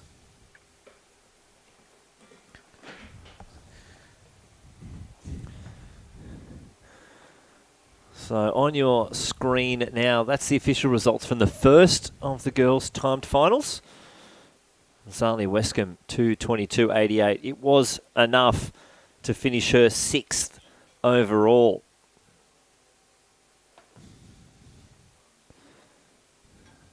With Saffron Jenkinson second in that timed final, 2:24. She finished 9th overall, and Emma Potter with her time there, finishing her 11th. And the second of the timed finals, that's where our medals came from. Philippa Quarrell taking out the gold, Kira Tui in second, Cassie Farley in third.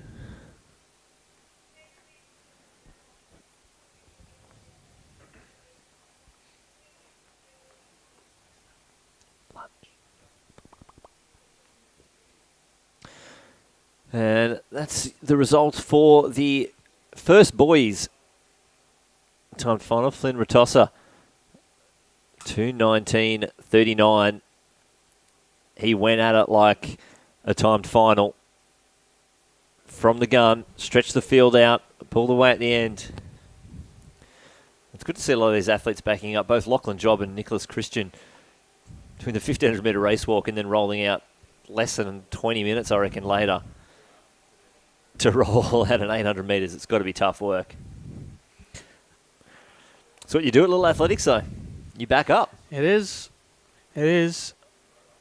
And sometimes, and as we see there, that is the results from that second time final. Alexander Wayne, 2:08.40. Oscar Wright, 2:09.66. And Trent Alley, 2:12.73.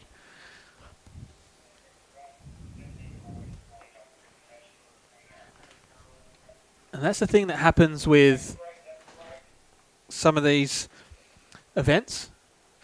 A limited number of athletes are obviously able to attend, so sometimes some athletes will jump into an event they're not typically used to.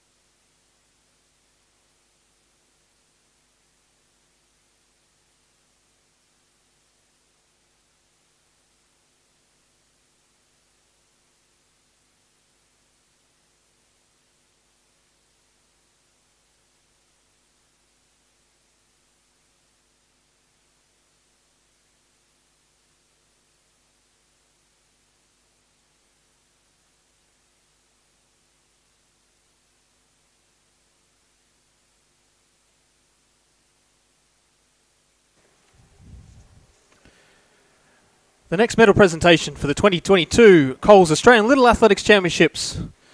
The boys under 13 long jump. Medals to be presented by Colin Segoda, Coles Little Athletics Australia Board Director. Winner of the bronze medal in a performance of 5.68 metres, representing Victoria, Matthew Milas.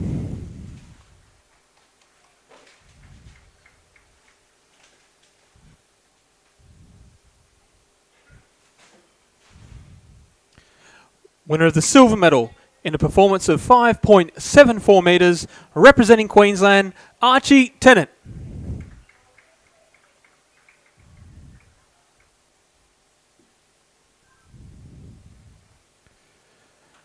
And winner of the gold medal in a performance of 5.77 metres, representing Victoria, Harrison Dolman.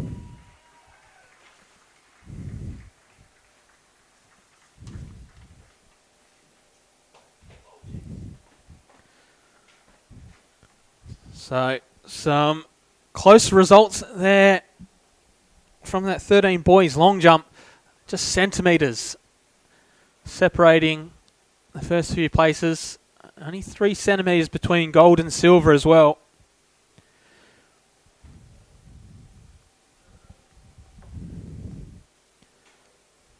So it was a battle that went back and forward throughout the competition, and Dolman has come away the victor on his home track too, so he will know this stadium pretty well. He would have jumped in that pit before. And that home ground knowledge, I'm sure, helped get him those precious extra centimetres to take out the title and walk away with a gold medal.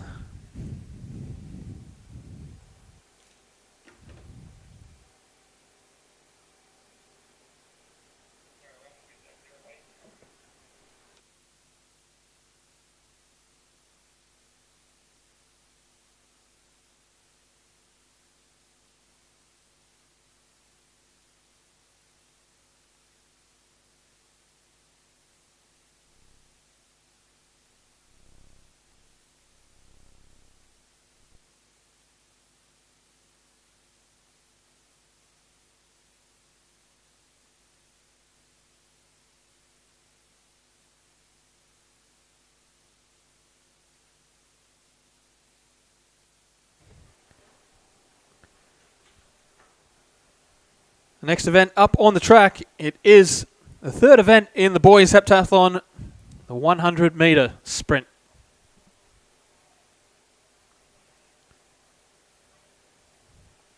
This will be the first of 3-time finals.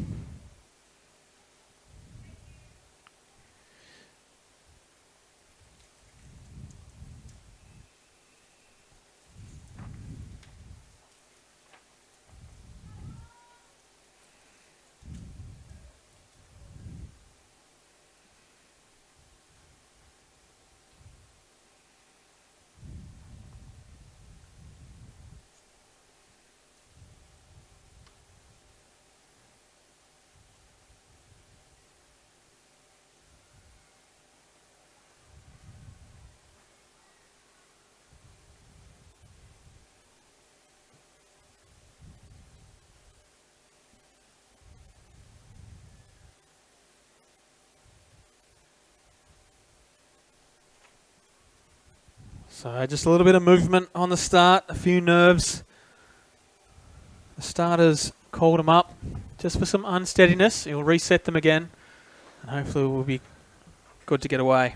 Don't be shocked if you see some witches' hats just about 10 metres past the finish line. They are. I was curious to be what they're doing out there. It's not a speed bump. It's a vomit protection area. So we just had the 8s. Someone let loose a bit of a meal.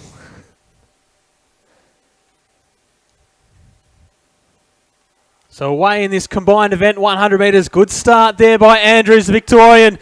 He moves away from the rest of the field. Morris, the South Australian's trying to go with him, as is Osborne. But Andrews, he'll take line on us here, 11.70. for the Victorian. Good running there and good points as well. Osborne, he'll be in second.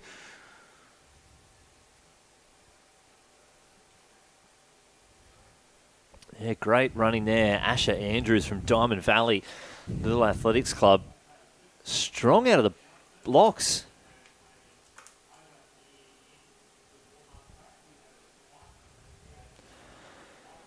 Really quick out. And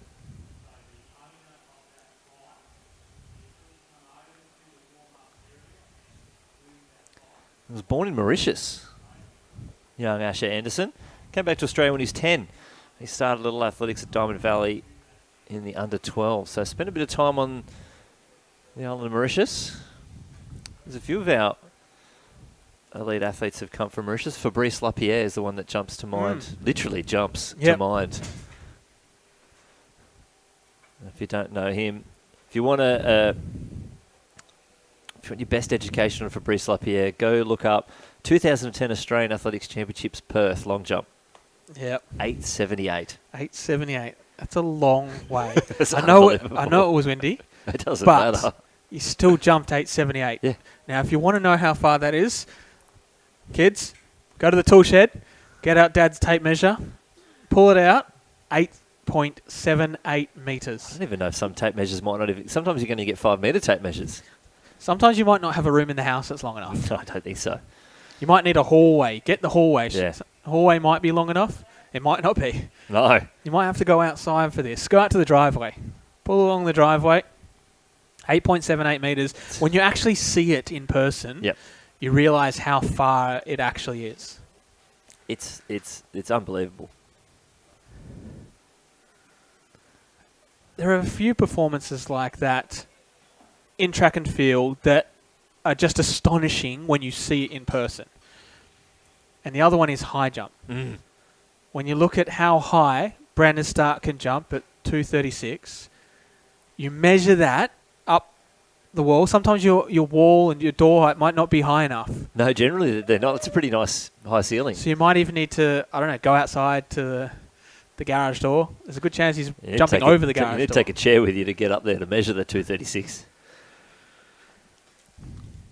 But it is certainly something to see in person as well when you watch them jump. Absolutely incredible that a human has the ability to be able to get their body fully over that height without knocking a bar off, which is only just sitting there on some little metal tabs that sort of stick out, the fiberglass bar.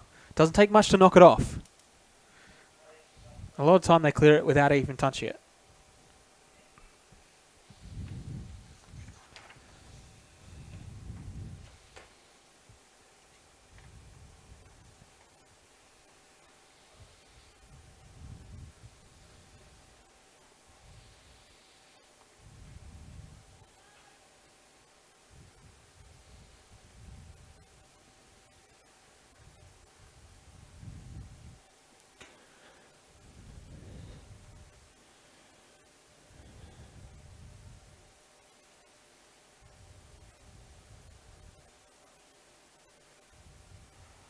So we're off and running in the second of two-time finals. The West Australian Bowden on the outside has a great start. The Tasmanian Doyle, we saw him earlier in the hurdles, and here he is in the 100, and he'll take line honours. 11.99 unofficial on the clock for the Tasmanian. Blake Doyle, he took a win in his heat in the hurdles, and he's done it again here in the 100. Again, valuable points here in this boys' heptathlon. Every single point counts, and he's going to walk away with top points here in the second time final. Yeah, Blake Doyle, great running there from Huon Valley Little Athletics Club. We were just talking about, distances that look epic when you spread that out. Jonathan Edwards is his idol. That's the thing. You'd need a lot of steps to step that out. Yeah. His legal record and his wind assisted best, unbelievable. Unbelievable. Like when you watch the high jump, you see him jump up, and it's impressive. It's probably more impressive standing under a high jump and realizing how high the bar is. But when you watch the video of Jonathan Edwards and you watch how smooth and strong he is through each of the 3 phases, it's something to behold. It's next level. The only one that currently is Yulimar Rojas. The same kind of thing. Just the fact that he can keep your speed and strength through all 3 phases of the triple jump. Now, Blake has a younger sister competing here, Kira Doyle. She'll be rolling around in a few events out here as well. And there's a fair few brother, sister. There's some twins competing this weekend as well. It's obviously very exciting for the entire family. Some talented families right there. So we have the Doyles. They're out there competing. We've also got the Hamiltons, Ella and Abby Hamilton from Cooma Little Athletics Club. And we've also got over this weekend Savannah and Leonardo Ceramate from Redlands Little Athletics Club. And we've got Lacey and Monique Williams, both from Box Hill, and they both love fish and chips, so they are definitely twins. Oh, I love fish and chips. So do I. I love fish and chips too. I'm happy to say I love fish and chips. Yeah. There's actually a few Zambrero fans out there too. Oh, I love a bit of Zambrero. Oh. Get a bit of corn chips crushed up on your burrito. Oh. It's next level. I had fish and chips the other night. Where'd you go? What was your fish? Barramundi. Yeah, that's nice. Good choice. I love a nice little bit of barramundi.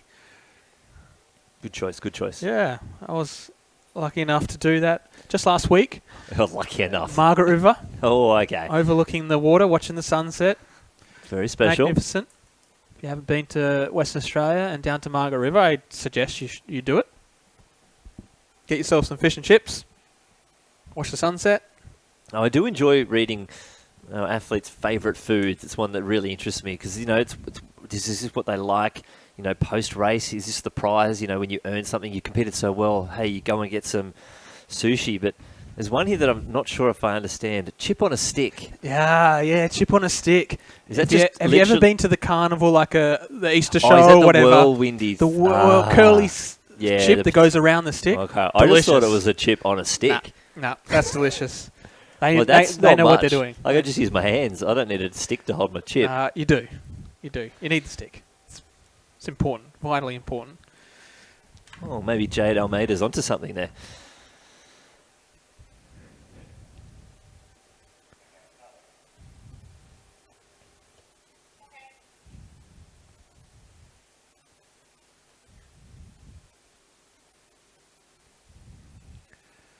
So, ready for the third and final heat in this 15 boys heptathlon, 100 metres.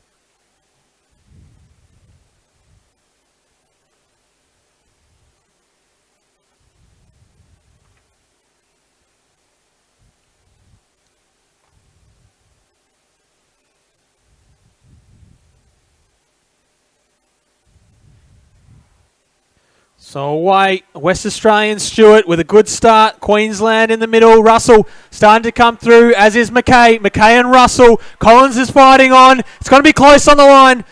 I'd say McKay from Victoria may have just got it. 12.22 there from the Victorian. Collins storming home, as was Russell. But McKay with line honours and also top points here in this 15 boys heptathlon. That was close. It was the tightest of our finals there. Some great running and composure too. It's one of those ones where, you've got to do everything you can in your own lane to win, and, being able to run relaxed under pressure is where the performances come from. And if my numbers are correct, I reckon Asher Andrews is going to walk away with top points here from in the this first 100 heat. From the first heat. 11.70 unofficial on the clock, so obviously we don't have the official photo finish time for that just yet. And then Blake Doyle, 11.99, taking out that second heat. And then Hudson McKay taking out the third and final heat in 12.22, unofficially on the clock. So for those who are curious at home, the time that comes up on the clock is not official. It's an unofficial time until the photo finish officials have the ability to be able to read the time and adjust it just to make sure that it is correct. A lot of the time, cameras these days have an auto function that stops it as they cross the line, but it's not official. It's just a guide on how, usually it's relatively accurate. It's fairly close within a... That's why they always say, oh, rounded down or anything like that. It's actually not rounded down. It's just made correct. It's made correct, yes. So I think today we're using beams. The results from that first heat, Asher Andrews 11.67. So it was a corrected, not rounded down, corrected to 11.67 from the 11.70 that it was displayed on the clock. So 717 points there for Asher Andrews. That's a handy little gap over Joshua Osborne there. Who crossed the line in 11.80, and he may actually also be the second highest points getter from that event.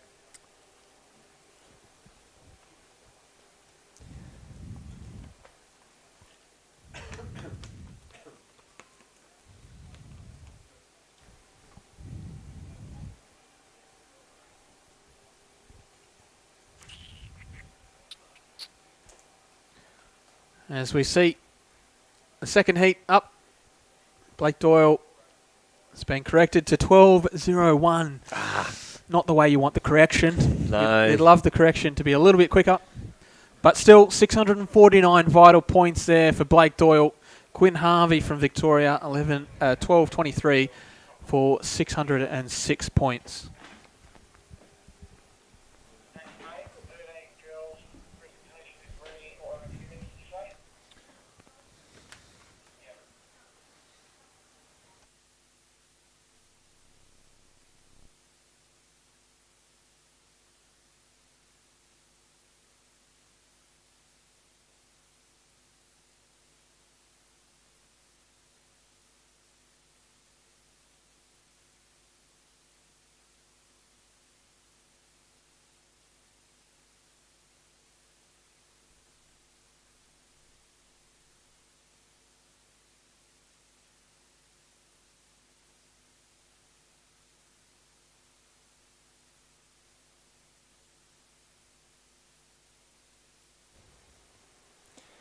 The next presentation at the 2022 Coles Australian Little Athletics Championships is for the girls under 13 shot put.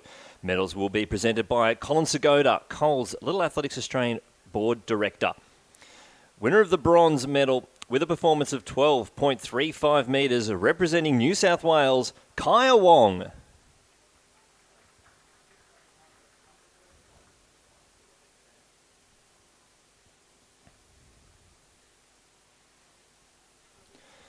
Winner of the silver medal with a performance of 12.64 metres representing Queensland, Nyla Gobel-Lottie.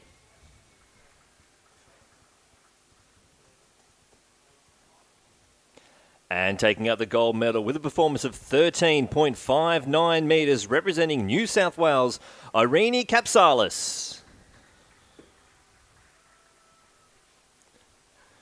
Big throw there from Kapsalis.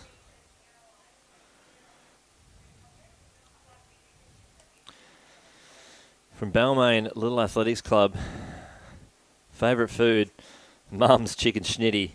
How good is that? And after just taking out that gold medal, her heroes Valerie Adams and Ryan Krauser. So two great athletes to have as your idols when you take out the shot put. Be interesting to see if she does the slide of Valerie or the spin of Krauser. The information we want to know. Hopefully you saw it. Well, she loves to cook, loves to watch movies, and loves shopping. What else is there in life? There's not much else you need to do, actually. Shop. You shop to cook. You cook to eat, and you eat while you watch a movie.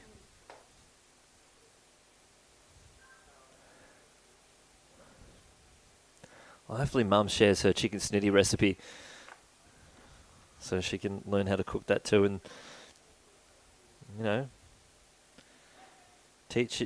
feed your daughter a schnitty, she'll eat for a day. Teach your daughter how to cook the schnitties, she'll eat for a lifetime. Classic saying.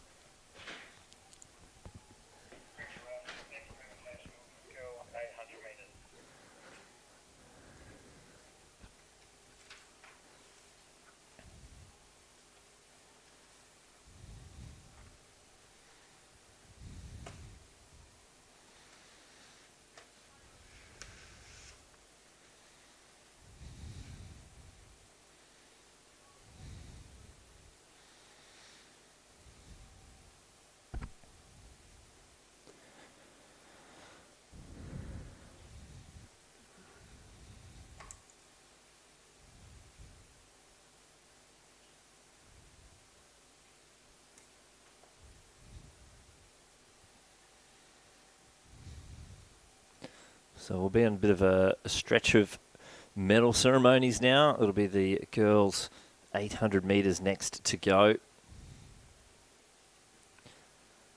And the next event on the track's not due for at least another 15 minutes. Our 200 metre heats.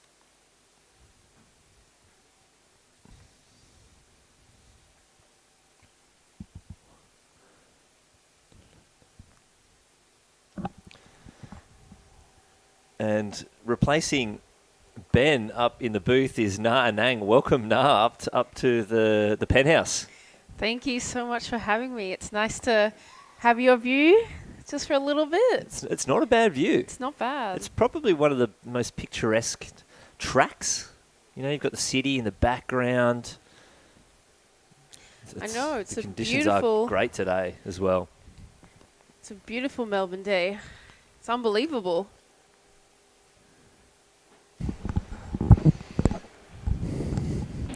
I'm not sure what the hold up is. We shouldn't be too far away from the next medal ceremony. I'm just going to wait till we see them pop out of the tunnel. Don't worry, everyone. I'm still here. He didn't go. They were worrying. They were worrying. They're like, oh. Where'd he go? Will Na live Don't up? stress, everyone. I'm still here. All I did was offer up my seat to Na. Wow, She's been working hard out on the track. She has earned the sit down with a cup of tea. What is the... I don't know what the weather... It looks really hot outside. It is quite warm. It is? Oh, I'm regretting good. this long sleeve just a tiny bit. Wow. That's fair enough. But it's beautiful down there. It's 'Cause reminding me of Brisbane. we haven't been outside since earlier this morning, so our last memory of it was a crisp air. The crispness is gone. Gone. Oh. You can delete that memory. It's gone. Replace it with soreness. Oh, Spas. sauna and spas. Oh, okay. Do That's love how a good warm it sauna.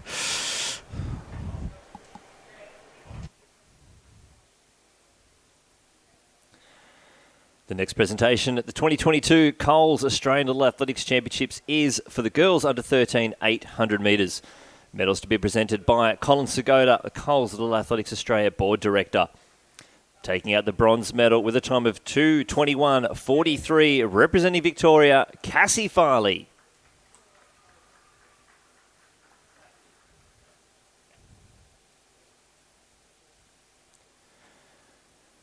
Winner of the silver medal with a time of 2:21.21, representing New South Wales, Kira Tui.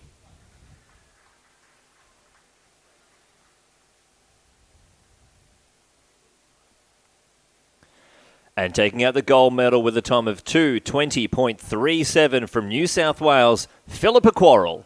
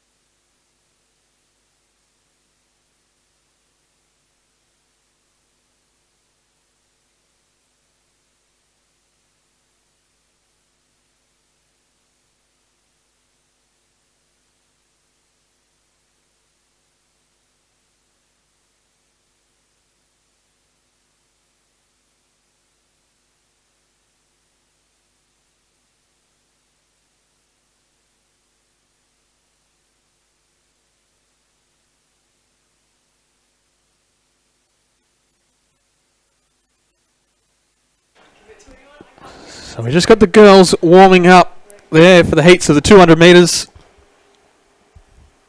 over on the far side of the track. So the heats will be run shortly, and then their finals will be run later this afternoon, just after 4 o'clock. So again, a little bit of a quick turnaround on this. I've got about an hour 20 to rest and recover before they'll be back out for the final. So it's a delicate situation where it's first across the line, the next fastest times. So you've got to push through the line to make sure that you secure yourself a spot in the final, but also you want to try and conserve as much as you can for when you get in that final.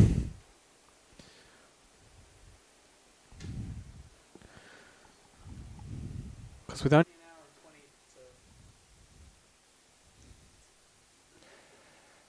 The next presentation at the 2022 Coles Australian Little Athletics Championships is for the boys under 13, 800 metres.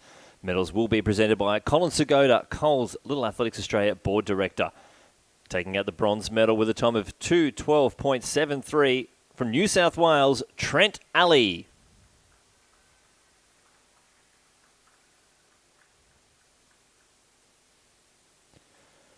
Winning a silver medal with a time of 2:09.66, representing Victoria, Oscar Wright.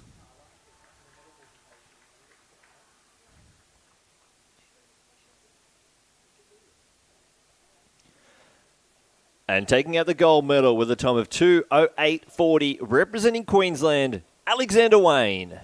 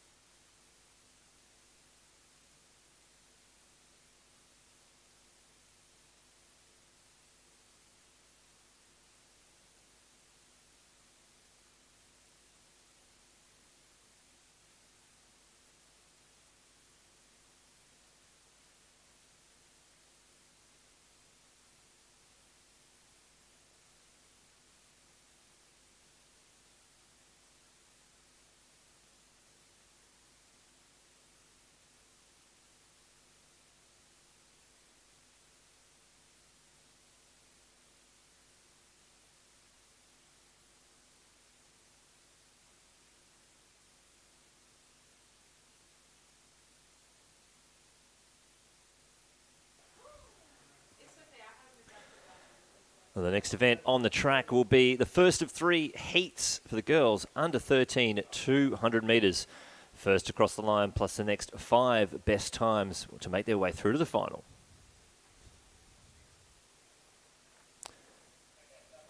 So pretty cutthroat here again. First across the line plus the next 5 best times.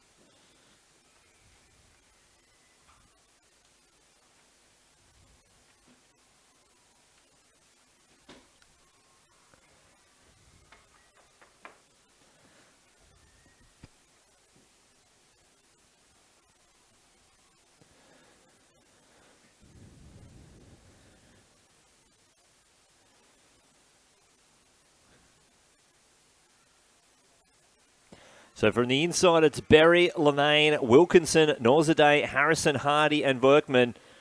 And a great start there from Matilda Harrison of New South Wales. She's already passed the athletes on her outside, and she's going to lead this field into the home straight. Then it's Anna Wilkinson And the Victorian Leah Berry, but New South Wales right out in front. Matilda Harrison running strong. She's going to secure that automatic qualifier. The South Australian Claire Hardy coming home, but New South Wales takes it 26.44, the unofficial winning time from Anna Wilkinson and Claire Hardy.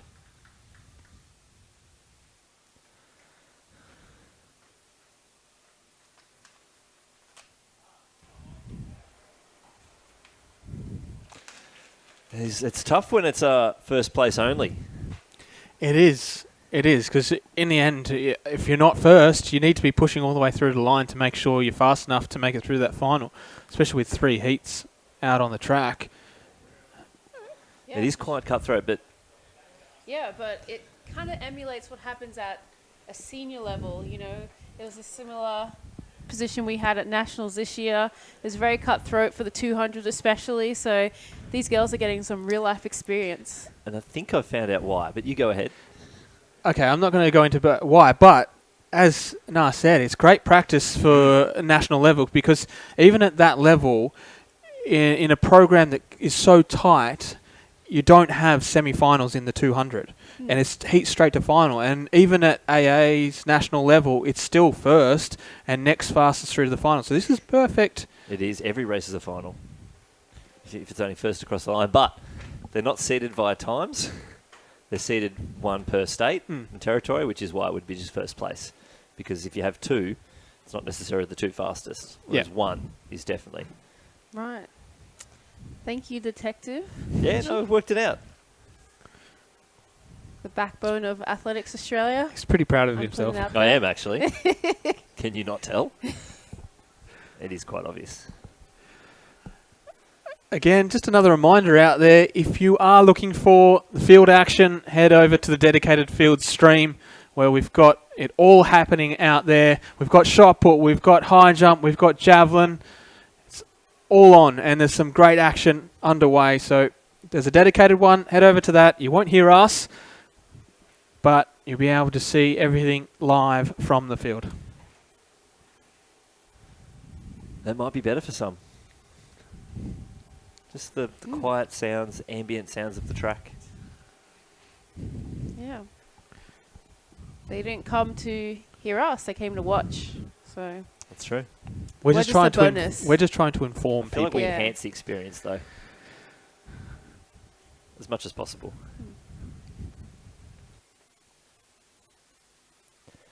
Behind their blocks now for the second of our 3 heats for the girls under 13, 200 metres.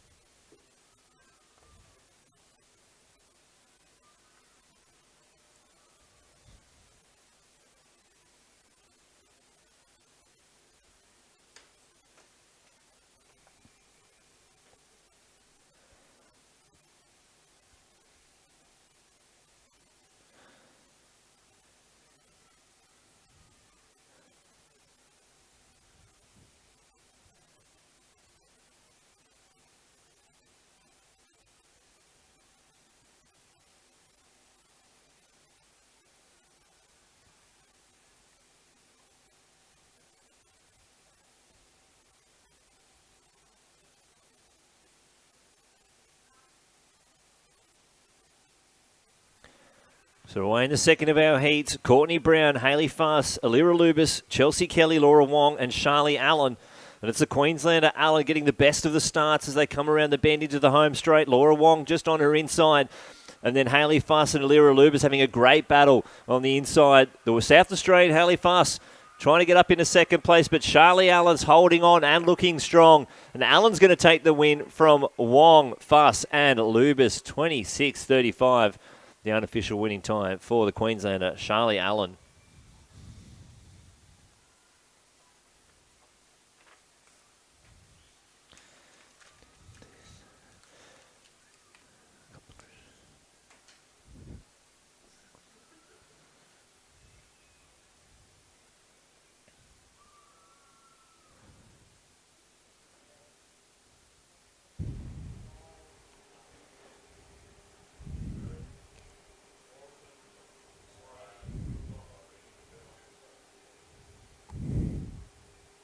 So I guess that's a question I can ask both of you. Do you prefer the quietness of the field stream or the talking of the track stream? Oh, I think that's a silly question. Yeah. Talking of the track stream. Yeah. That's why we're here. Okay, but when you go to Coles, do you prefer the self-checkout? Self-checkout. There's no other. So you're a bit contradictory, wouldn't you say? I don't know. See, I don't go to the checkout for the commentary. Do you know what next time go do you to know what I scan do 5 love? apples. Do you know what I do love? The new, I don't know if you've been to a new Coles that's had a refurb, the new self-service checkout. It's like the normal checkout lanes that you have an attendant at, but you do it yourself. So it's not, so you've got the belt, you've got everything. Yeah. Self-belt checkout. It's and amazing. You get to control the speed of it? No, but you just put your stuff on and it slides down the belt. It's incredible. Wow. You've got to try it out.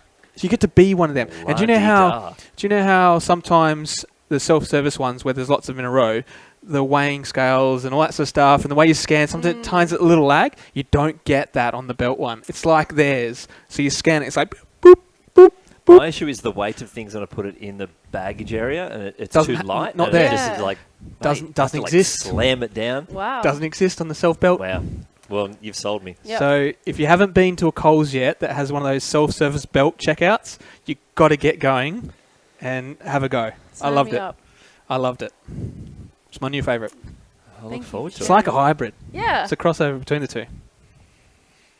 Because you still got the attendant there to help you, and there's only a few of them. It's not many. And you've got them. So you still get the independent? interaction with the Coles staff, who are always great, lovely, friendly. So I don't want to lose that, where sometimes in the normal self-service, you lose a little bit of the personal touch, you know? It's a bit more like you're on a mission. Just Yeah. in and out. Yeah. No, I want to talk to people. I want to say hello. Behind their blocks now, this is the last of our heats for the under-13 girls, 200 metres.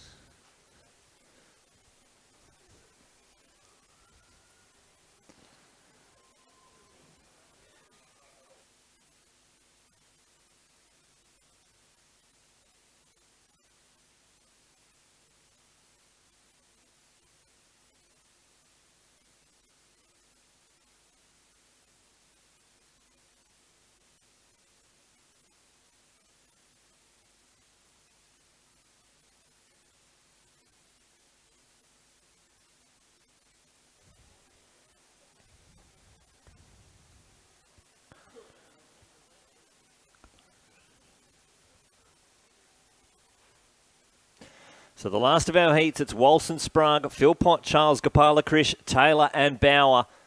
The fast starts on the outside. Aluka Rose Taylor, who won the hurdles earlier today. She's going to lead this field into the home straight in the Victorian. Ariella Sprague having a great bend. So it's South Australia in the lead.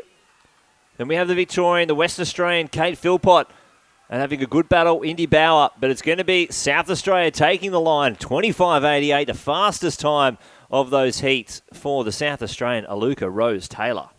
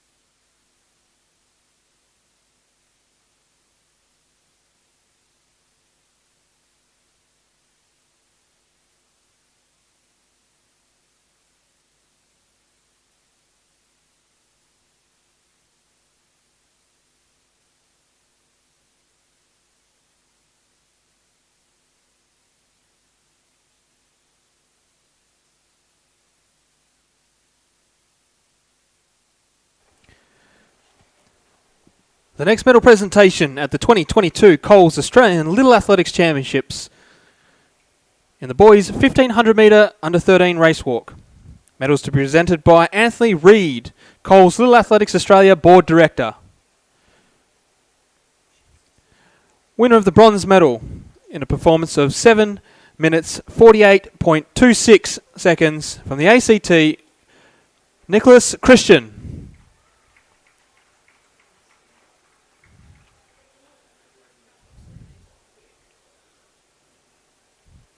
Winner of the silver medal in a performance of 7 minutes 20.35 seconds. From Victoria, Daniel Pashutin.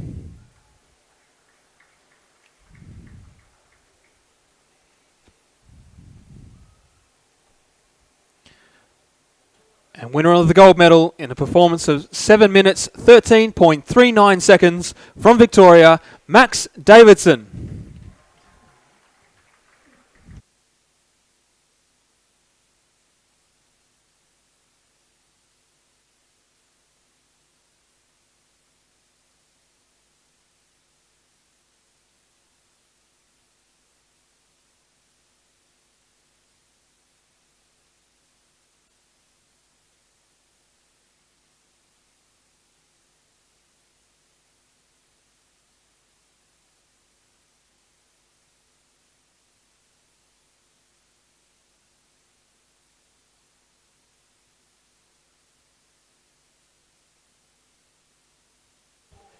So medal presentations from that walk.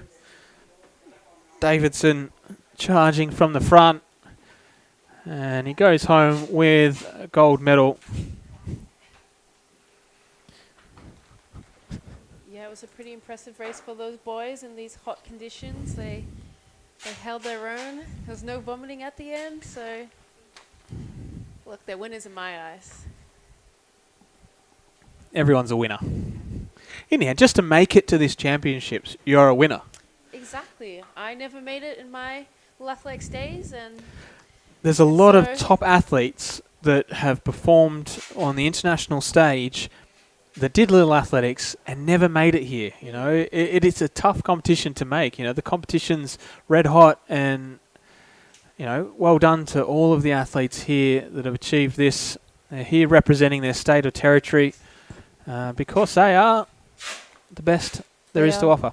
The best of the best. Not to say you weren't the best, nah. I wasn't. That's why I didn't make it. But if you don't make it, be encouraged. There's still hope for you. Exactly. There's so many more years left in the sport of athletics. It is a sport that can be run and competed at from the small age of under sixes, the tiny tots. Fives. All the 5. There you go. As young as 5, all the way through to any age. Whenever as you old want. as you want to be, you can still compete in the sport of athletics, Yep. which I find Brilliant. Oh, it's the beauty of the sport. In the end, I don't think there's an AFL league out there that you can go and play in at the age of 80. Not to my memory. But there's Masters Athletics. There's Masters Athletics. And you can compete in your And own they've age got their group World Champs at 80. this year. You can go to World Champs. Exactly. So if you're watching this stream and you're not currently involved in athletics yourself, I'd encourage you to go out there and give it a go. Why not? Just to see. You don't need anything but yourself. Exactly. Unless you want to do field events, of course, but that'll come with time. And as all these athletes have told us, the best thing about athletics is the friends that they make. And I think that's the great part of our wonderful sport. Me too. I'm grateful for your friendship. Oh, thanks, Nah. I'm grateful for yours. Thank you.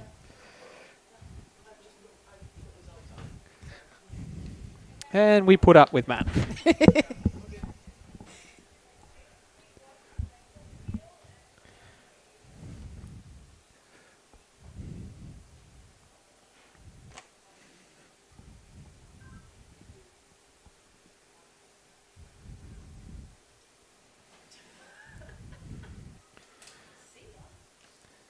The next presentation at the 2022 Coles Australian Little Athletics Championships is the under 13 multi-class boys long jump.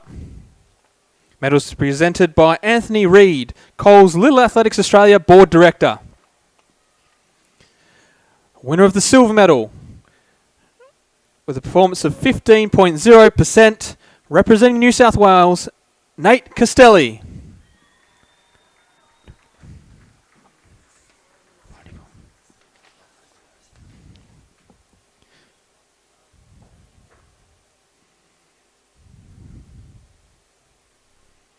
Winner of the gold medal with a percentage of 54.05%, representing Queensland, Bailey Carius.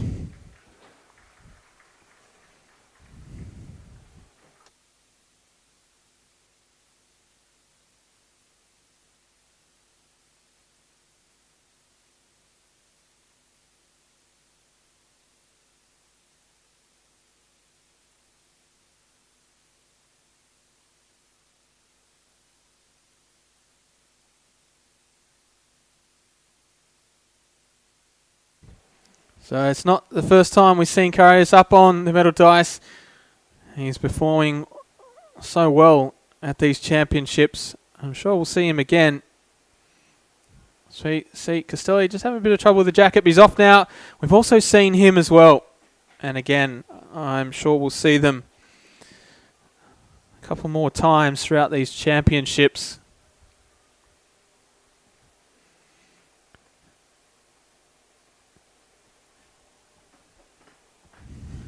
Now, as we have throughout this stream, we remind you that if you wanted to see events like this multi-class long jump, just need to head over to the dedicated field stream and you'll be able to catch all the action live here at the 2022 Coles Australian Little Athletics Championships.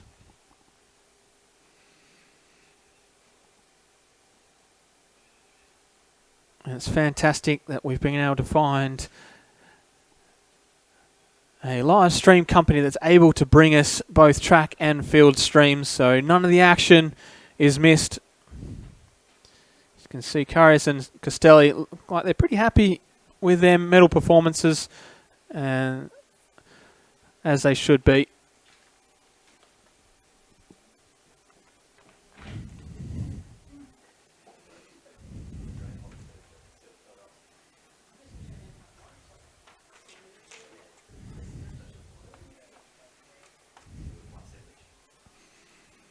Next event onto the track, it is the boys under 13 200 metre sprint. This is first of 3 heats.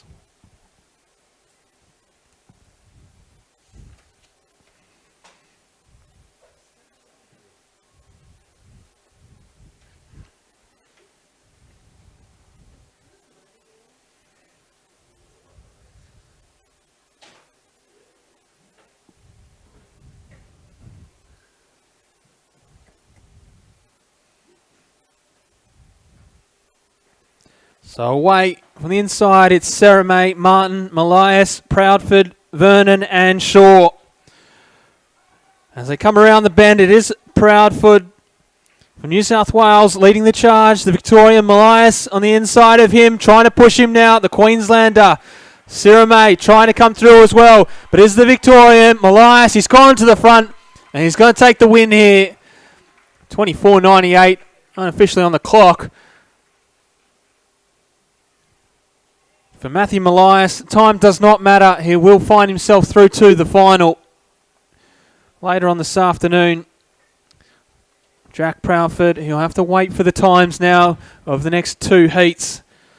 But we will see the Victorian, the hometown hero, in the final. Yeah, great running there from the Sandringham Little Athletics Club athlete, fueled by Pastor Carbonara. You can see that energy boost down the home straight. I reckon we'll see him in a few years' time in the under-15 multi-events, because he's a 5-time Little Athletics Victoria combined event champion at the Vic States. He's won every title from 2018 to 2022. It's a handy streak from Malias.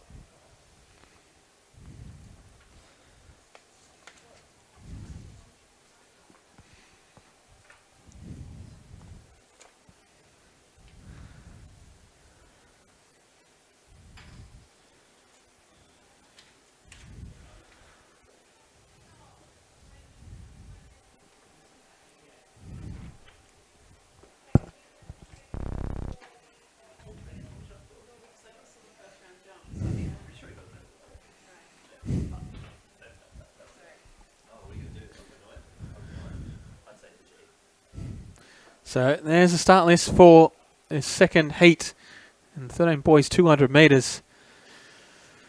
Kure from South Australia in 2, Pele from Queensland in 3, Paul from the ACT in 4, Case from Tasmanian in 5, Aduma from South Australia in 6, Badger from New South Wales in 7, and Zolk Ada, fresh off his Australian best performance in the hurdles, is back out here for the heats of the 200, and he'll go in lane 8.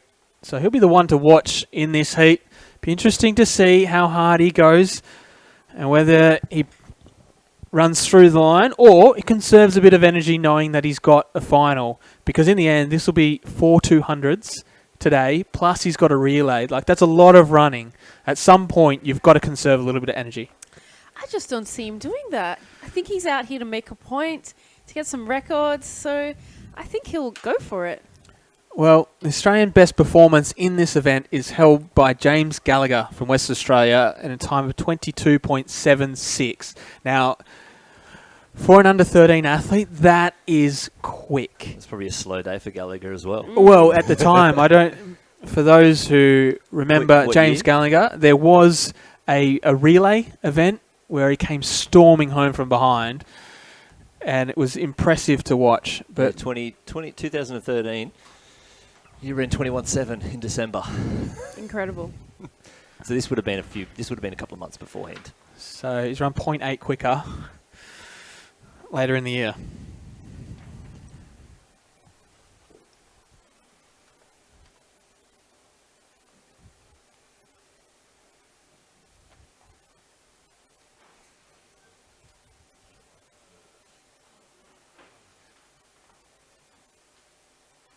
So away in the second heat from the inside, it's Kure, Pele, Paul, Case, Aduma, Badger and Hayter. As we see, Hayter on the outside, fresh up that Australian best performance in the hurdles. He's out here in the heats of the 200. Badger from New South Wales trying to go with him, but Hayter is out in front at the moment, storming away from the rest of the field. This is going to be quick. Badger's still there, as is Kure, but Hayter, 24.52. Quick time there by Hayter.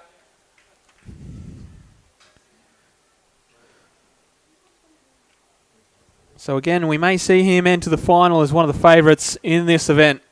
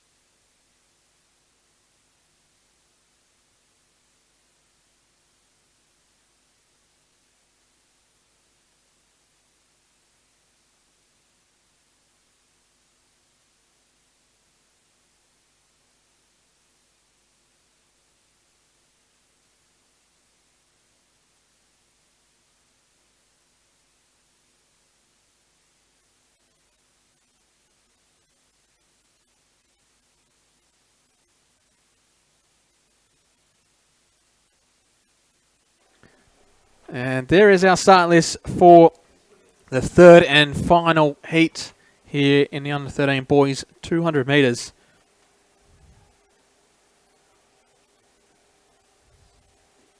So Brant Cazziano from Victoria will go out of 2.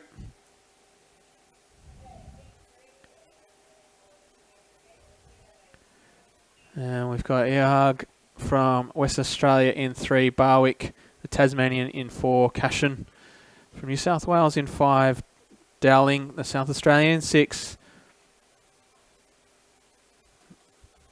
Nawalby from the ACT in 7, and Tennant from Queensland in 8.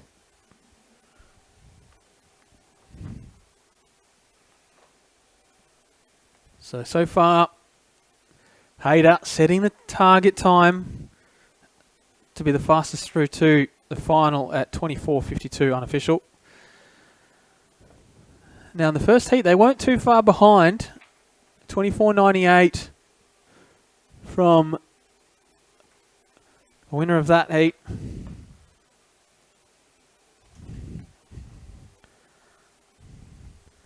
What can this third and final heat produce here?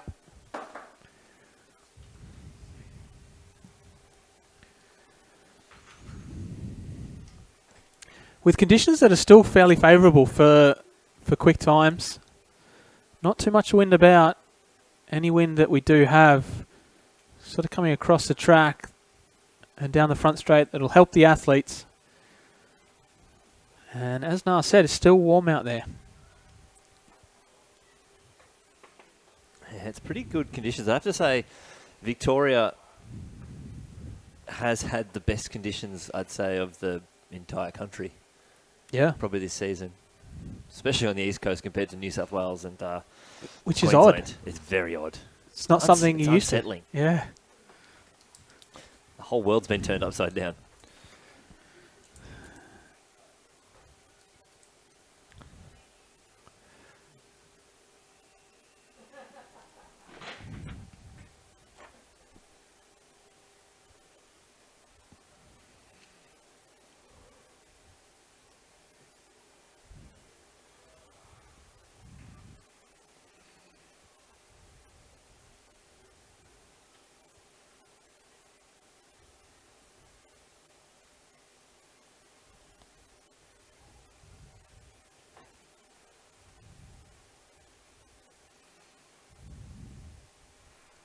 So underway in this third and final heat here in the 13 boys 200 metres.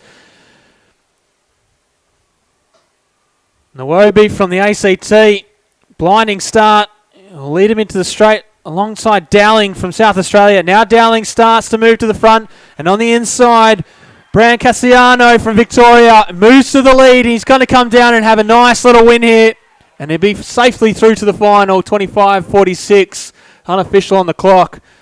So the Victorian Cooper, Brian Cassiano, will be safely through, and the others will have to wait for the times.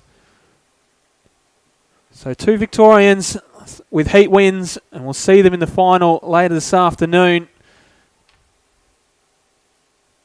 And they'll battle it out to see who can go home as the 2022 Coles Australian Little Athletics champion over the 200 metres.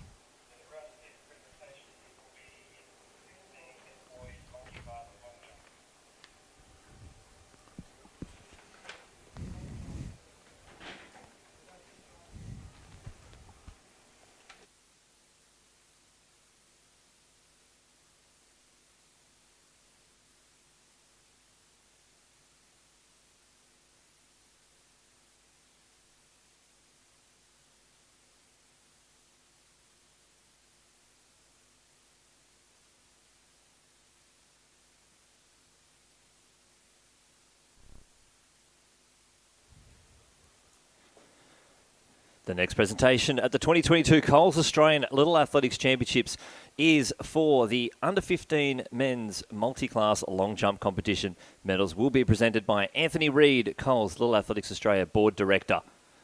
Taking out the bronze medal with a jump of 2 metres 17 and a percentage of 28.40% from New South Wales, Adnan Darwich.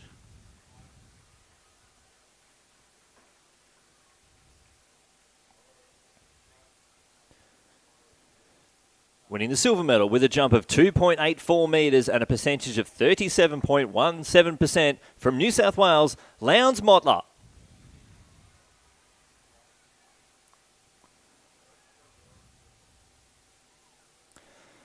And taking out the gold medal with a jump of 2.91 metres and a percentage of 40.81% from Victoria, Liam Costello.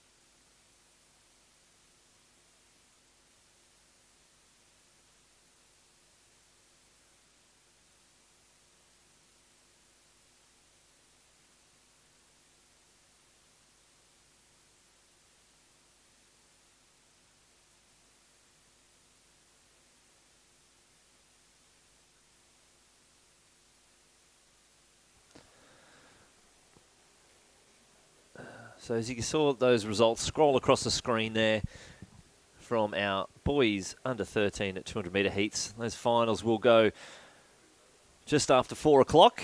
It's actually quite a hefty break in the program with nothing on the track stream until 3:50. So we'll try and get you there as best we can. Though if you do like to go over to the field stream, you will see the men's under 15 combined event long jump. And this is the point score so far after 3 events. Asher Andrews leading the way from Joshua Osborne and Michael Ajaka of New South Wales. So Victoria, Asher Andrews, 2,377 points. Osborne hot on his heels though, 2,348 points. And Ajaka from New South Wales, 2,274 points.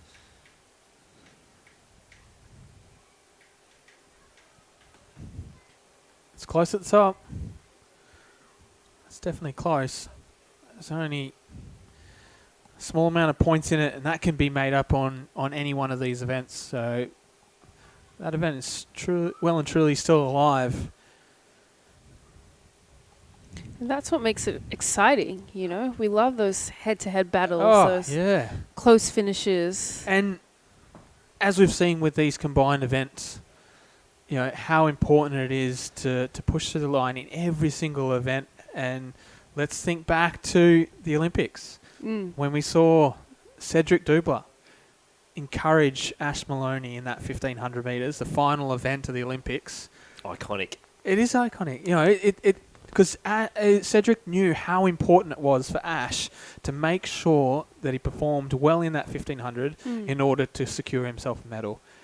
You know, and that's where what Cedric did goes above and beyond. You know, that's like a team then.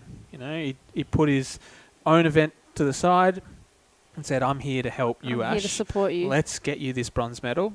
And I'm sure that encouragement within that event would have been magnificent for Ash to be able to work off and know that there's someone else there that's got your back, which is strange. In an Olympic event, you're at the Olympics and someone out there has got your back and is helping you through it. That's a unique situation. It doesn't really happen often, especially within athletics. Yeah, it's nice to see sportsmanship like that at the highest level. Yeah.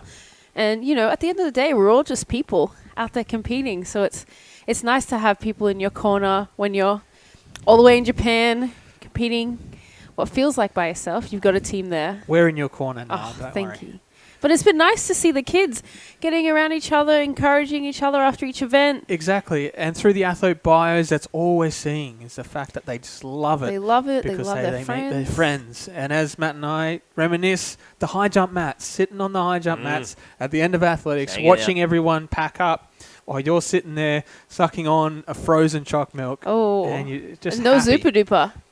Nah, frozen choc milk's all the way. Okay. Yeah. It was something special. It was a treat. Yeah. Because it doesn't exist anywhere. You do like your lollies. Yeah, well, yeah. Doesn't exist anywhere. Where have you been able to buy a frozen choc milk There at a was store? a moment for a while that a certain service station, I think, had frozen oaks. Wow. It was a special deal, I and it have was seen like- that. The it one was- near my house does It was it. out of control. Like, people were selling out, driving cross country just to get Wow. it. Yeah. Little do they know they could just buy a normal oak and go and put it in their own No, freezer. that's too much effort. See, I want it now. I don't want to wait. Exactly. This is true. This is why Little Athletics was the place to go. And I'm sure the choc milks were bought at Coles. They'd have to be. Why would you Where buy it else? anywhere else? Yeah. There is no other There option. is no other option. What is your favourite item at Coles? Oh, that is a great question. Mine's easy. It's not a hard thing at all. Okay. What is it? Coles choc chip cookies from the bakery section. You know, that little They are six-pack so you get. good. They're Yeah, thick, yeah. They're soft, they're moist. Oh, they're Yeah. delicious. 40% extra choc chips or something We crazy. have them in the office quite often. Oh, that's my number one. That nothing even comes close to. So I actually like going for the box in the aisle, right? I know what you're going to say here. Store them in the freezer. Yeah. Oh, I've Look, never done that. Yeah. I'm telling you. Matt got me onto it, and Okay. it's a winner. All right. It's a winner. Game changer, I'm telling you. Okay. Yeah, it's so weird. So the reason I found out why it happened, so I got it from a friend, and the reason why they stored it in the freezer was so the kids couldn't grab them. Oh. It was to keep it because they had a top Yeah, fridge. yeah. So the freezer was at the top, and they hid them. It was for a hiding place to stop the kids from eating it. But then they were eating it, and they loved it, It and was just kept delicious. doing with it, and out spread. So Wow. everyone in Australia listening, go for it. Chuck your choc chip cookies, get the box of Coles ones, put them in the freezer. They also never go off. Never. See, I agree with you. You showed me this thing, and I think it's fantastic. Look, it's not as good as the bakery section. No, well, but it's a different close, beast. it's a close second. Yeah. And you wouldn't think it. You'd put it in the freezer, and you're like, nah, that's just weird. You also think you're never going to be able to bite through it. Yeah, but you bite on it, Yeah. but it's still soft. It's still got a little crunch to it. But the choc chips are like ice cold too, so it adds a different texture to it. It's just perfect for a hot summer's day. Oh, perfect summer treat. Wow. Perfect summer treat. Oh, yeah. You guys have sold me. Yeah, do it. Head home Yeah. now. Yeah. Yeah, Well, hopefully. actually, no, stick around for the rest Yeah, of the yeah, stream, let's. but afterwards. Unless you live right next to a Coles, you've probably got time to quickly get in there. Well, you certainly do if Get you're the- watching the track stream. get Because we've the got 25 cookies. minutes till the next event. Get the cookies, put them in the freezer. Almost got time to freeze them. And then by the time we're finished, Yeah. You can sample. you can let us know. Yeah, let us know. Make sure you tag us. Let us know how you go when you experiment with this. I'm All right. interested to see. Now put it out there. I've put my cookies out there. What's your number one item? Oh, I feel like I'm so boring. But it's like muesli and brown rice. That's Muesli and brown. Yeah. But what brand? Don't the, You got to no, not together. Oh. The one's for the morning and the one's for lunch. Yeah. So I have them on the same day. But Which one's for the morning? The brown sugar? yeah. Okay, good. The brown rice should be. Yeah. Yeah. Brown sugar in the morning works for me as well. How good's brown sugar on porridge? Oh. Yep. Yeah. What is my favorite? the Uncle Toby's oats from Coles. I get the Coles loaf of whole grain bread, like twice a week. I just smash through that. It's my go-to breakfast. Am I Is getting a few custard tarts or some peripheral rolls? I'm all for the Coles bread too. Yeah. Forget about all the other brands No, and stuff. Get the Coles just the Coles bakery bra- one. it's good. Especially the multi-grain with the seeds on top. I Ooh. kid you not. I have it every day. Yeah. I like when there's a bit of heat in the plastics. You just like, Yeah. oh, that is Yeah, fresh. it's The high fiber just one. come out. The high fiber one. Oh. Yeah. Hey, gotta look after yourselves. Yeah. Keep yourself regular. Yeah. All right, Matt. Number one item Well, at Coles. I don't know if I buy anything specifically Coles. Oh. That's the hardest thing. I'm trying to think of my shopping. But the choc chip cookies are usually my number one, Yeah. especially the Coles branded. Mm. I'm a sparkling water man. Sparkling Oh. water. I always, it's so cheap. It's like $1 a bottle. Coles sparkling water. Yeah. Sparkling or soda. No, I don't get Oh. soda water. Oh. Sparkling water and cordial. I don't mind What a bit flavor of soda. cordial? Hey? What flavor? Orange Crush. I'm Orange Crush straight up. I'm a bit fancy. I like the lemon lime bitters cordial. Okay, yeah. Oh, la-di-da. Yeah. Well, while we're talking about our favourite Coles product, if you do want to see what's happening out in the field, head over to the dedicated field stream. We've probably still got another 20-25 minutes before we see another track event here at the 2022 Coles Little Athletics Australian Championships. Now, we're going to divert from our favourite stuff at Coles to our favourite Little Athletics memory. I know we've talked about the high jump mats and the choc milks, but let's dive a little deeper.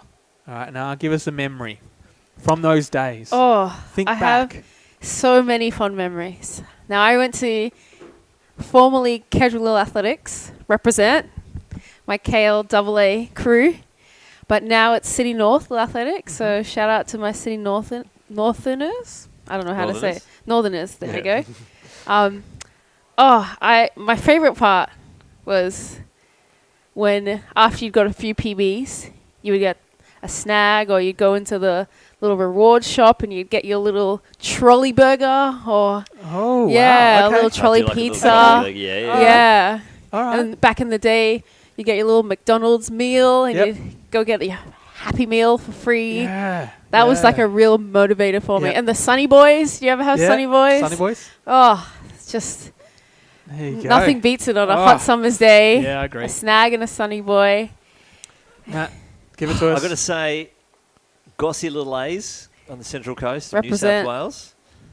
We've actually produced some fairly good athletes. They've come through. There was already a Gossy medal out there. It was when we got to the end of the night, it was the walk. No one really, they were already pretty tired. If you weren't great at the walk, but you still did it. And usually it was a bunch of us. We had our numbers sewn on.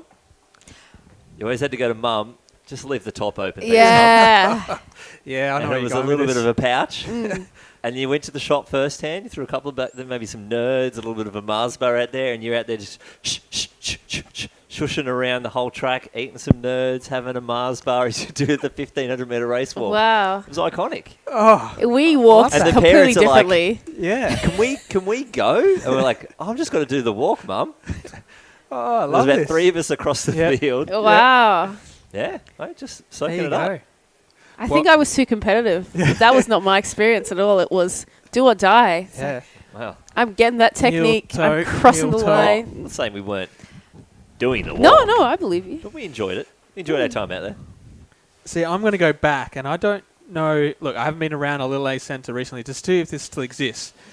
But back in my day, I'm going to go with that, is that when you finished an event, you got this little ticket. And there was different colour depending on what event it was, like a field event or whatever. And you got the event and the time that you got and all that sort of stuff, full list. And you got to go and stick them in your the book. book. Yep. You had a little book you got at the start of the yeah. season, Yeah. your little welcome pack, and you go and stick your tickets in the book, and then you'd be able to look back and you see all the events you did, the times you did, and that sort of stuff. Star sticker for a PB. Did you have that? No, we didn't have No, stars. just had this little... Literally, it was just this little ticket that had Yeah, your, we your had event. the tickets. You didn't We get still had the tickets? Yeah, we had. Well, when I did it, that was still a long time ago as well. You get your little tickets. If you did a PB, you get a star on it. If you got enough stars, that's when you would get the points. That's when you go to the shop. This sounds like an arcade. This is like Yeah, Time Zone. basically. It hadn't progressed that far. No, Wow. we were just getting tickets. We're just getting the tickets. And it's just, I just remember at the end of the day, you've done 4 or 5 events, you've got 4 or 5 tickets to go home and stick in your book. Yep. Wow. And your book had a little, like it had pictures of people running and all this stuff, but then there was a rectangle there. It was like, that's where you put your sticker. Yep. Yeah. You put your ticket right there. There you go. Yep. Those were the days. Oh, They were great days. Those were the days. it's iconic.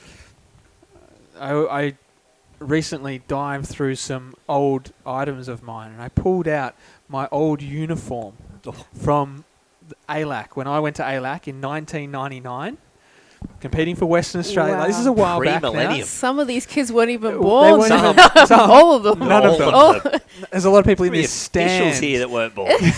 There's people in the stands that weren't born. So 1999, it was in Canberra. I pulled out my WA uniform, but in the uniform, so we were sponsored by a few different companies, and I pulled one shirt out and saw it. We were sponsored by Ansett, the airline. It doesn't exist anymore.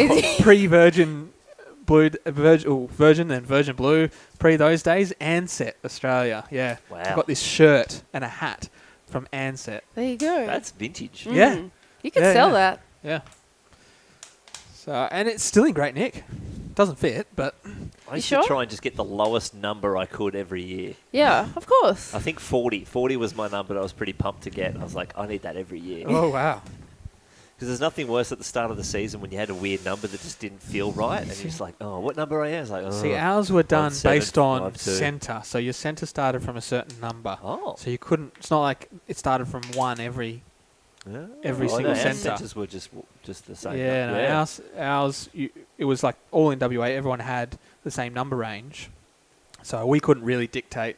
No one got one. Not in my centre.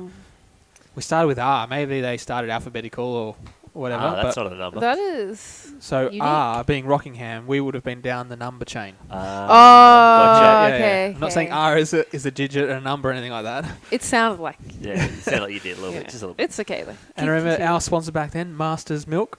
So that was the little patch that we'd have. A Masters Milk patch on one side, an age patch on the other side, and then our number. I don't even remember. I don't even know what Master's Milk is. I mean, obviously they make milk, but Masters Milk, the cows. Have you not seen? That's a WA thing. I think it's I don't just think a it's crossed the WA Nullarbor thing. yet.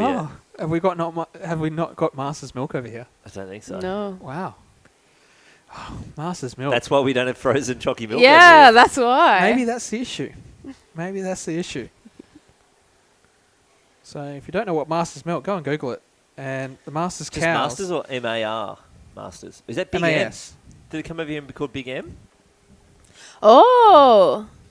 And then Yeah, they look familiar. There was all these different flavours, and there was a different coloured cow for green one? every one of the flavours, so they're mascots.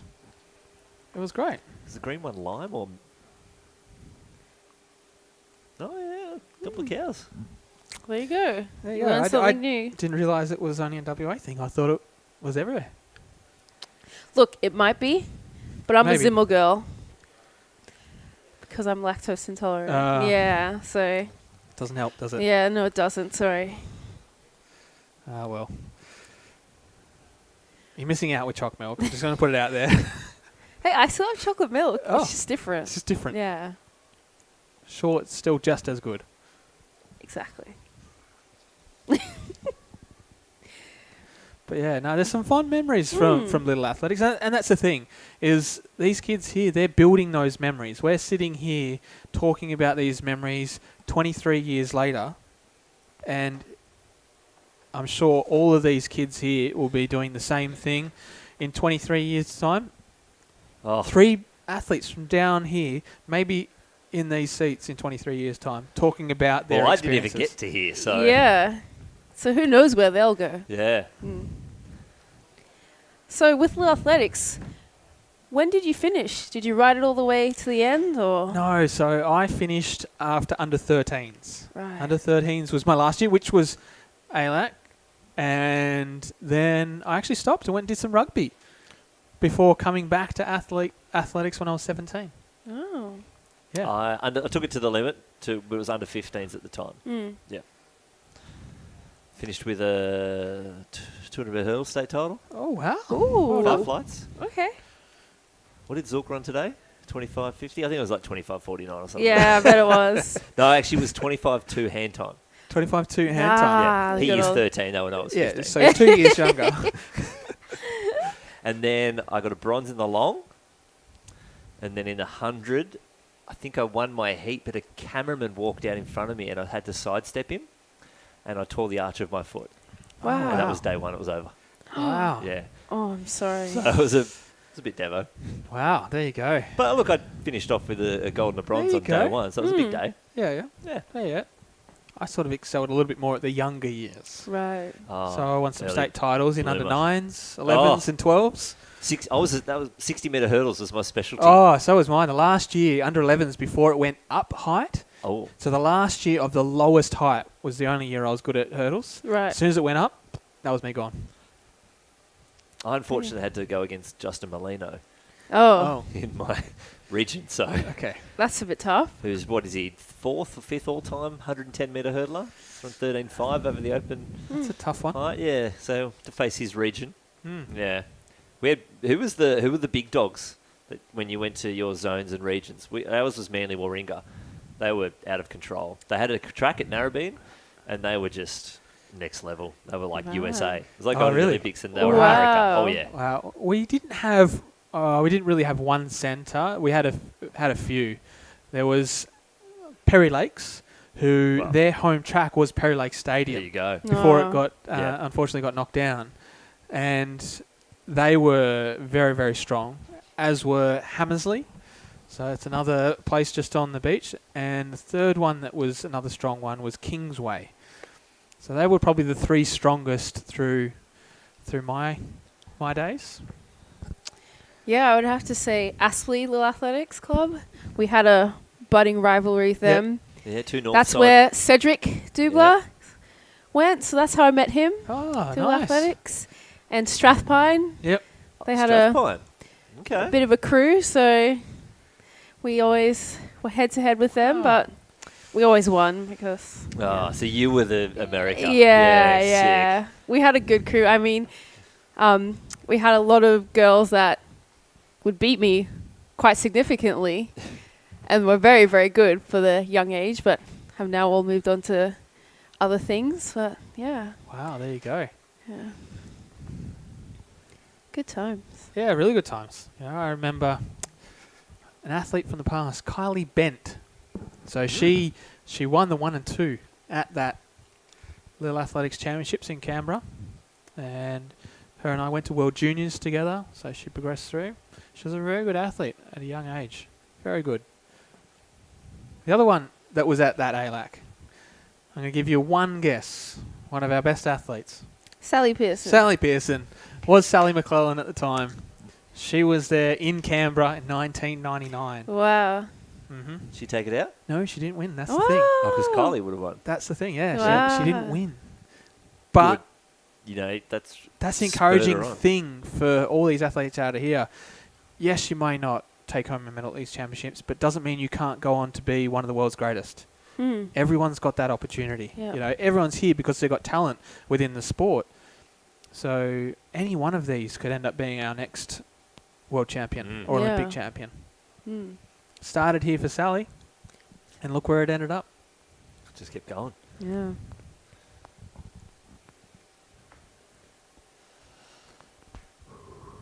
So would you say that was one of your fondest memories in Canberra? Oh, it's fantastic. It was an odd situation. So back in those days, we, coming from WA into Canberra, we didn't stay, like parents and that sort of stuff didn't come. We travelled as a team, and we didn't stay in a hotel. We actually got billeted out to families around Canberra. Oh. So the team was split up, and we were in groups of like 3 or 4, spread out through all these families in Canberra, and that's where we stayed. It was an interesting experience, you know, sitting at a dinner table. That is an experience. There was 4 of us that we slept in a converted garage that was converted into a bedroom. The 4 of us sleeping in there, and we had a great time. You know, in the end, there was me and 3 of my mates having fun. Yeah. Doing our thing, and it's odd sitting at a dinner table with a family you've just sort of met. Yeah. But at least, you know, you had your friends around you to enjoy it. So I don't think that happens anymore. But back in 99, you know, anything goes. back in those days. So that for me gave me an interesting experience. I think that was pretty cool. One of my fondest memories at Canberra, the AIS, is 2008 Pacific School Games. Oh. It was my first national team. Yep. Because I didn't make ALACs, so I had just scraped through at States. I was coming 4th. Last jump, bumped to 2nd. Off to nationals. Wow, there you go. I love it. Yeah. I love stories like that. And then I won. Oh. I won Pacific School Games with a record. With a record? Yeah. 5 meters 53. Wow. The age of 13. Boom. Then just shot to stardom Yeah. from there. And my rival Never from looked my back. athletics club, after that day, she quit. You ended her career. I ended her career unintentionally. Damn. So that was the start of my That long was the jumping start of career. your wow, there you go. Yeah. There you go. So Matt and I didn't meet at Little Athletics. We never competed against each other, unfortunately. No. Being from different states. But once we got to the junior ages, we came head to head a number of times. Quite a few times. Yeah. Who has the most records head to head? Head to head? Yeah. Myself. Easily, Ben. We can probably have a look. Oh. It'd be interesting to see what the head to head is. At the start, you definitely, when you turned up at the Australian Youth Championships in 2003, at the start of 2003, and you took out the 1 and 2. I don't think I even made the finals. Oh. But you were there. Well, it was in Sydney. It was local. Okay, let's have a look. So over the 100 metres, I don't know if they will even have results of us. No, they definitely don't have. Maybe the 200. I don't really want to have a look at the 400.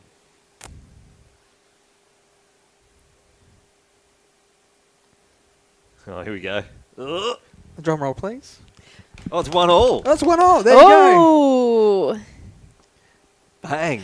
Oh. So what do we got? So that's weird that it doesn't have the one that we raced at the start of the year.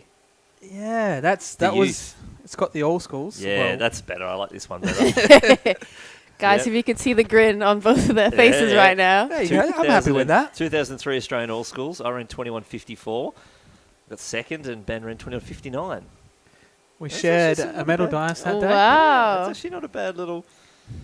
Some good little battles. Let's just have a look at the 400. It's probably going to be. My guess is 12-1. your way. Alrighty. I'm getting down there. 10-1. 10-1. I was close. That was a good guess. I was close. I knew it was one. Where was the one? Oh, it was Melbourne. I know the one. Right here? No. Actually, yeah, it was. It wasn't great. It was 5th and 6th. Yeah. Melbourne IAAF World Challenge 2013. Hey, it still counts. No, weren't our greatest races at all. It still They counts. weren't. There you go. They were close. There's a lot of Ben was first, I was third, then Ben was first, I was 8th, Ben first, 6th, 4th and 5th. That was not a bad one. Let's ignore the times that are so far apart. 2nd and 7th, 1st and 7th, 1st and 2nd. That was a nice one. That was Adelaide. That was a Yeah. nice one. 2nd and 5th, a little bit better there. 2nd and 6th, 5th and 6th. There we go. That was my one, and then 3rd and 6th. Yeah, nice. Yeah. The times are a little bit different between Only those places. marginally. Look, Marginally. 10-1. Hey, if you look at it as 100 time, it's great. For who? 10-1. No, as in Prefer you look at it ran. as a 110. We've even been on the same team. So we've raced relays together as well. And that's the thing. The journey started in Little Athletics. And it was a friendship that's built over time, and we competed as senior athletes together. And now we sit here together, talking on the stream, reminiscing. On good times. That's what athletics can provide. The possibilities are endless. So we're not too far away from our next track event. So please bear with us. Apologies if you've just tuned in and you've seen nothing, but I've just heard about our entire life history from the first athletics. How did you actually start? Start Little Athletics. Yeah. So I was in year 1 or 2, actually, Northmead Primary in Sydney. And it was a school carnival. And our school carnival, I love this idea. Our school carnival, we didn't have houses. What happened was that year we got put into countries and we represented that country on the day.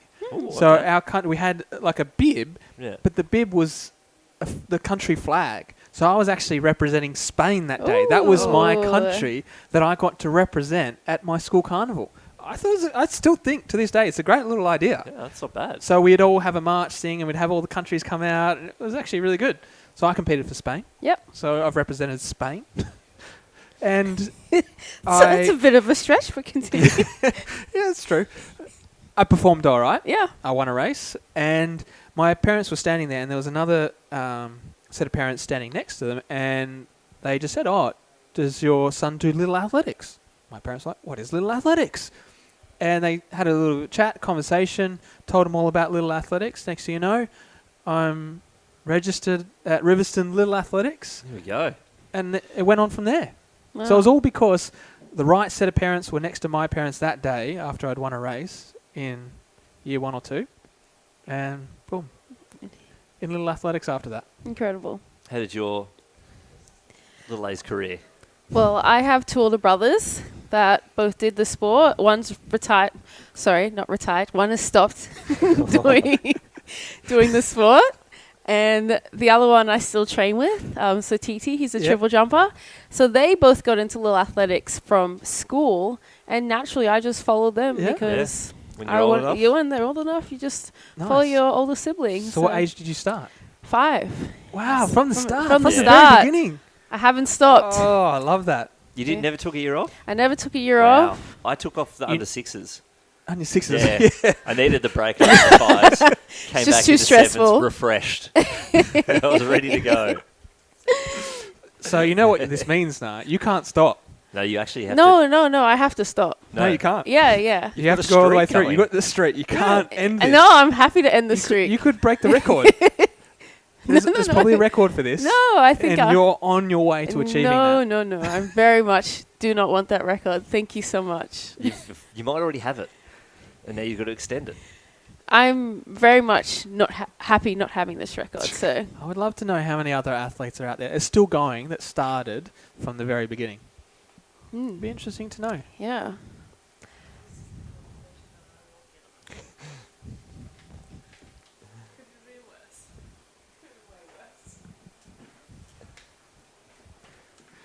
Now, we have seen some movement out on the track.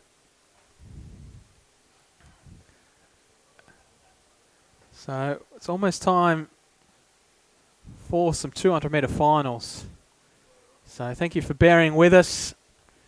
If you've just jumped back from the field stream, welcome.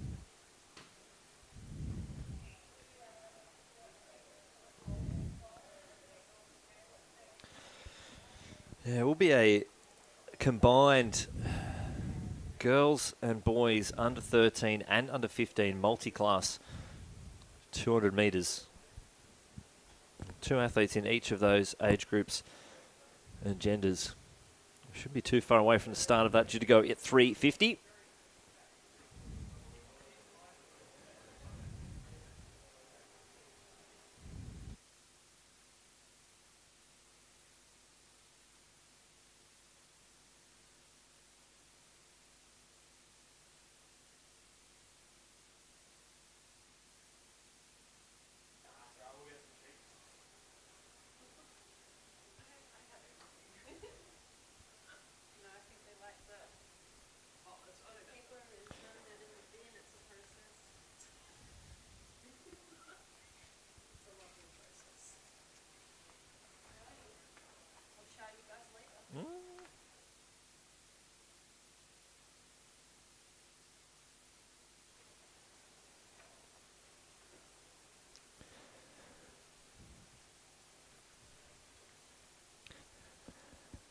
Well, the next event on the track will be a combined boys and girls under 13 and under 15 multi-class 200-metre final.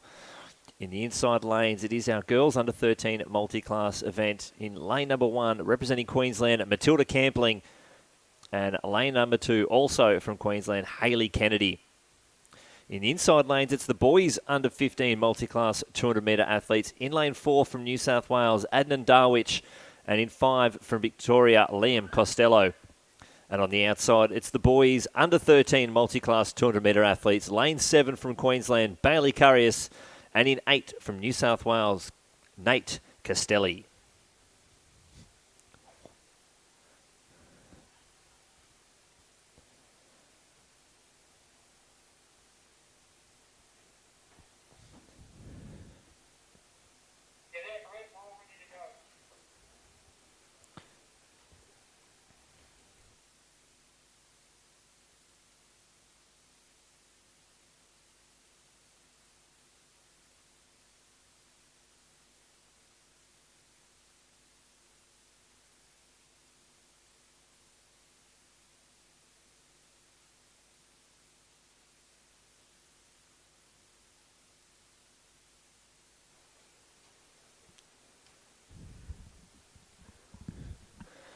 So away here in our combined boys and girls under 13 and under 15 multi-class 200 metres. Matilda Campling, Hayley Kennedy, Adnan Darwich, Liam Costello, Bailey Currius and Nate Castelli leading into the home straight. That's Bailey Currius from the under 13 multi-class 200 metres having a fantastic run.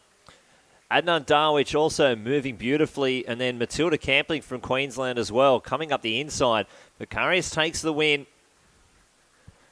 First across the line, Campling next. We go back to Adnan Darwich, Liam Costello flying. We have Hayley Kennedy at the top of the straight as well. We do have the New South Wales athlete, Nate Castelli.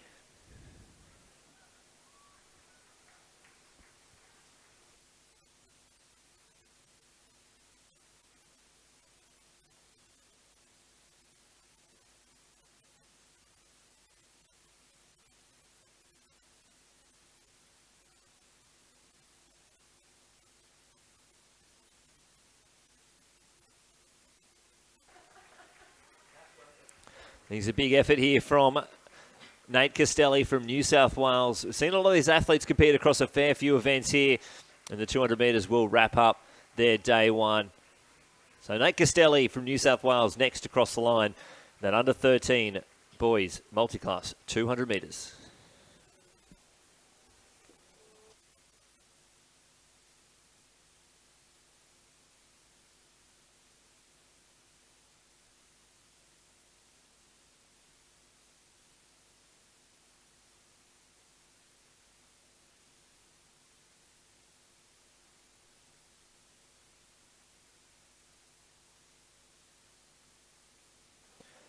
So the next event will be the under-13 200-metre final for girls, and then boys straight after that. 4 o'clock. So not too far away from that one. We'll head to the heptathlon for the girls. They'll run 3 of their timed finals, and then we finish off the day with the 4x100 metres. A beautiful way to finish off day 1 here for Coles Little Athletics Australia Championships.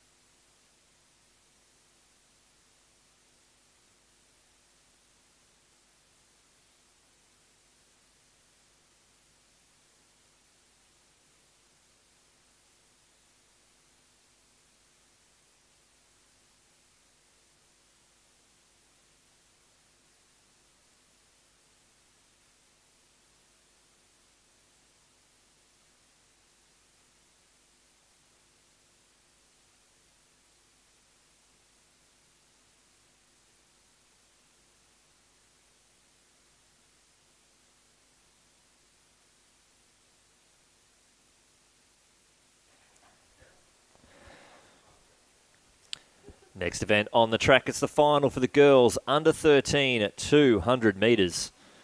Coming out of lane 1 from New South Wales, Indy Boa. In lane 2 from Queensland, Anna Wilkinson. In lane 3, representing Victoria, Ariella Sprague. In 4, from Queensland, Charlie Allen. In 5, representing South Australia, Aluka Rose Taylor. In 6, from New South Wales, Matilda Harrison. In lane 7, from Victoria, Laura Wong. And in lane 8, from Western Australia, Kate Philpott. The meet record, 25.23, set by Christy Edwards in 2013.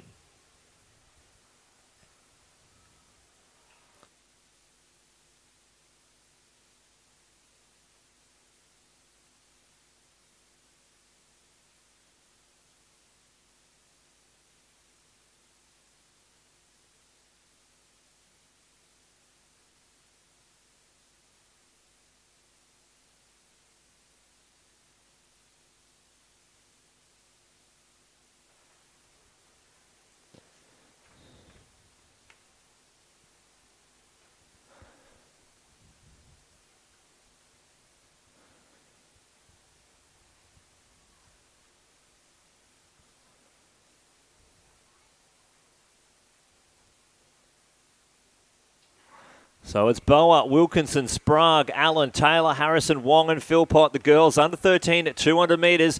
Fast starts on the outside. Taylor and Harrison having a great bend. Charlie Allen on the inside as well. But as they come into the home straight, it's the South Australian Aluka Rose Taylor with the lead. Ariella Sprague from Victoria going well and Harrison. But it's Taylor streaking away from the field. Sprague's going to hold off for second, and then Allen for third. 25.72, the unofficial winning time for your Australian champion, Aluka Rose Taylor.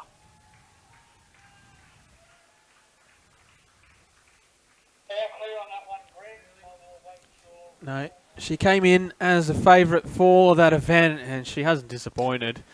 She's been dominant today, and she's a star of the future. She's grabbed herself 2 golds over the both half laps with hurdles and without hurdles. And I think we're going to see maybe the same thing happen in the boys' race in only a few minutes' time. And depending on what direction she wants to go once she gets older, it's good to see that she's got the speed, but also the hurdling ability as well. And maybe one day we might see her stretch out to the 400 hurdles. Ooh, well, the 200 hurdles here with 5 flights, it is the same.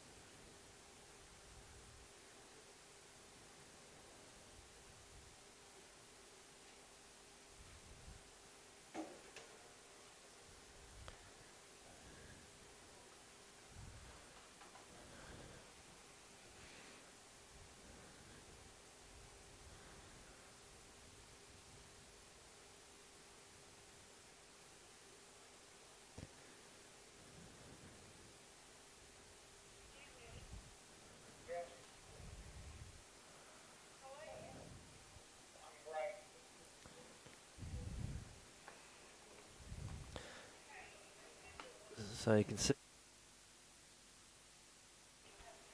on the screen, there's your start list for this 200-metre final for the boys under 13. We're not too far away from getting it underway. They're just setting up their blocks now. It's been a big day, and I'm sure we'll see a lot of these athletes go in the relay to end the program.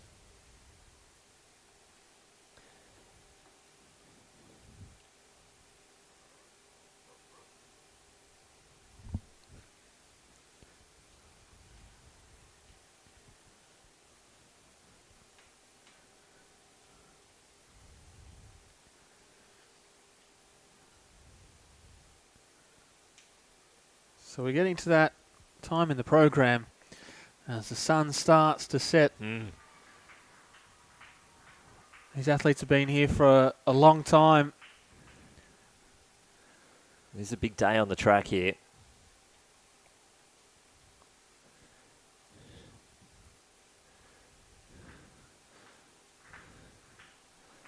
And as these 200 runners are just setting up, don't forget about that field, dedicated field stream There's a brilliant high jump competition underway at the moment. It's close. And they're in the final stages of the event too.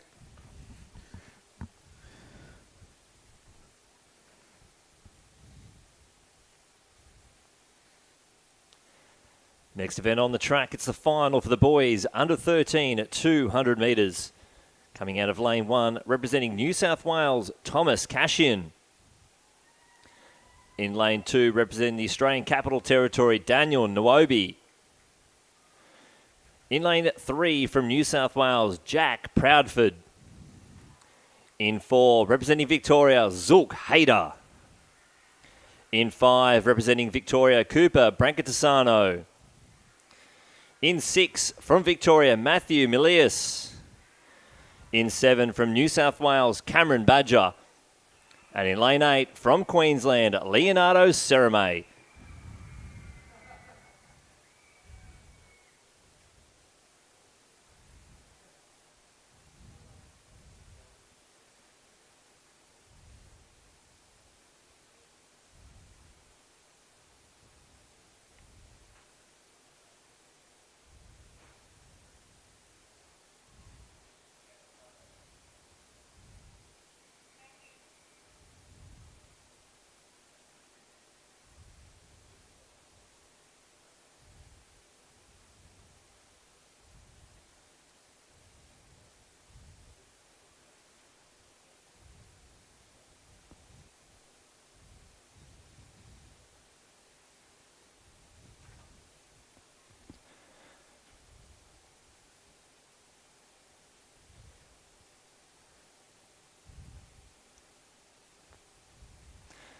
So under 13 200 final off and running. Cashin, Nwobi, Proudford, Hayder, Brancatisano, Milius, Badger and Serame. Milius having a fantastic bend, but here comes Hayder in the centre. Victorian streaking away from the field. Proudford having a fantastic run as well, but it's Hayder taking the win. Milius holding down second place. Brancatisano's trying to close the gap, but Hayder takes the win. And I think Victoria might have gone 1, 2, 3 there. Milius and Brancatisano, 24:38. The unofficial winning time there for Hayder. Very close between Proudford and Brancatisano for that bronze medal.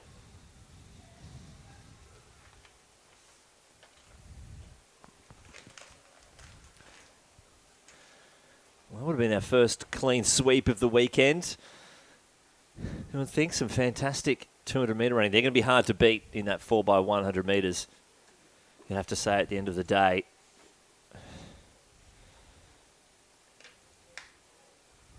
And yes, they are all in the 4x1.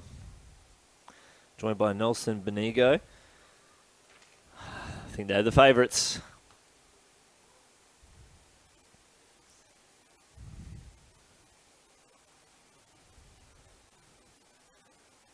It looks like Nas going to interview the entire final. Now I'm trackside with some of the boys that were in the 200 metre final. How was that for you guys? Oh, very challenging. Felt very challenged. 100%. Yeah, good. It was a very tough competition. Every boy ran really quick. I think it was one of the fastest 200 races in ALAC, probably. Well, yeah, it was very quick, and you guys have all been racing all day. How do you go recovering between all the competitions? You just stretch it out, roller, massage gun, anything helps. Yeah.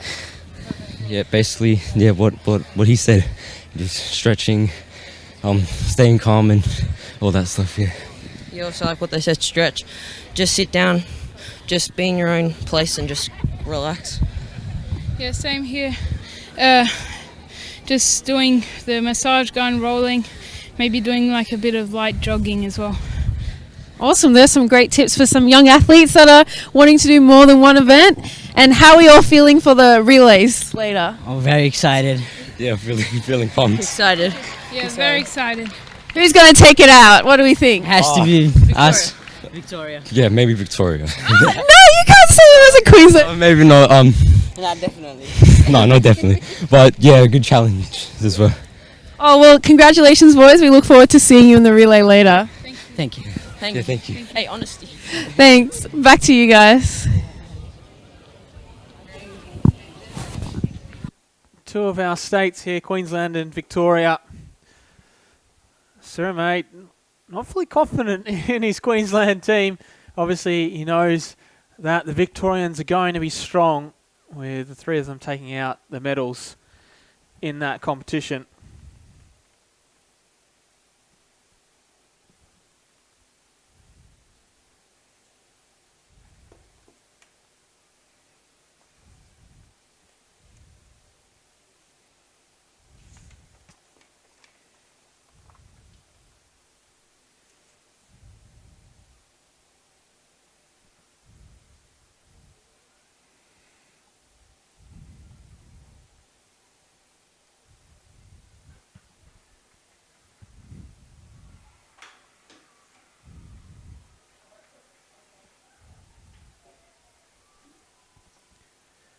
The next medal presentation at the 2022 Coles Australian Little Athletics Championships is for the girls under 13 javelin throw.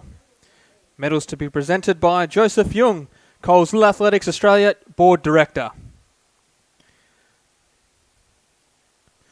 Winner of the bronze medal in a performance of 37.38 metres, representing Tasmania, Mars Kawar.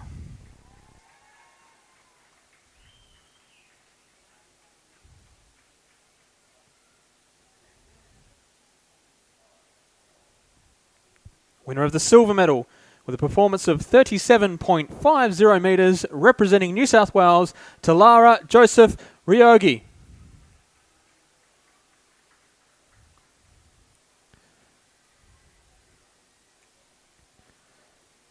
And winner of the gold medal with a performance of 39.17 metres, representing Western Australia, Zara O'Day.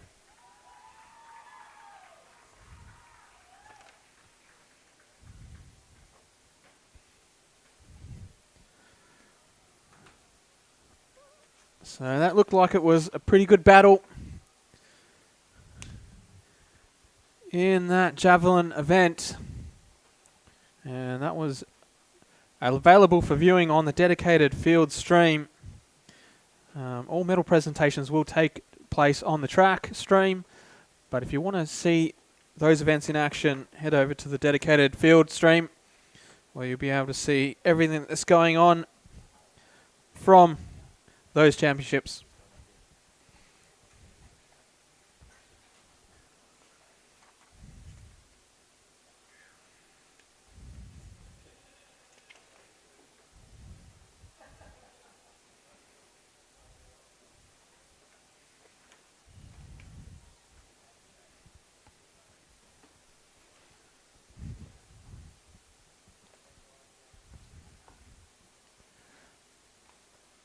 So Zara Day from the UWA Little Athletics Club, which for those playing at home is the old Perry Lakes Club. So Perry Lakes Club doesn't exist anymore. It's now the UWA Athletics Club, and they've moved over the road from the old stadium to McGillivray Oval, which is on the beautiful grounds that the uni does own. And she has some interesting favourite foods. One of them is bubble tea. Can't say I know much about bubble tea, but I've heard a lot about it. And it seems to be a bit of a craze at the moment. And her idol, Jackie Joyner-Kersey. That's a blast from the past. So those who aren't aware of Jackie's performances throughout her career, go and give her a Google. Jackie Joyner-Kersey.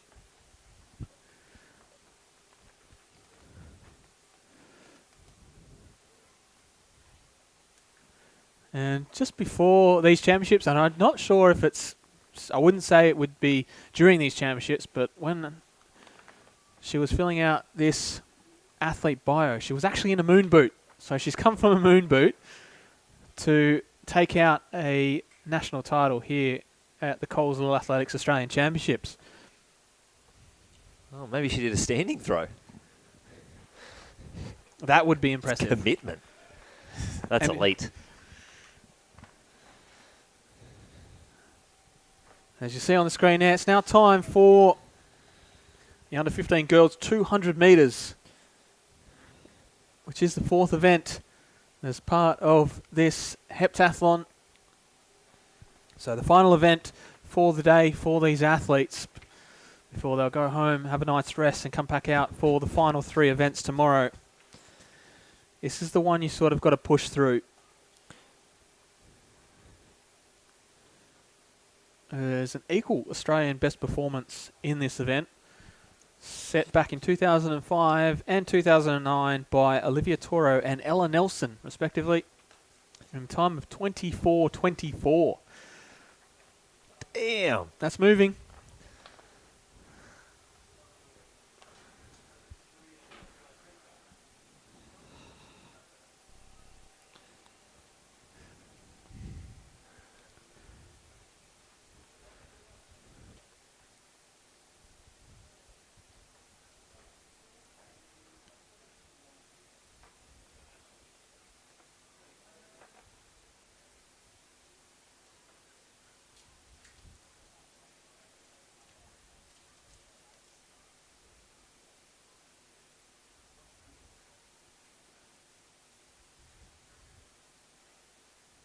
So underway here in the first of three heats in this under 15 girls, 200 metres. It's the fourth event of this heptathlon. So Verenson into Ross, Stewart, Ulmarans, Tar and Allen. And it is Tar that comes across into the straight in the lead. The Tasmanian Ross is trying to chase her down. But Isabella Tar, she's going to come down and take line honours here in this event. 26.75 on the clock. So some good points there for the Victorian. And Charlie Ross from Tasmania crosses in second. She'll also gain some valuable points towards this heptathlon event. This is the fourth and final event for these girls for today before they come back tomorrow and finish off their final three events. Yeah, Bella Tar from Geelong Little Athletics Club. The idol loves a bit of Kelsey Lee Barber. And why wouldn't you? Reigning world champ. Olympic medalist.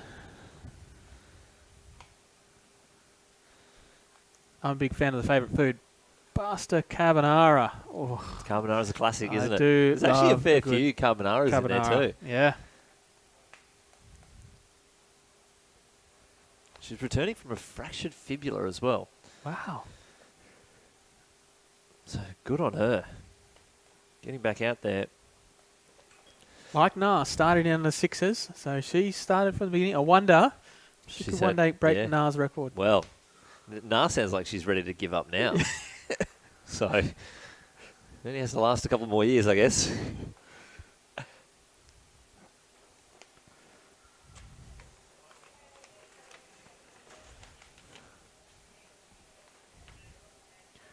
So there's your start list for Heat 2 of this under 15 girls 200 metres. So Almeida from New South Wales in 2, Williams, Queensland in 3, Boss from West Australia in 4, Hamilton from the ACT in 5, Wing from Tasmania in 6, Rogers from South Australia in 7, and Jones on the outside in 8 from Victoria. Now, we started with a real flurry from Tasmania earlier this morning, but I'd say as the day's gone on, it's sort of evened itself out. I don't think there's one state that's sort of really dominating these championships so far. So at the end of the championships, the total points will be an interesting little competition, I'd say. A lot of time it's not always about who the winners are. Well, looking it's at where those places are, where the other athletes come. After 11 events in the under 13s, there's 9 points between first and third. It's pretty tight. That is very tight. Yeah.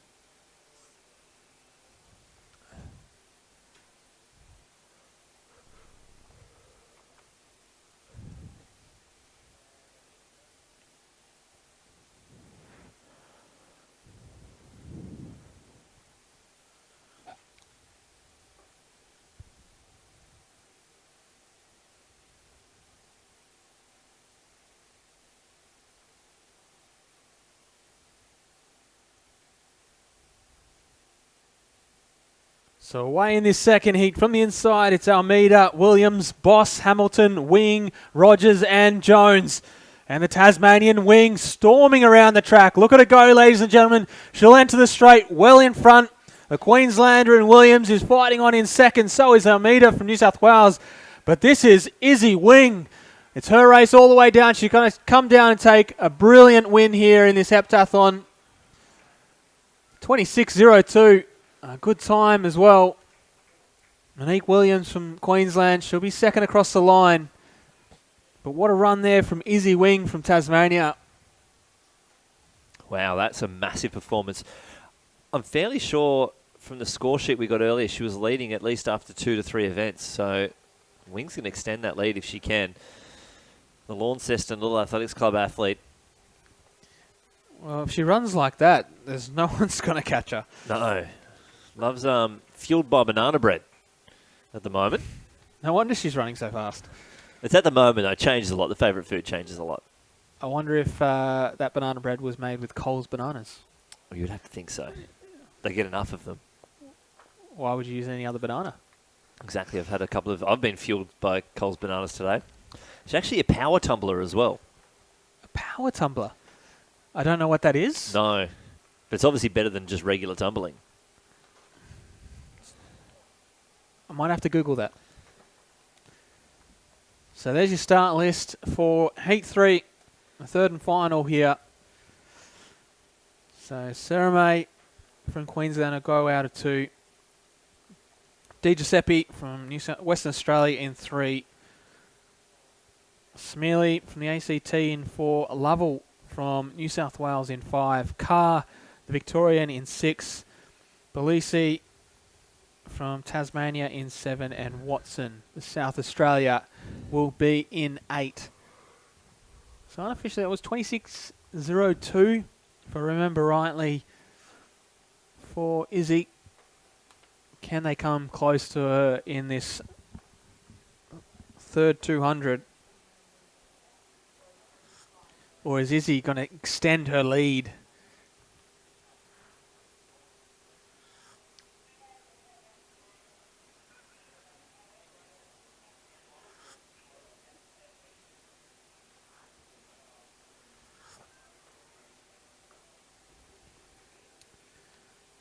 I don't know about you, Matt, but I always found the start line of a 200 the most nerve-wracking to deal with, because typically a 200 was run in the afternoon. It was one of the last events of the day, just the way programs usually work. So it's the afternoon, the setting sun, it's been a long day, you're on the other side of the track to the crowd. So you're looking back and you sort of don't have anyone. It's a little bit more quiet over there as opposed to the 100 or 400 it can feel or 800 daunting. Starts. It is. It's a tough one. When you stand there, you do see just how big the stadium is. And you know, wow, like I've got a long way to go. I've got to run all the way over there. Yeah. Oh. And you look at the crowd and you're like, oh, geez, everyone's here. Mum, dad, uncles, aunties, cats, dogs, the works. Yeah, you can put, like, the 100 metres, you can put your tunnel vision on. You're just straight down the line. Yep. Yep. But in order to look at the finish line from the 200 mark, you've got to look at the stadium. Yeah. And the crowd. There's no other way around it. And just setting up your blocks at that point, especially on a hot summer's day, the memories of that. Especially here where the way the sun sets, you're almost looking directly into the sun. And I've done a couple of falls down here where you roll down the back straight, squinting.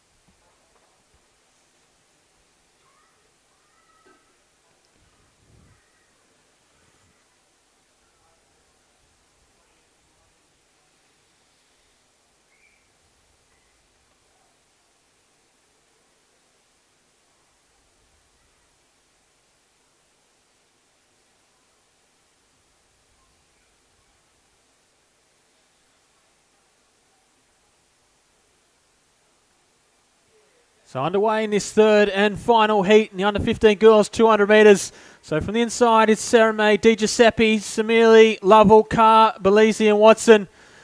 As they come around the bend into the straight, it's fairly even. A Tasmanian on the outside and Belize is probably leading. The West Australian Di Giuseppe starts to move up to the shoulder. She goes past Belize and Di Giuseppe is going to come down here and take line honours. Closely followed by Belize from Tasmania and the Victorian in Carr.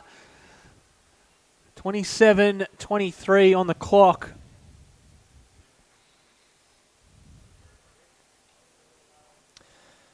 Rihanna Di Giuseppe from Bunbury Little Athletics Club. Rounding out our multi-events. And she's a big fan of Katarina Johnson-Thompson. She's not a bad athlete to have in your idols section. She loves doing a few events. She likes to wakeboard and kneeboard as well. Bunbury is down south of... It's down south, Yeah. 2 hours south of Perth. And this is a little known fact that not many people are aware of, but there's actually a track down in Bunbury. Oh. And it's Mondo. What? That's unbelievable. So last time I was down there, I believe it's still the same Mondo track. Yeah. Beautiful little facility down there. Hey, Athletics WA. Or West, sorry. What are they doing hiding down there? Put a little meat down there. I think it would go nicely.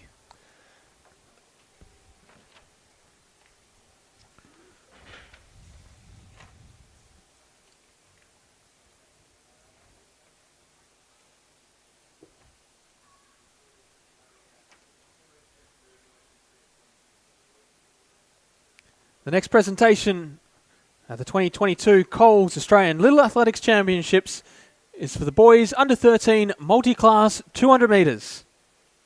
Medals to be presented by Joseph Young from Coles Little Athletics Australia Board Director. Winner of the silver medal with a performance of 1 minute 25.53 and a percentage of 27.49%, representing New South Wales, Nate Castelli.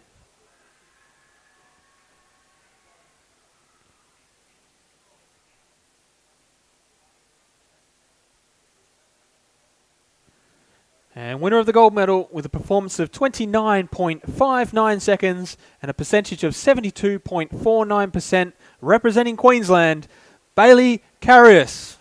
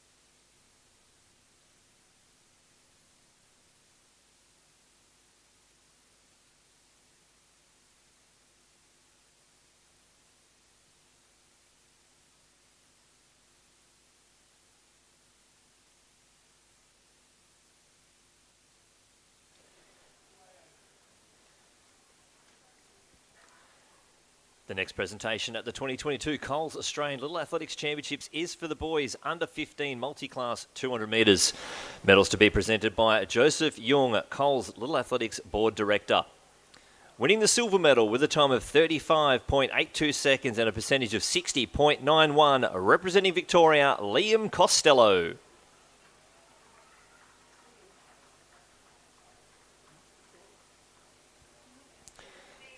And taking up the gold medal with a time of 34.98 seconds and a percentage of 61.32, representing New South Wales, Adnan Darwich.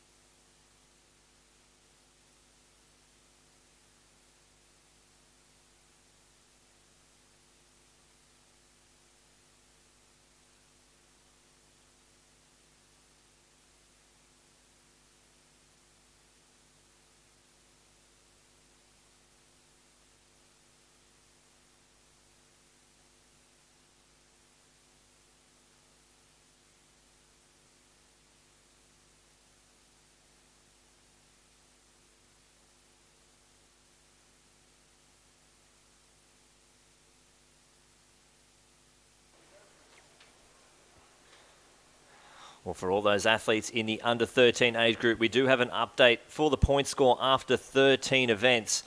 Sitting in 7th place on 90 points, it's the Australian Capital Territory. In 6th place on 130 points, Tasmania. In 5th place on 163 points, Western Australia. In 4th place on 174 points, South Australia. We get to the top 3 states and territories. In 3rd place on 256 points, Queensland.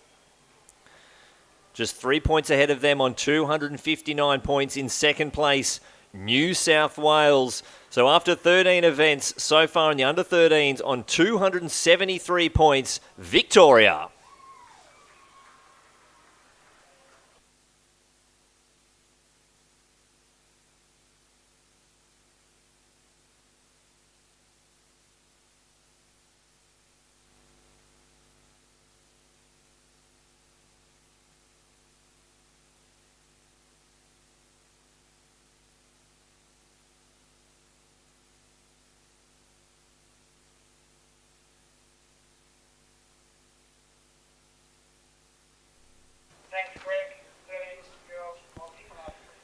The next presentation at the 2022 Coles Australian Little Athletics Championships is for the girls under 13 multi-class 200 metres.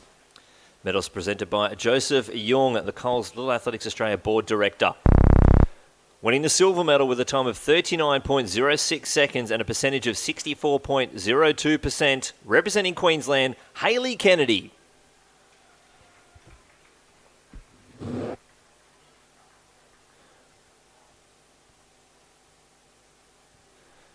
And taking out the gold medal with a time of 33.45 seconds and a percentage of 73.03%, also representing Queensland, Matilda Campling.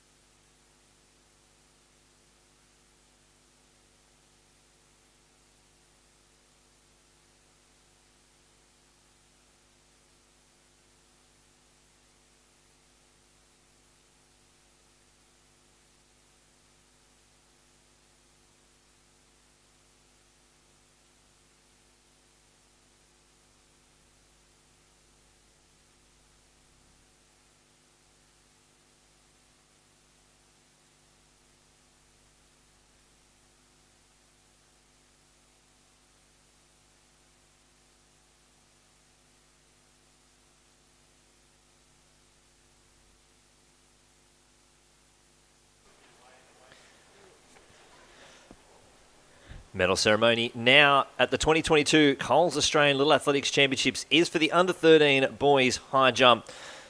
Medals to be presented by Joseph Young, Athletics Australia Board Director. With an equal silver medal, both a performance of 1 metre 65, representing Victoria, Harrison Dolman, and representing Queensland, Xavier Blair.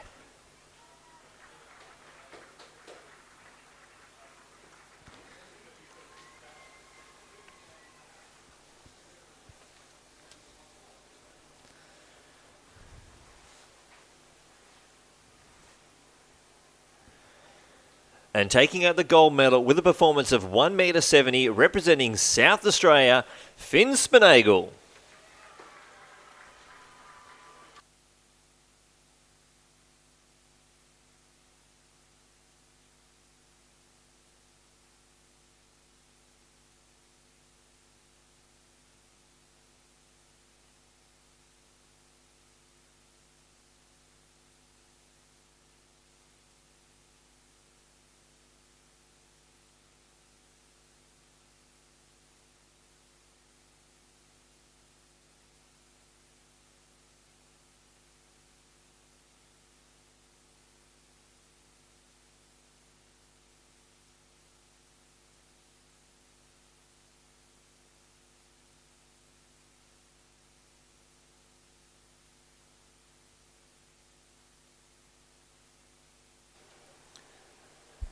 As our high jump boys get their medals, we're not too far away from the last two events for day one here. Coles Australian Little Athletics Championships. The 4x1s, under 13 girls will take us off. And then the under 13 boys will close the program. We'll get through those 200 metre under 13 medals as well. Basically, every one of those athletes will be in the 4x100 metres. So instead of making them wait around for their medals, they've let them go and do their warm-ups before the last two events of the day. So there'll be a couple of medal ceremonies to close out the program.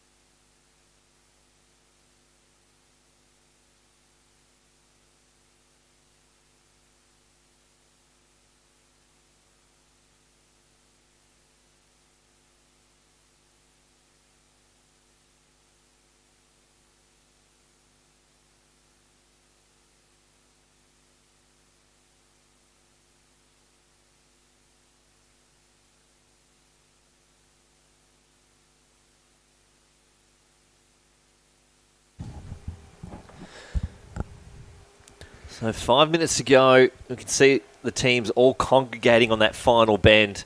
Must be exciting to be able to run that third leg, I think, today in that 4x1. Oh, it's the glory leg almost. Usually it's the final one, the fourth leg. But I reckon the third leg, just running past all of your teammates, it's going to be a loud 100 metres.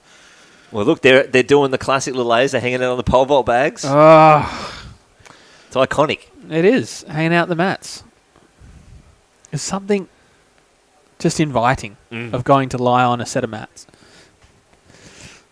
But the athletes in this first relay just making their way out to each of the changes. And this is the one opportunity where these athletes actually get to compete as a team in athletics. And, you know, well, was it the number one reason for doing it was hanging out with your mates, and this is that opportunity. Yeah. Doesn't happen often. It doesn't. You know, in the end, within Little Athletics, obviously at Clubland, there's only really one opportunity to run relays at the Relay Champs. Each state holds one of those, and it's only really, it's over one weekend. That's it. Yeah. It's the only exposure to relays that a lot of these athletes get, but they get to come here and compete as a team with, obviously, athletes. Some athletes they may have only just met, new friends, but they'll do it as a team. And this country has had a lot of success in the relay events. I think it's that team spirit that Australia really has that helps us to perform on the big stage.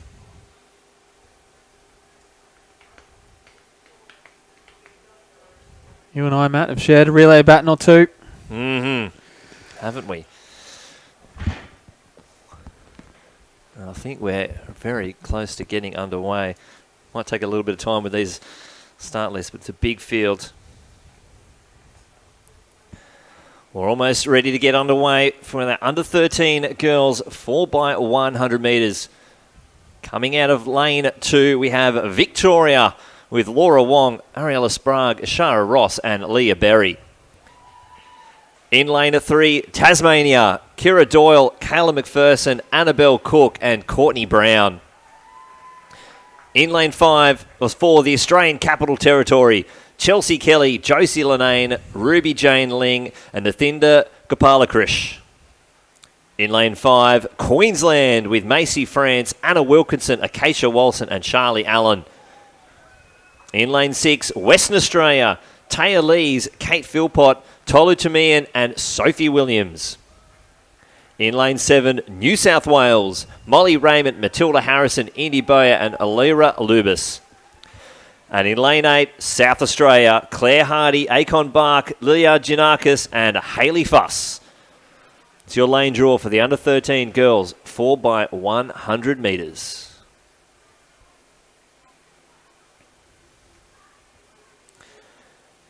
Interesting, we won't see Taylor, the South Australian, the winner of the 200 out there. Obviously a very close turnaround. Yeah, it's a busy program. Up a bit tight, understandably. Yeah, and she'll probably have some events tomorrow.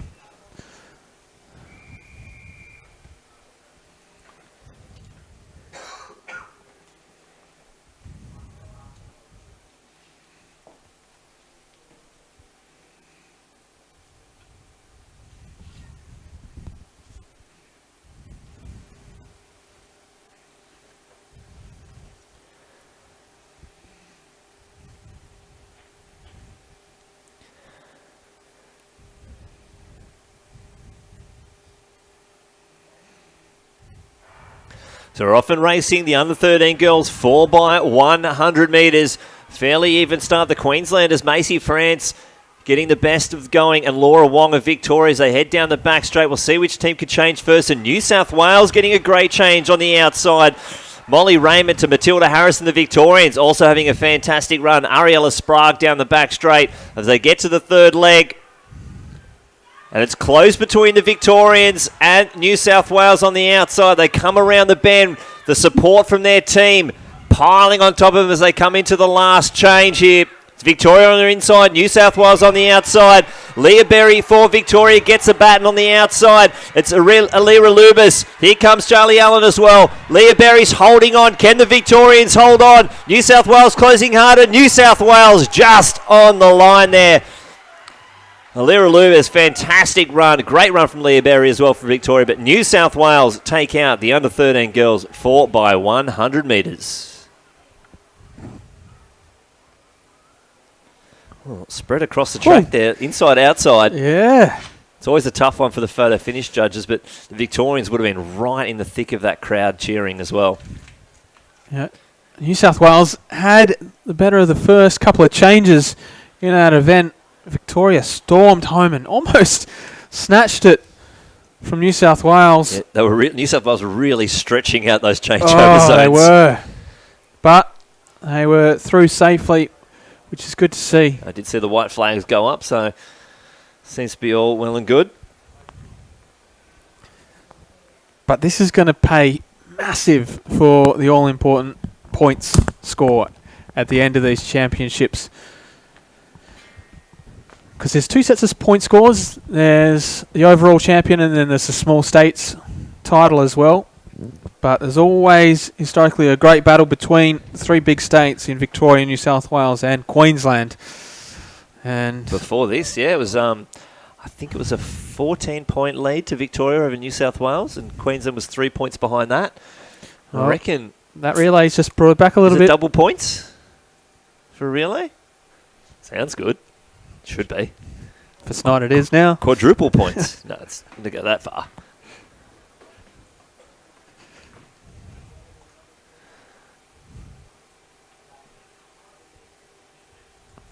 But as always, relays throwing up all sorts of excitement. And there's your results there. 50.35 for New South Wales. 50.48 for Victoria. So close there. And Queensland third with 51.05. Just edging out Western Australia for that bronze medal.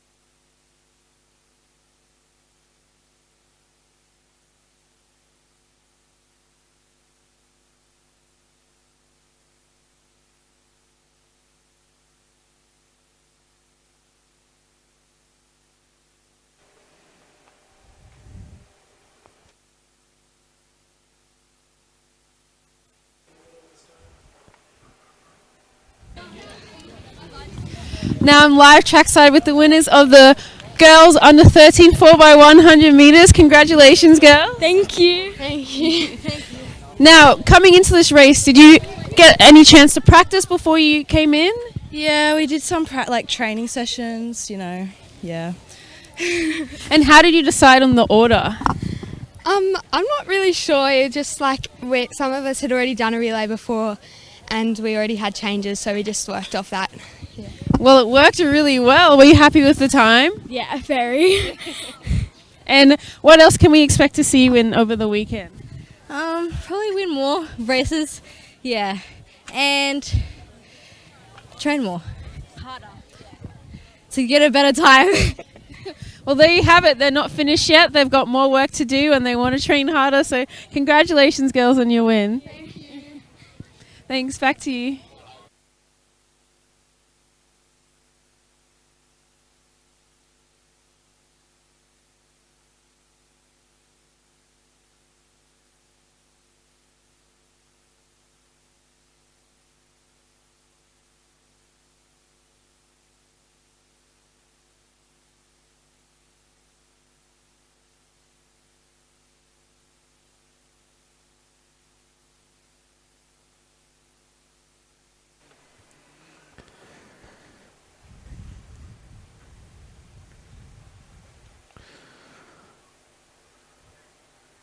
So we now come to the final event here for today's program.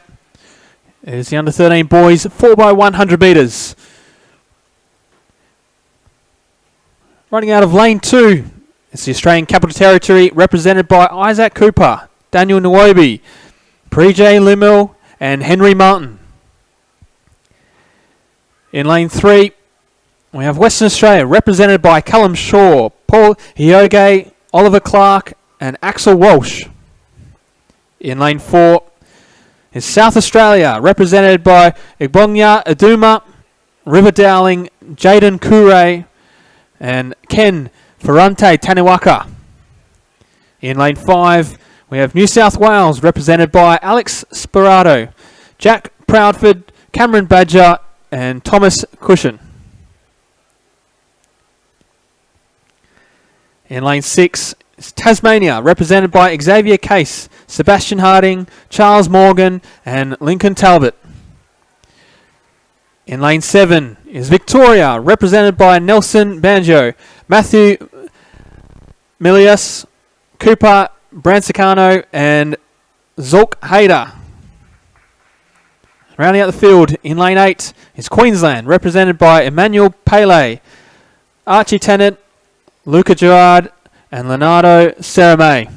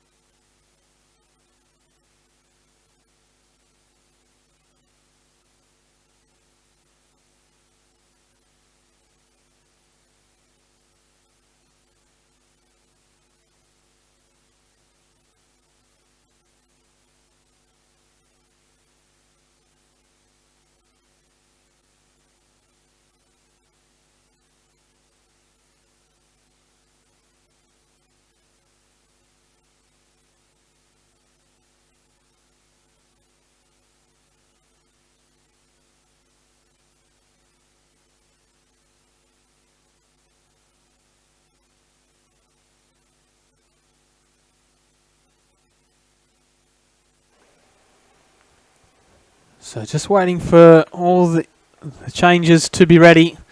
The athletes lined out on the track before we get underway. And again, it's a nervous start before the final event of the evening.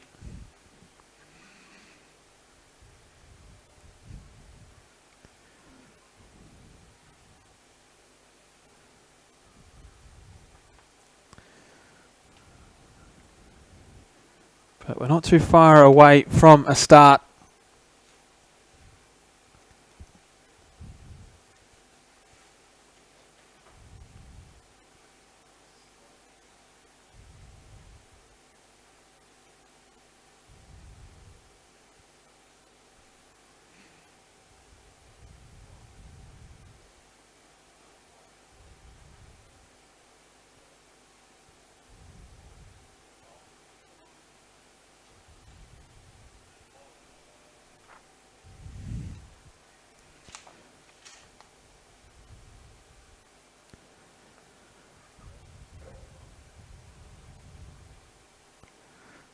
I think I'm just as nervous as the athletes out there on the track.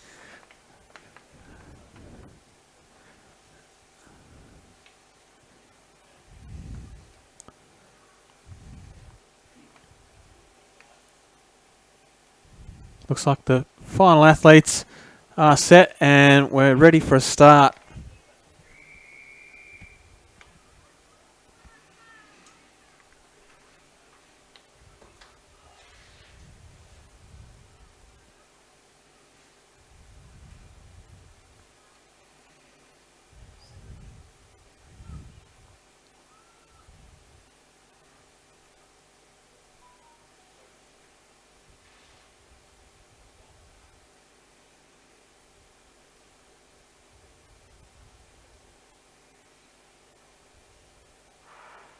So we're off and running in the final event of the evening. And a good start there from Pele from Victoria as he storms around the bend. He'll hand over in the lead. The Victorians as they go down the back straight. South Australia fighting on nicely with Proudfoot and Dowling. But it's still the Victorians out in front. So Brassicano, he'll get the baton in the lead, followed by the Queenslanders. It's neck and neck, so it's Gerard from Queensland, but still the Victorians out in front. And they're going to hand over to Hayter. Watch the clock. This is going to be fast from the Victorians. I don't think anyone's going to catch them. New South Wales is fighting on for second with Queensland and also South Australia starting to come through strongly. But this is all too good for Victoria here. They'll take the win. It's going to be close on the line. Looks like Queensland might have just got it. Sarah May storming home for the Queenslanders to take second. But Hayter, the Victorian, he had a big lead and he extended it out. And it'll be top points for the Victorians. Oh, I like the Victorians needed any more points. Whoa. They were going to be tough to beat. They went 1, 2, 3 in that 200 metres and that all those athletes backed up. But what a start from the Victorians. And a huge finish there from the Queenslanders just to get over the top. That'll be crucial for them to try and close the gap back to New South Wales. 47.04. The official winning time for that Victorian team.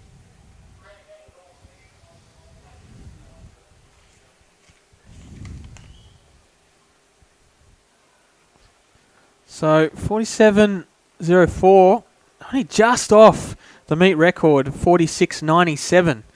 Set back in 2017 by New South Wales.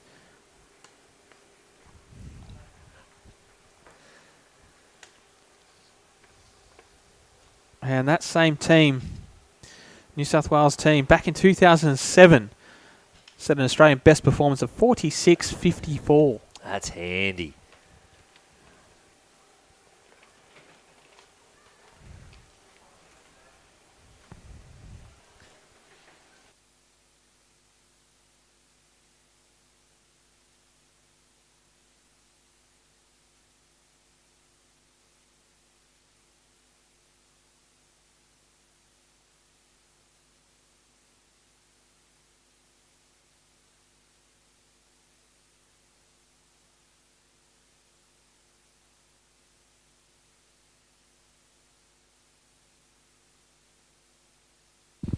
Now I'm live trackside with the winners of the boys under 13 4x100 meter relay. Congratulations, guys! The three of you I spoke to after 200, you said you were going to get it done, and you got the job done. Congrats! Thank you. Now talk me through the prep leading into your relay. What did you guys do? We've been practicing for the past few weeks, just trying to get it perfect, and it paid off. Yeah, it really did. So you guys met up every week and did some practice? Yeah, just like continuously like training on like the path service for the relay to make them perfect or the best we could.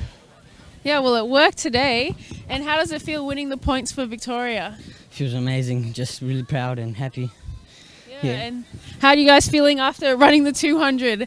Got lots of energy left? Yeah, I think the adrenaline kept us going, and I think we couldn't have run much better, even if we're a little bit tired. No, well, you guys did amazing, and congratulations to you all.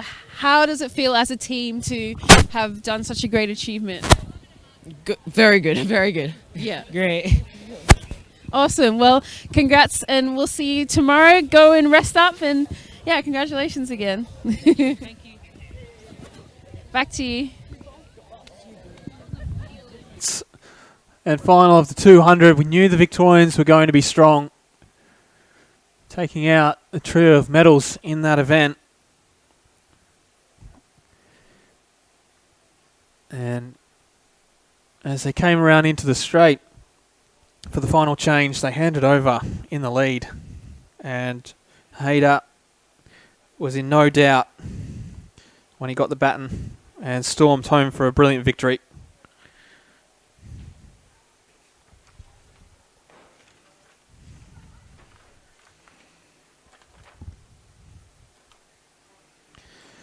The next presentation of the 2022 Coles Australian Little Athletics Championships is for the under 13 girls 200 metres. Medals to be presented by Colin Sagoda, Coles Little Athletics Australia Board Director. Winner of the bronze medal in a performance of 26.32, representing Queensland, Charlie Allen.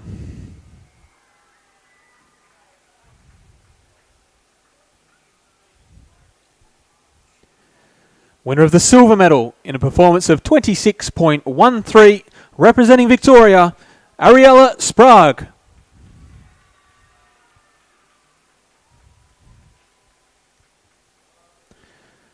And winner of the gold medal in a performance of 25.67 from South Australia, Iluka Rose Taylor.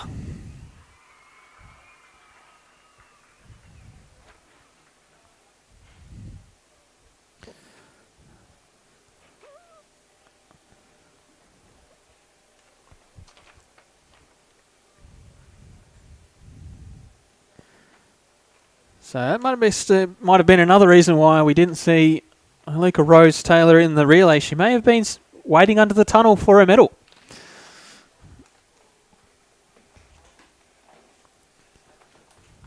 But she's been up on the medal dais on the top a couple of times already in these championships, and we'll have to wait and see tomorrow to see if she'll be back up there again. I'm sure we'll see her on the track.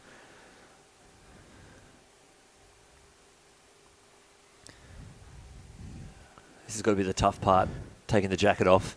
It's definitely chilly out there. They're not really, barely in the sun. It's going to be, it's crisp. Once the sun goes down, it really does start to chill up a bit. Oh.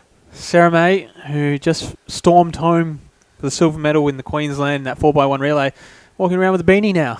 Well, he's a Queenslander.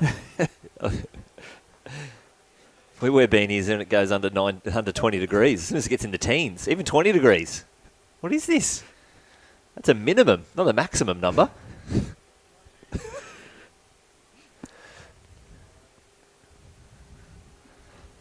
So we still have a few medal presentations left to go, but it does conclude the events here today. So we will stay on till the end of the medal presentations. But if you have been joining us today,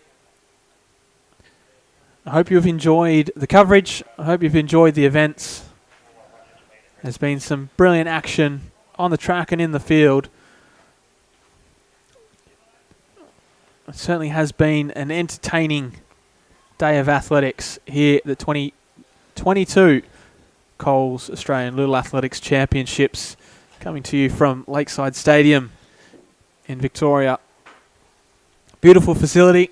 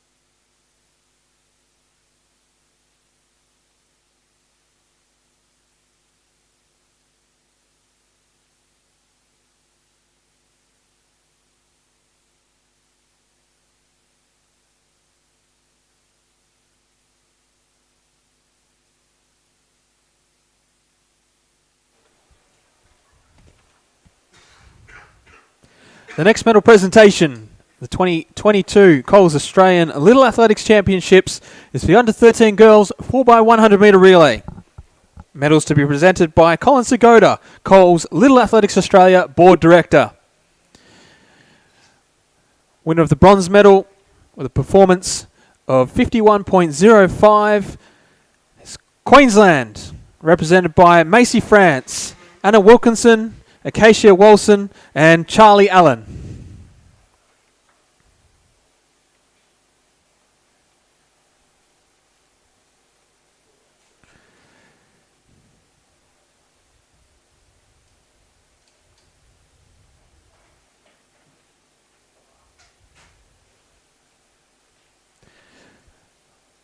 Winners of the silver medal in a performance of 50.48. Victoria, represented by Laura Wong, Ariella Sprague, Aisha Ross and Leah Berry.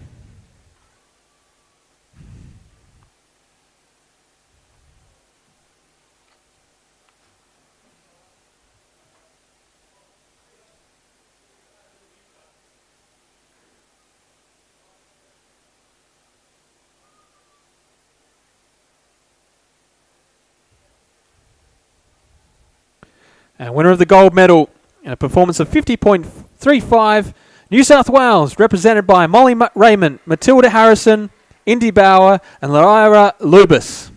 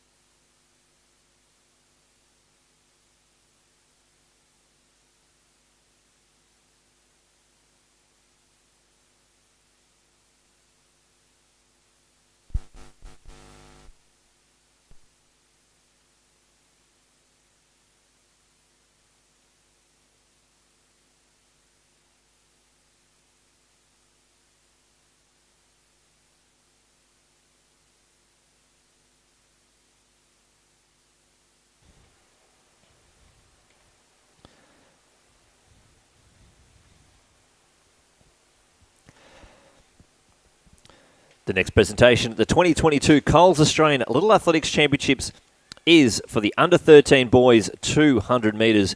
Medals will be presented by Colin Segota, Coles Little Athletics Australia Board Director.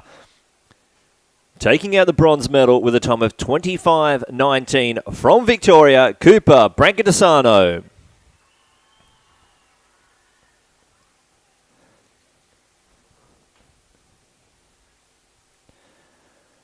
Winning the silver medal with a time of 24.88 seconds, also Victoria, Matthew Milius.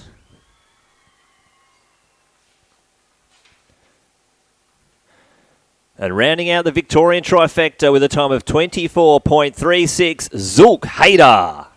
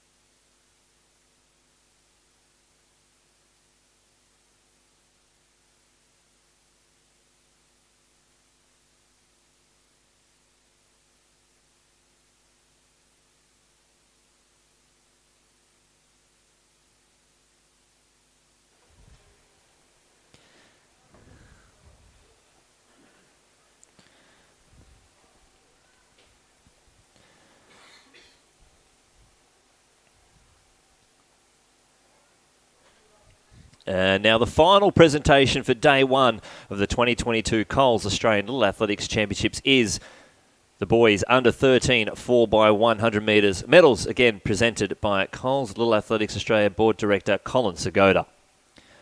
Taking out the bronze medal with a time of 49.24 seconds, New South Wales, represented by Alex Spadaro, Jack Proudford, Cameron Badger and Thomas Cashin.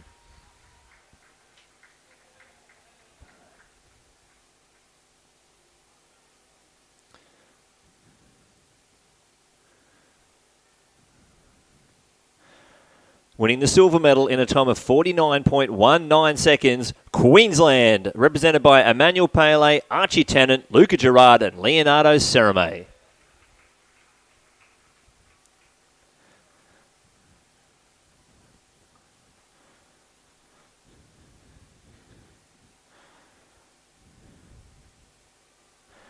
And taking out the gold medal in a time of 47.04 seconds, your Australian champions, Victoria, represented by Nelson Benigo, Matthew Malias, Cooper Brancatisano, and Zulk Hayder.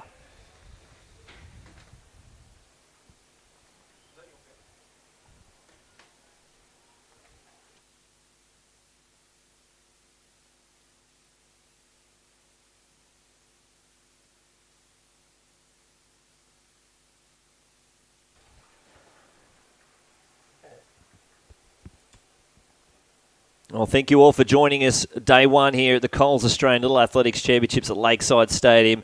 We'll be back again tomorrow morning, first event from 9:15. Well, have a good evening, and we'll see you tomorrow morning.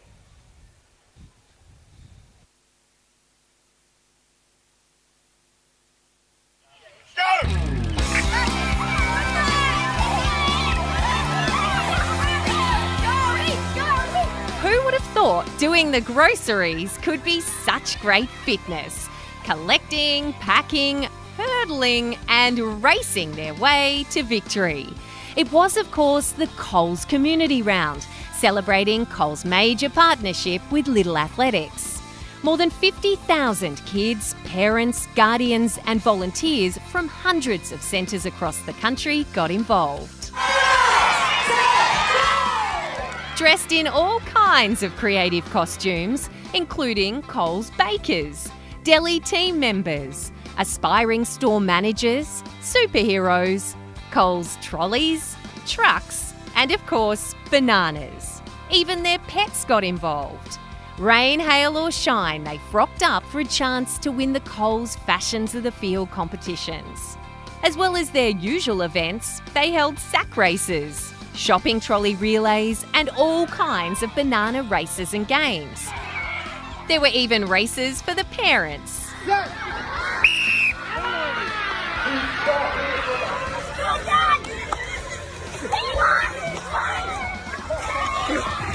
The mums and dads also dressed up. Around 50 centres received visits from Australia's high-performance athletes, both able-bodied and para-athletes, and including world champion Sally Pearson. And I believe, Sally, you have a special item.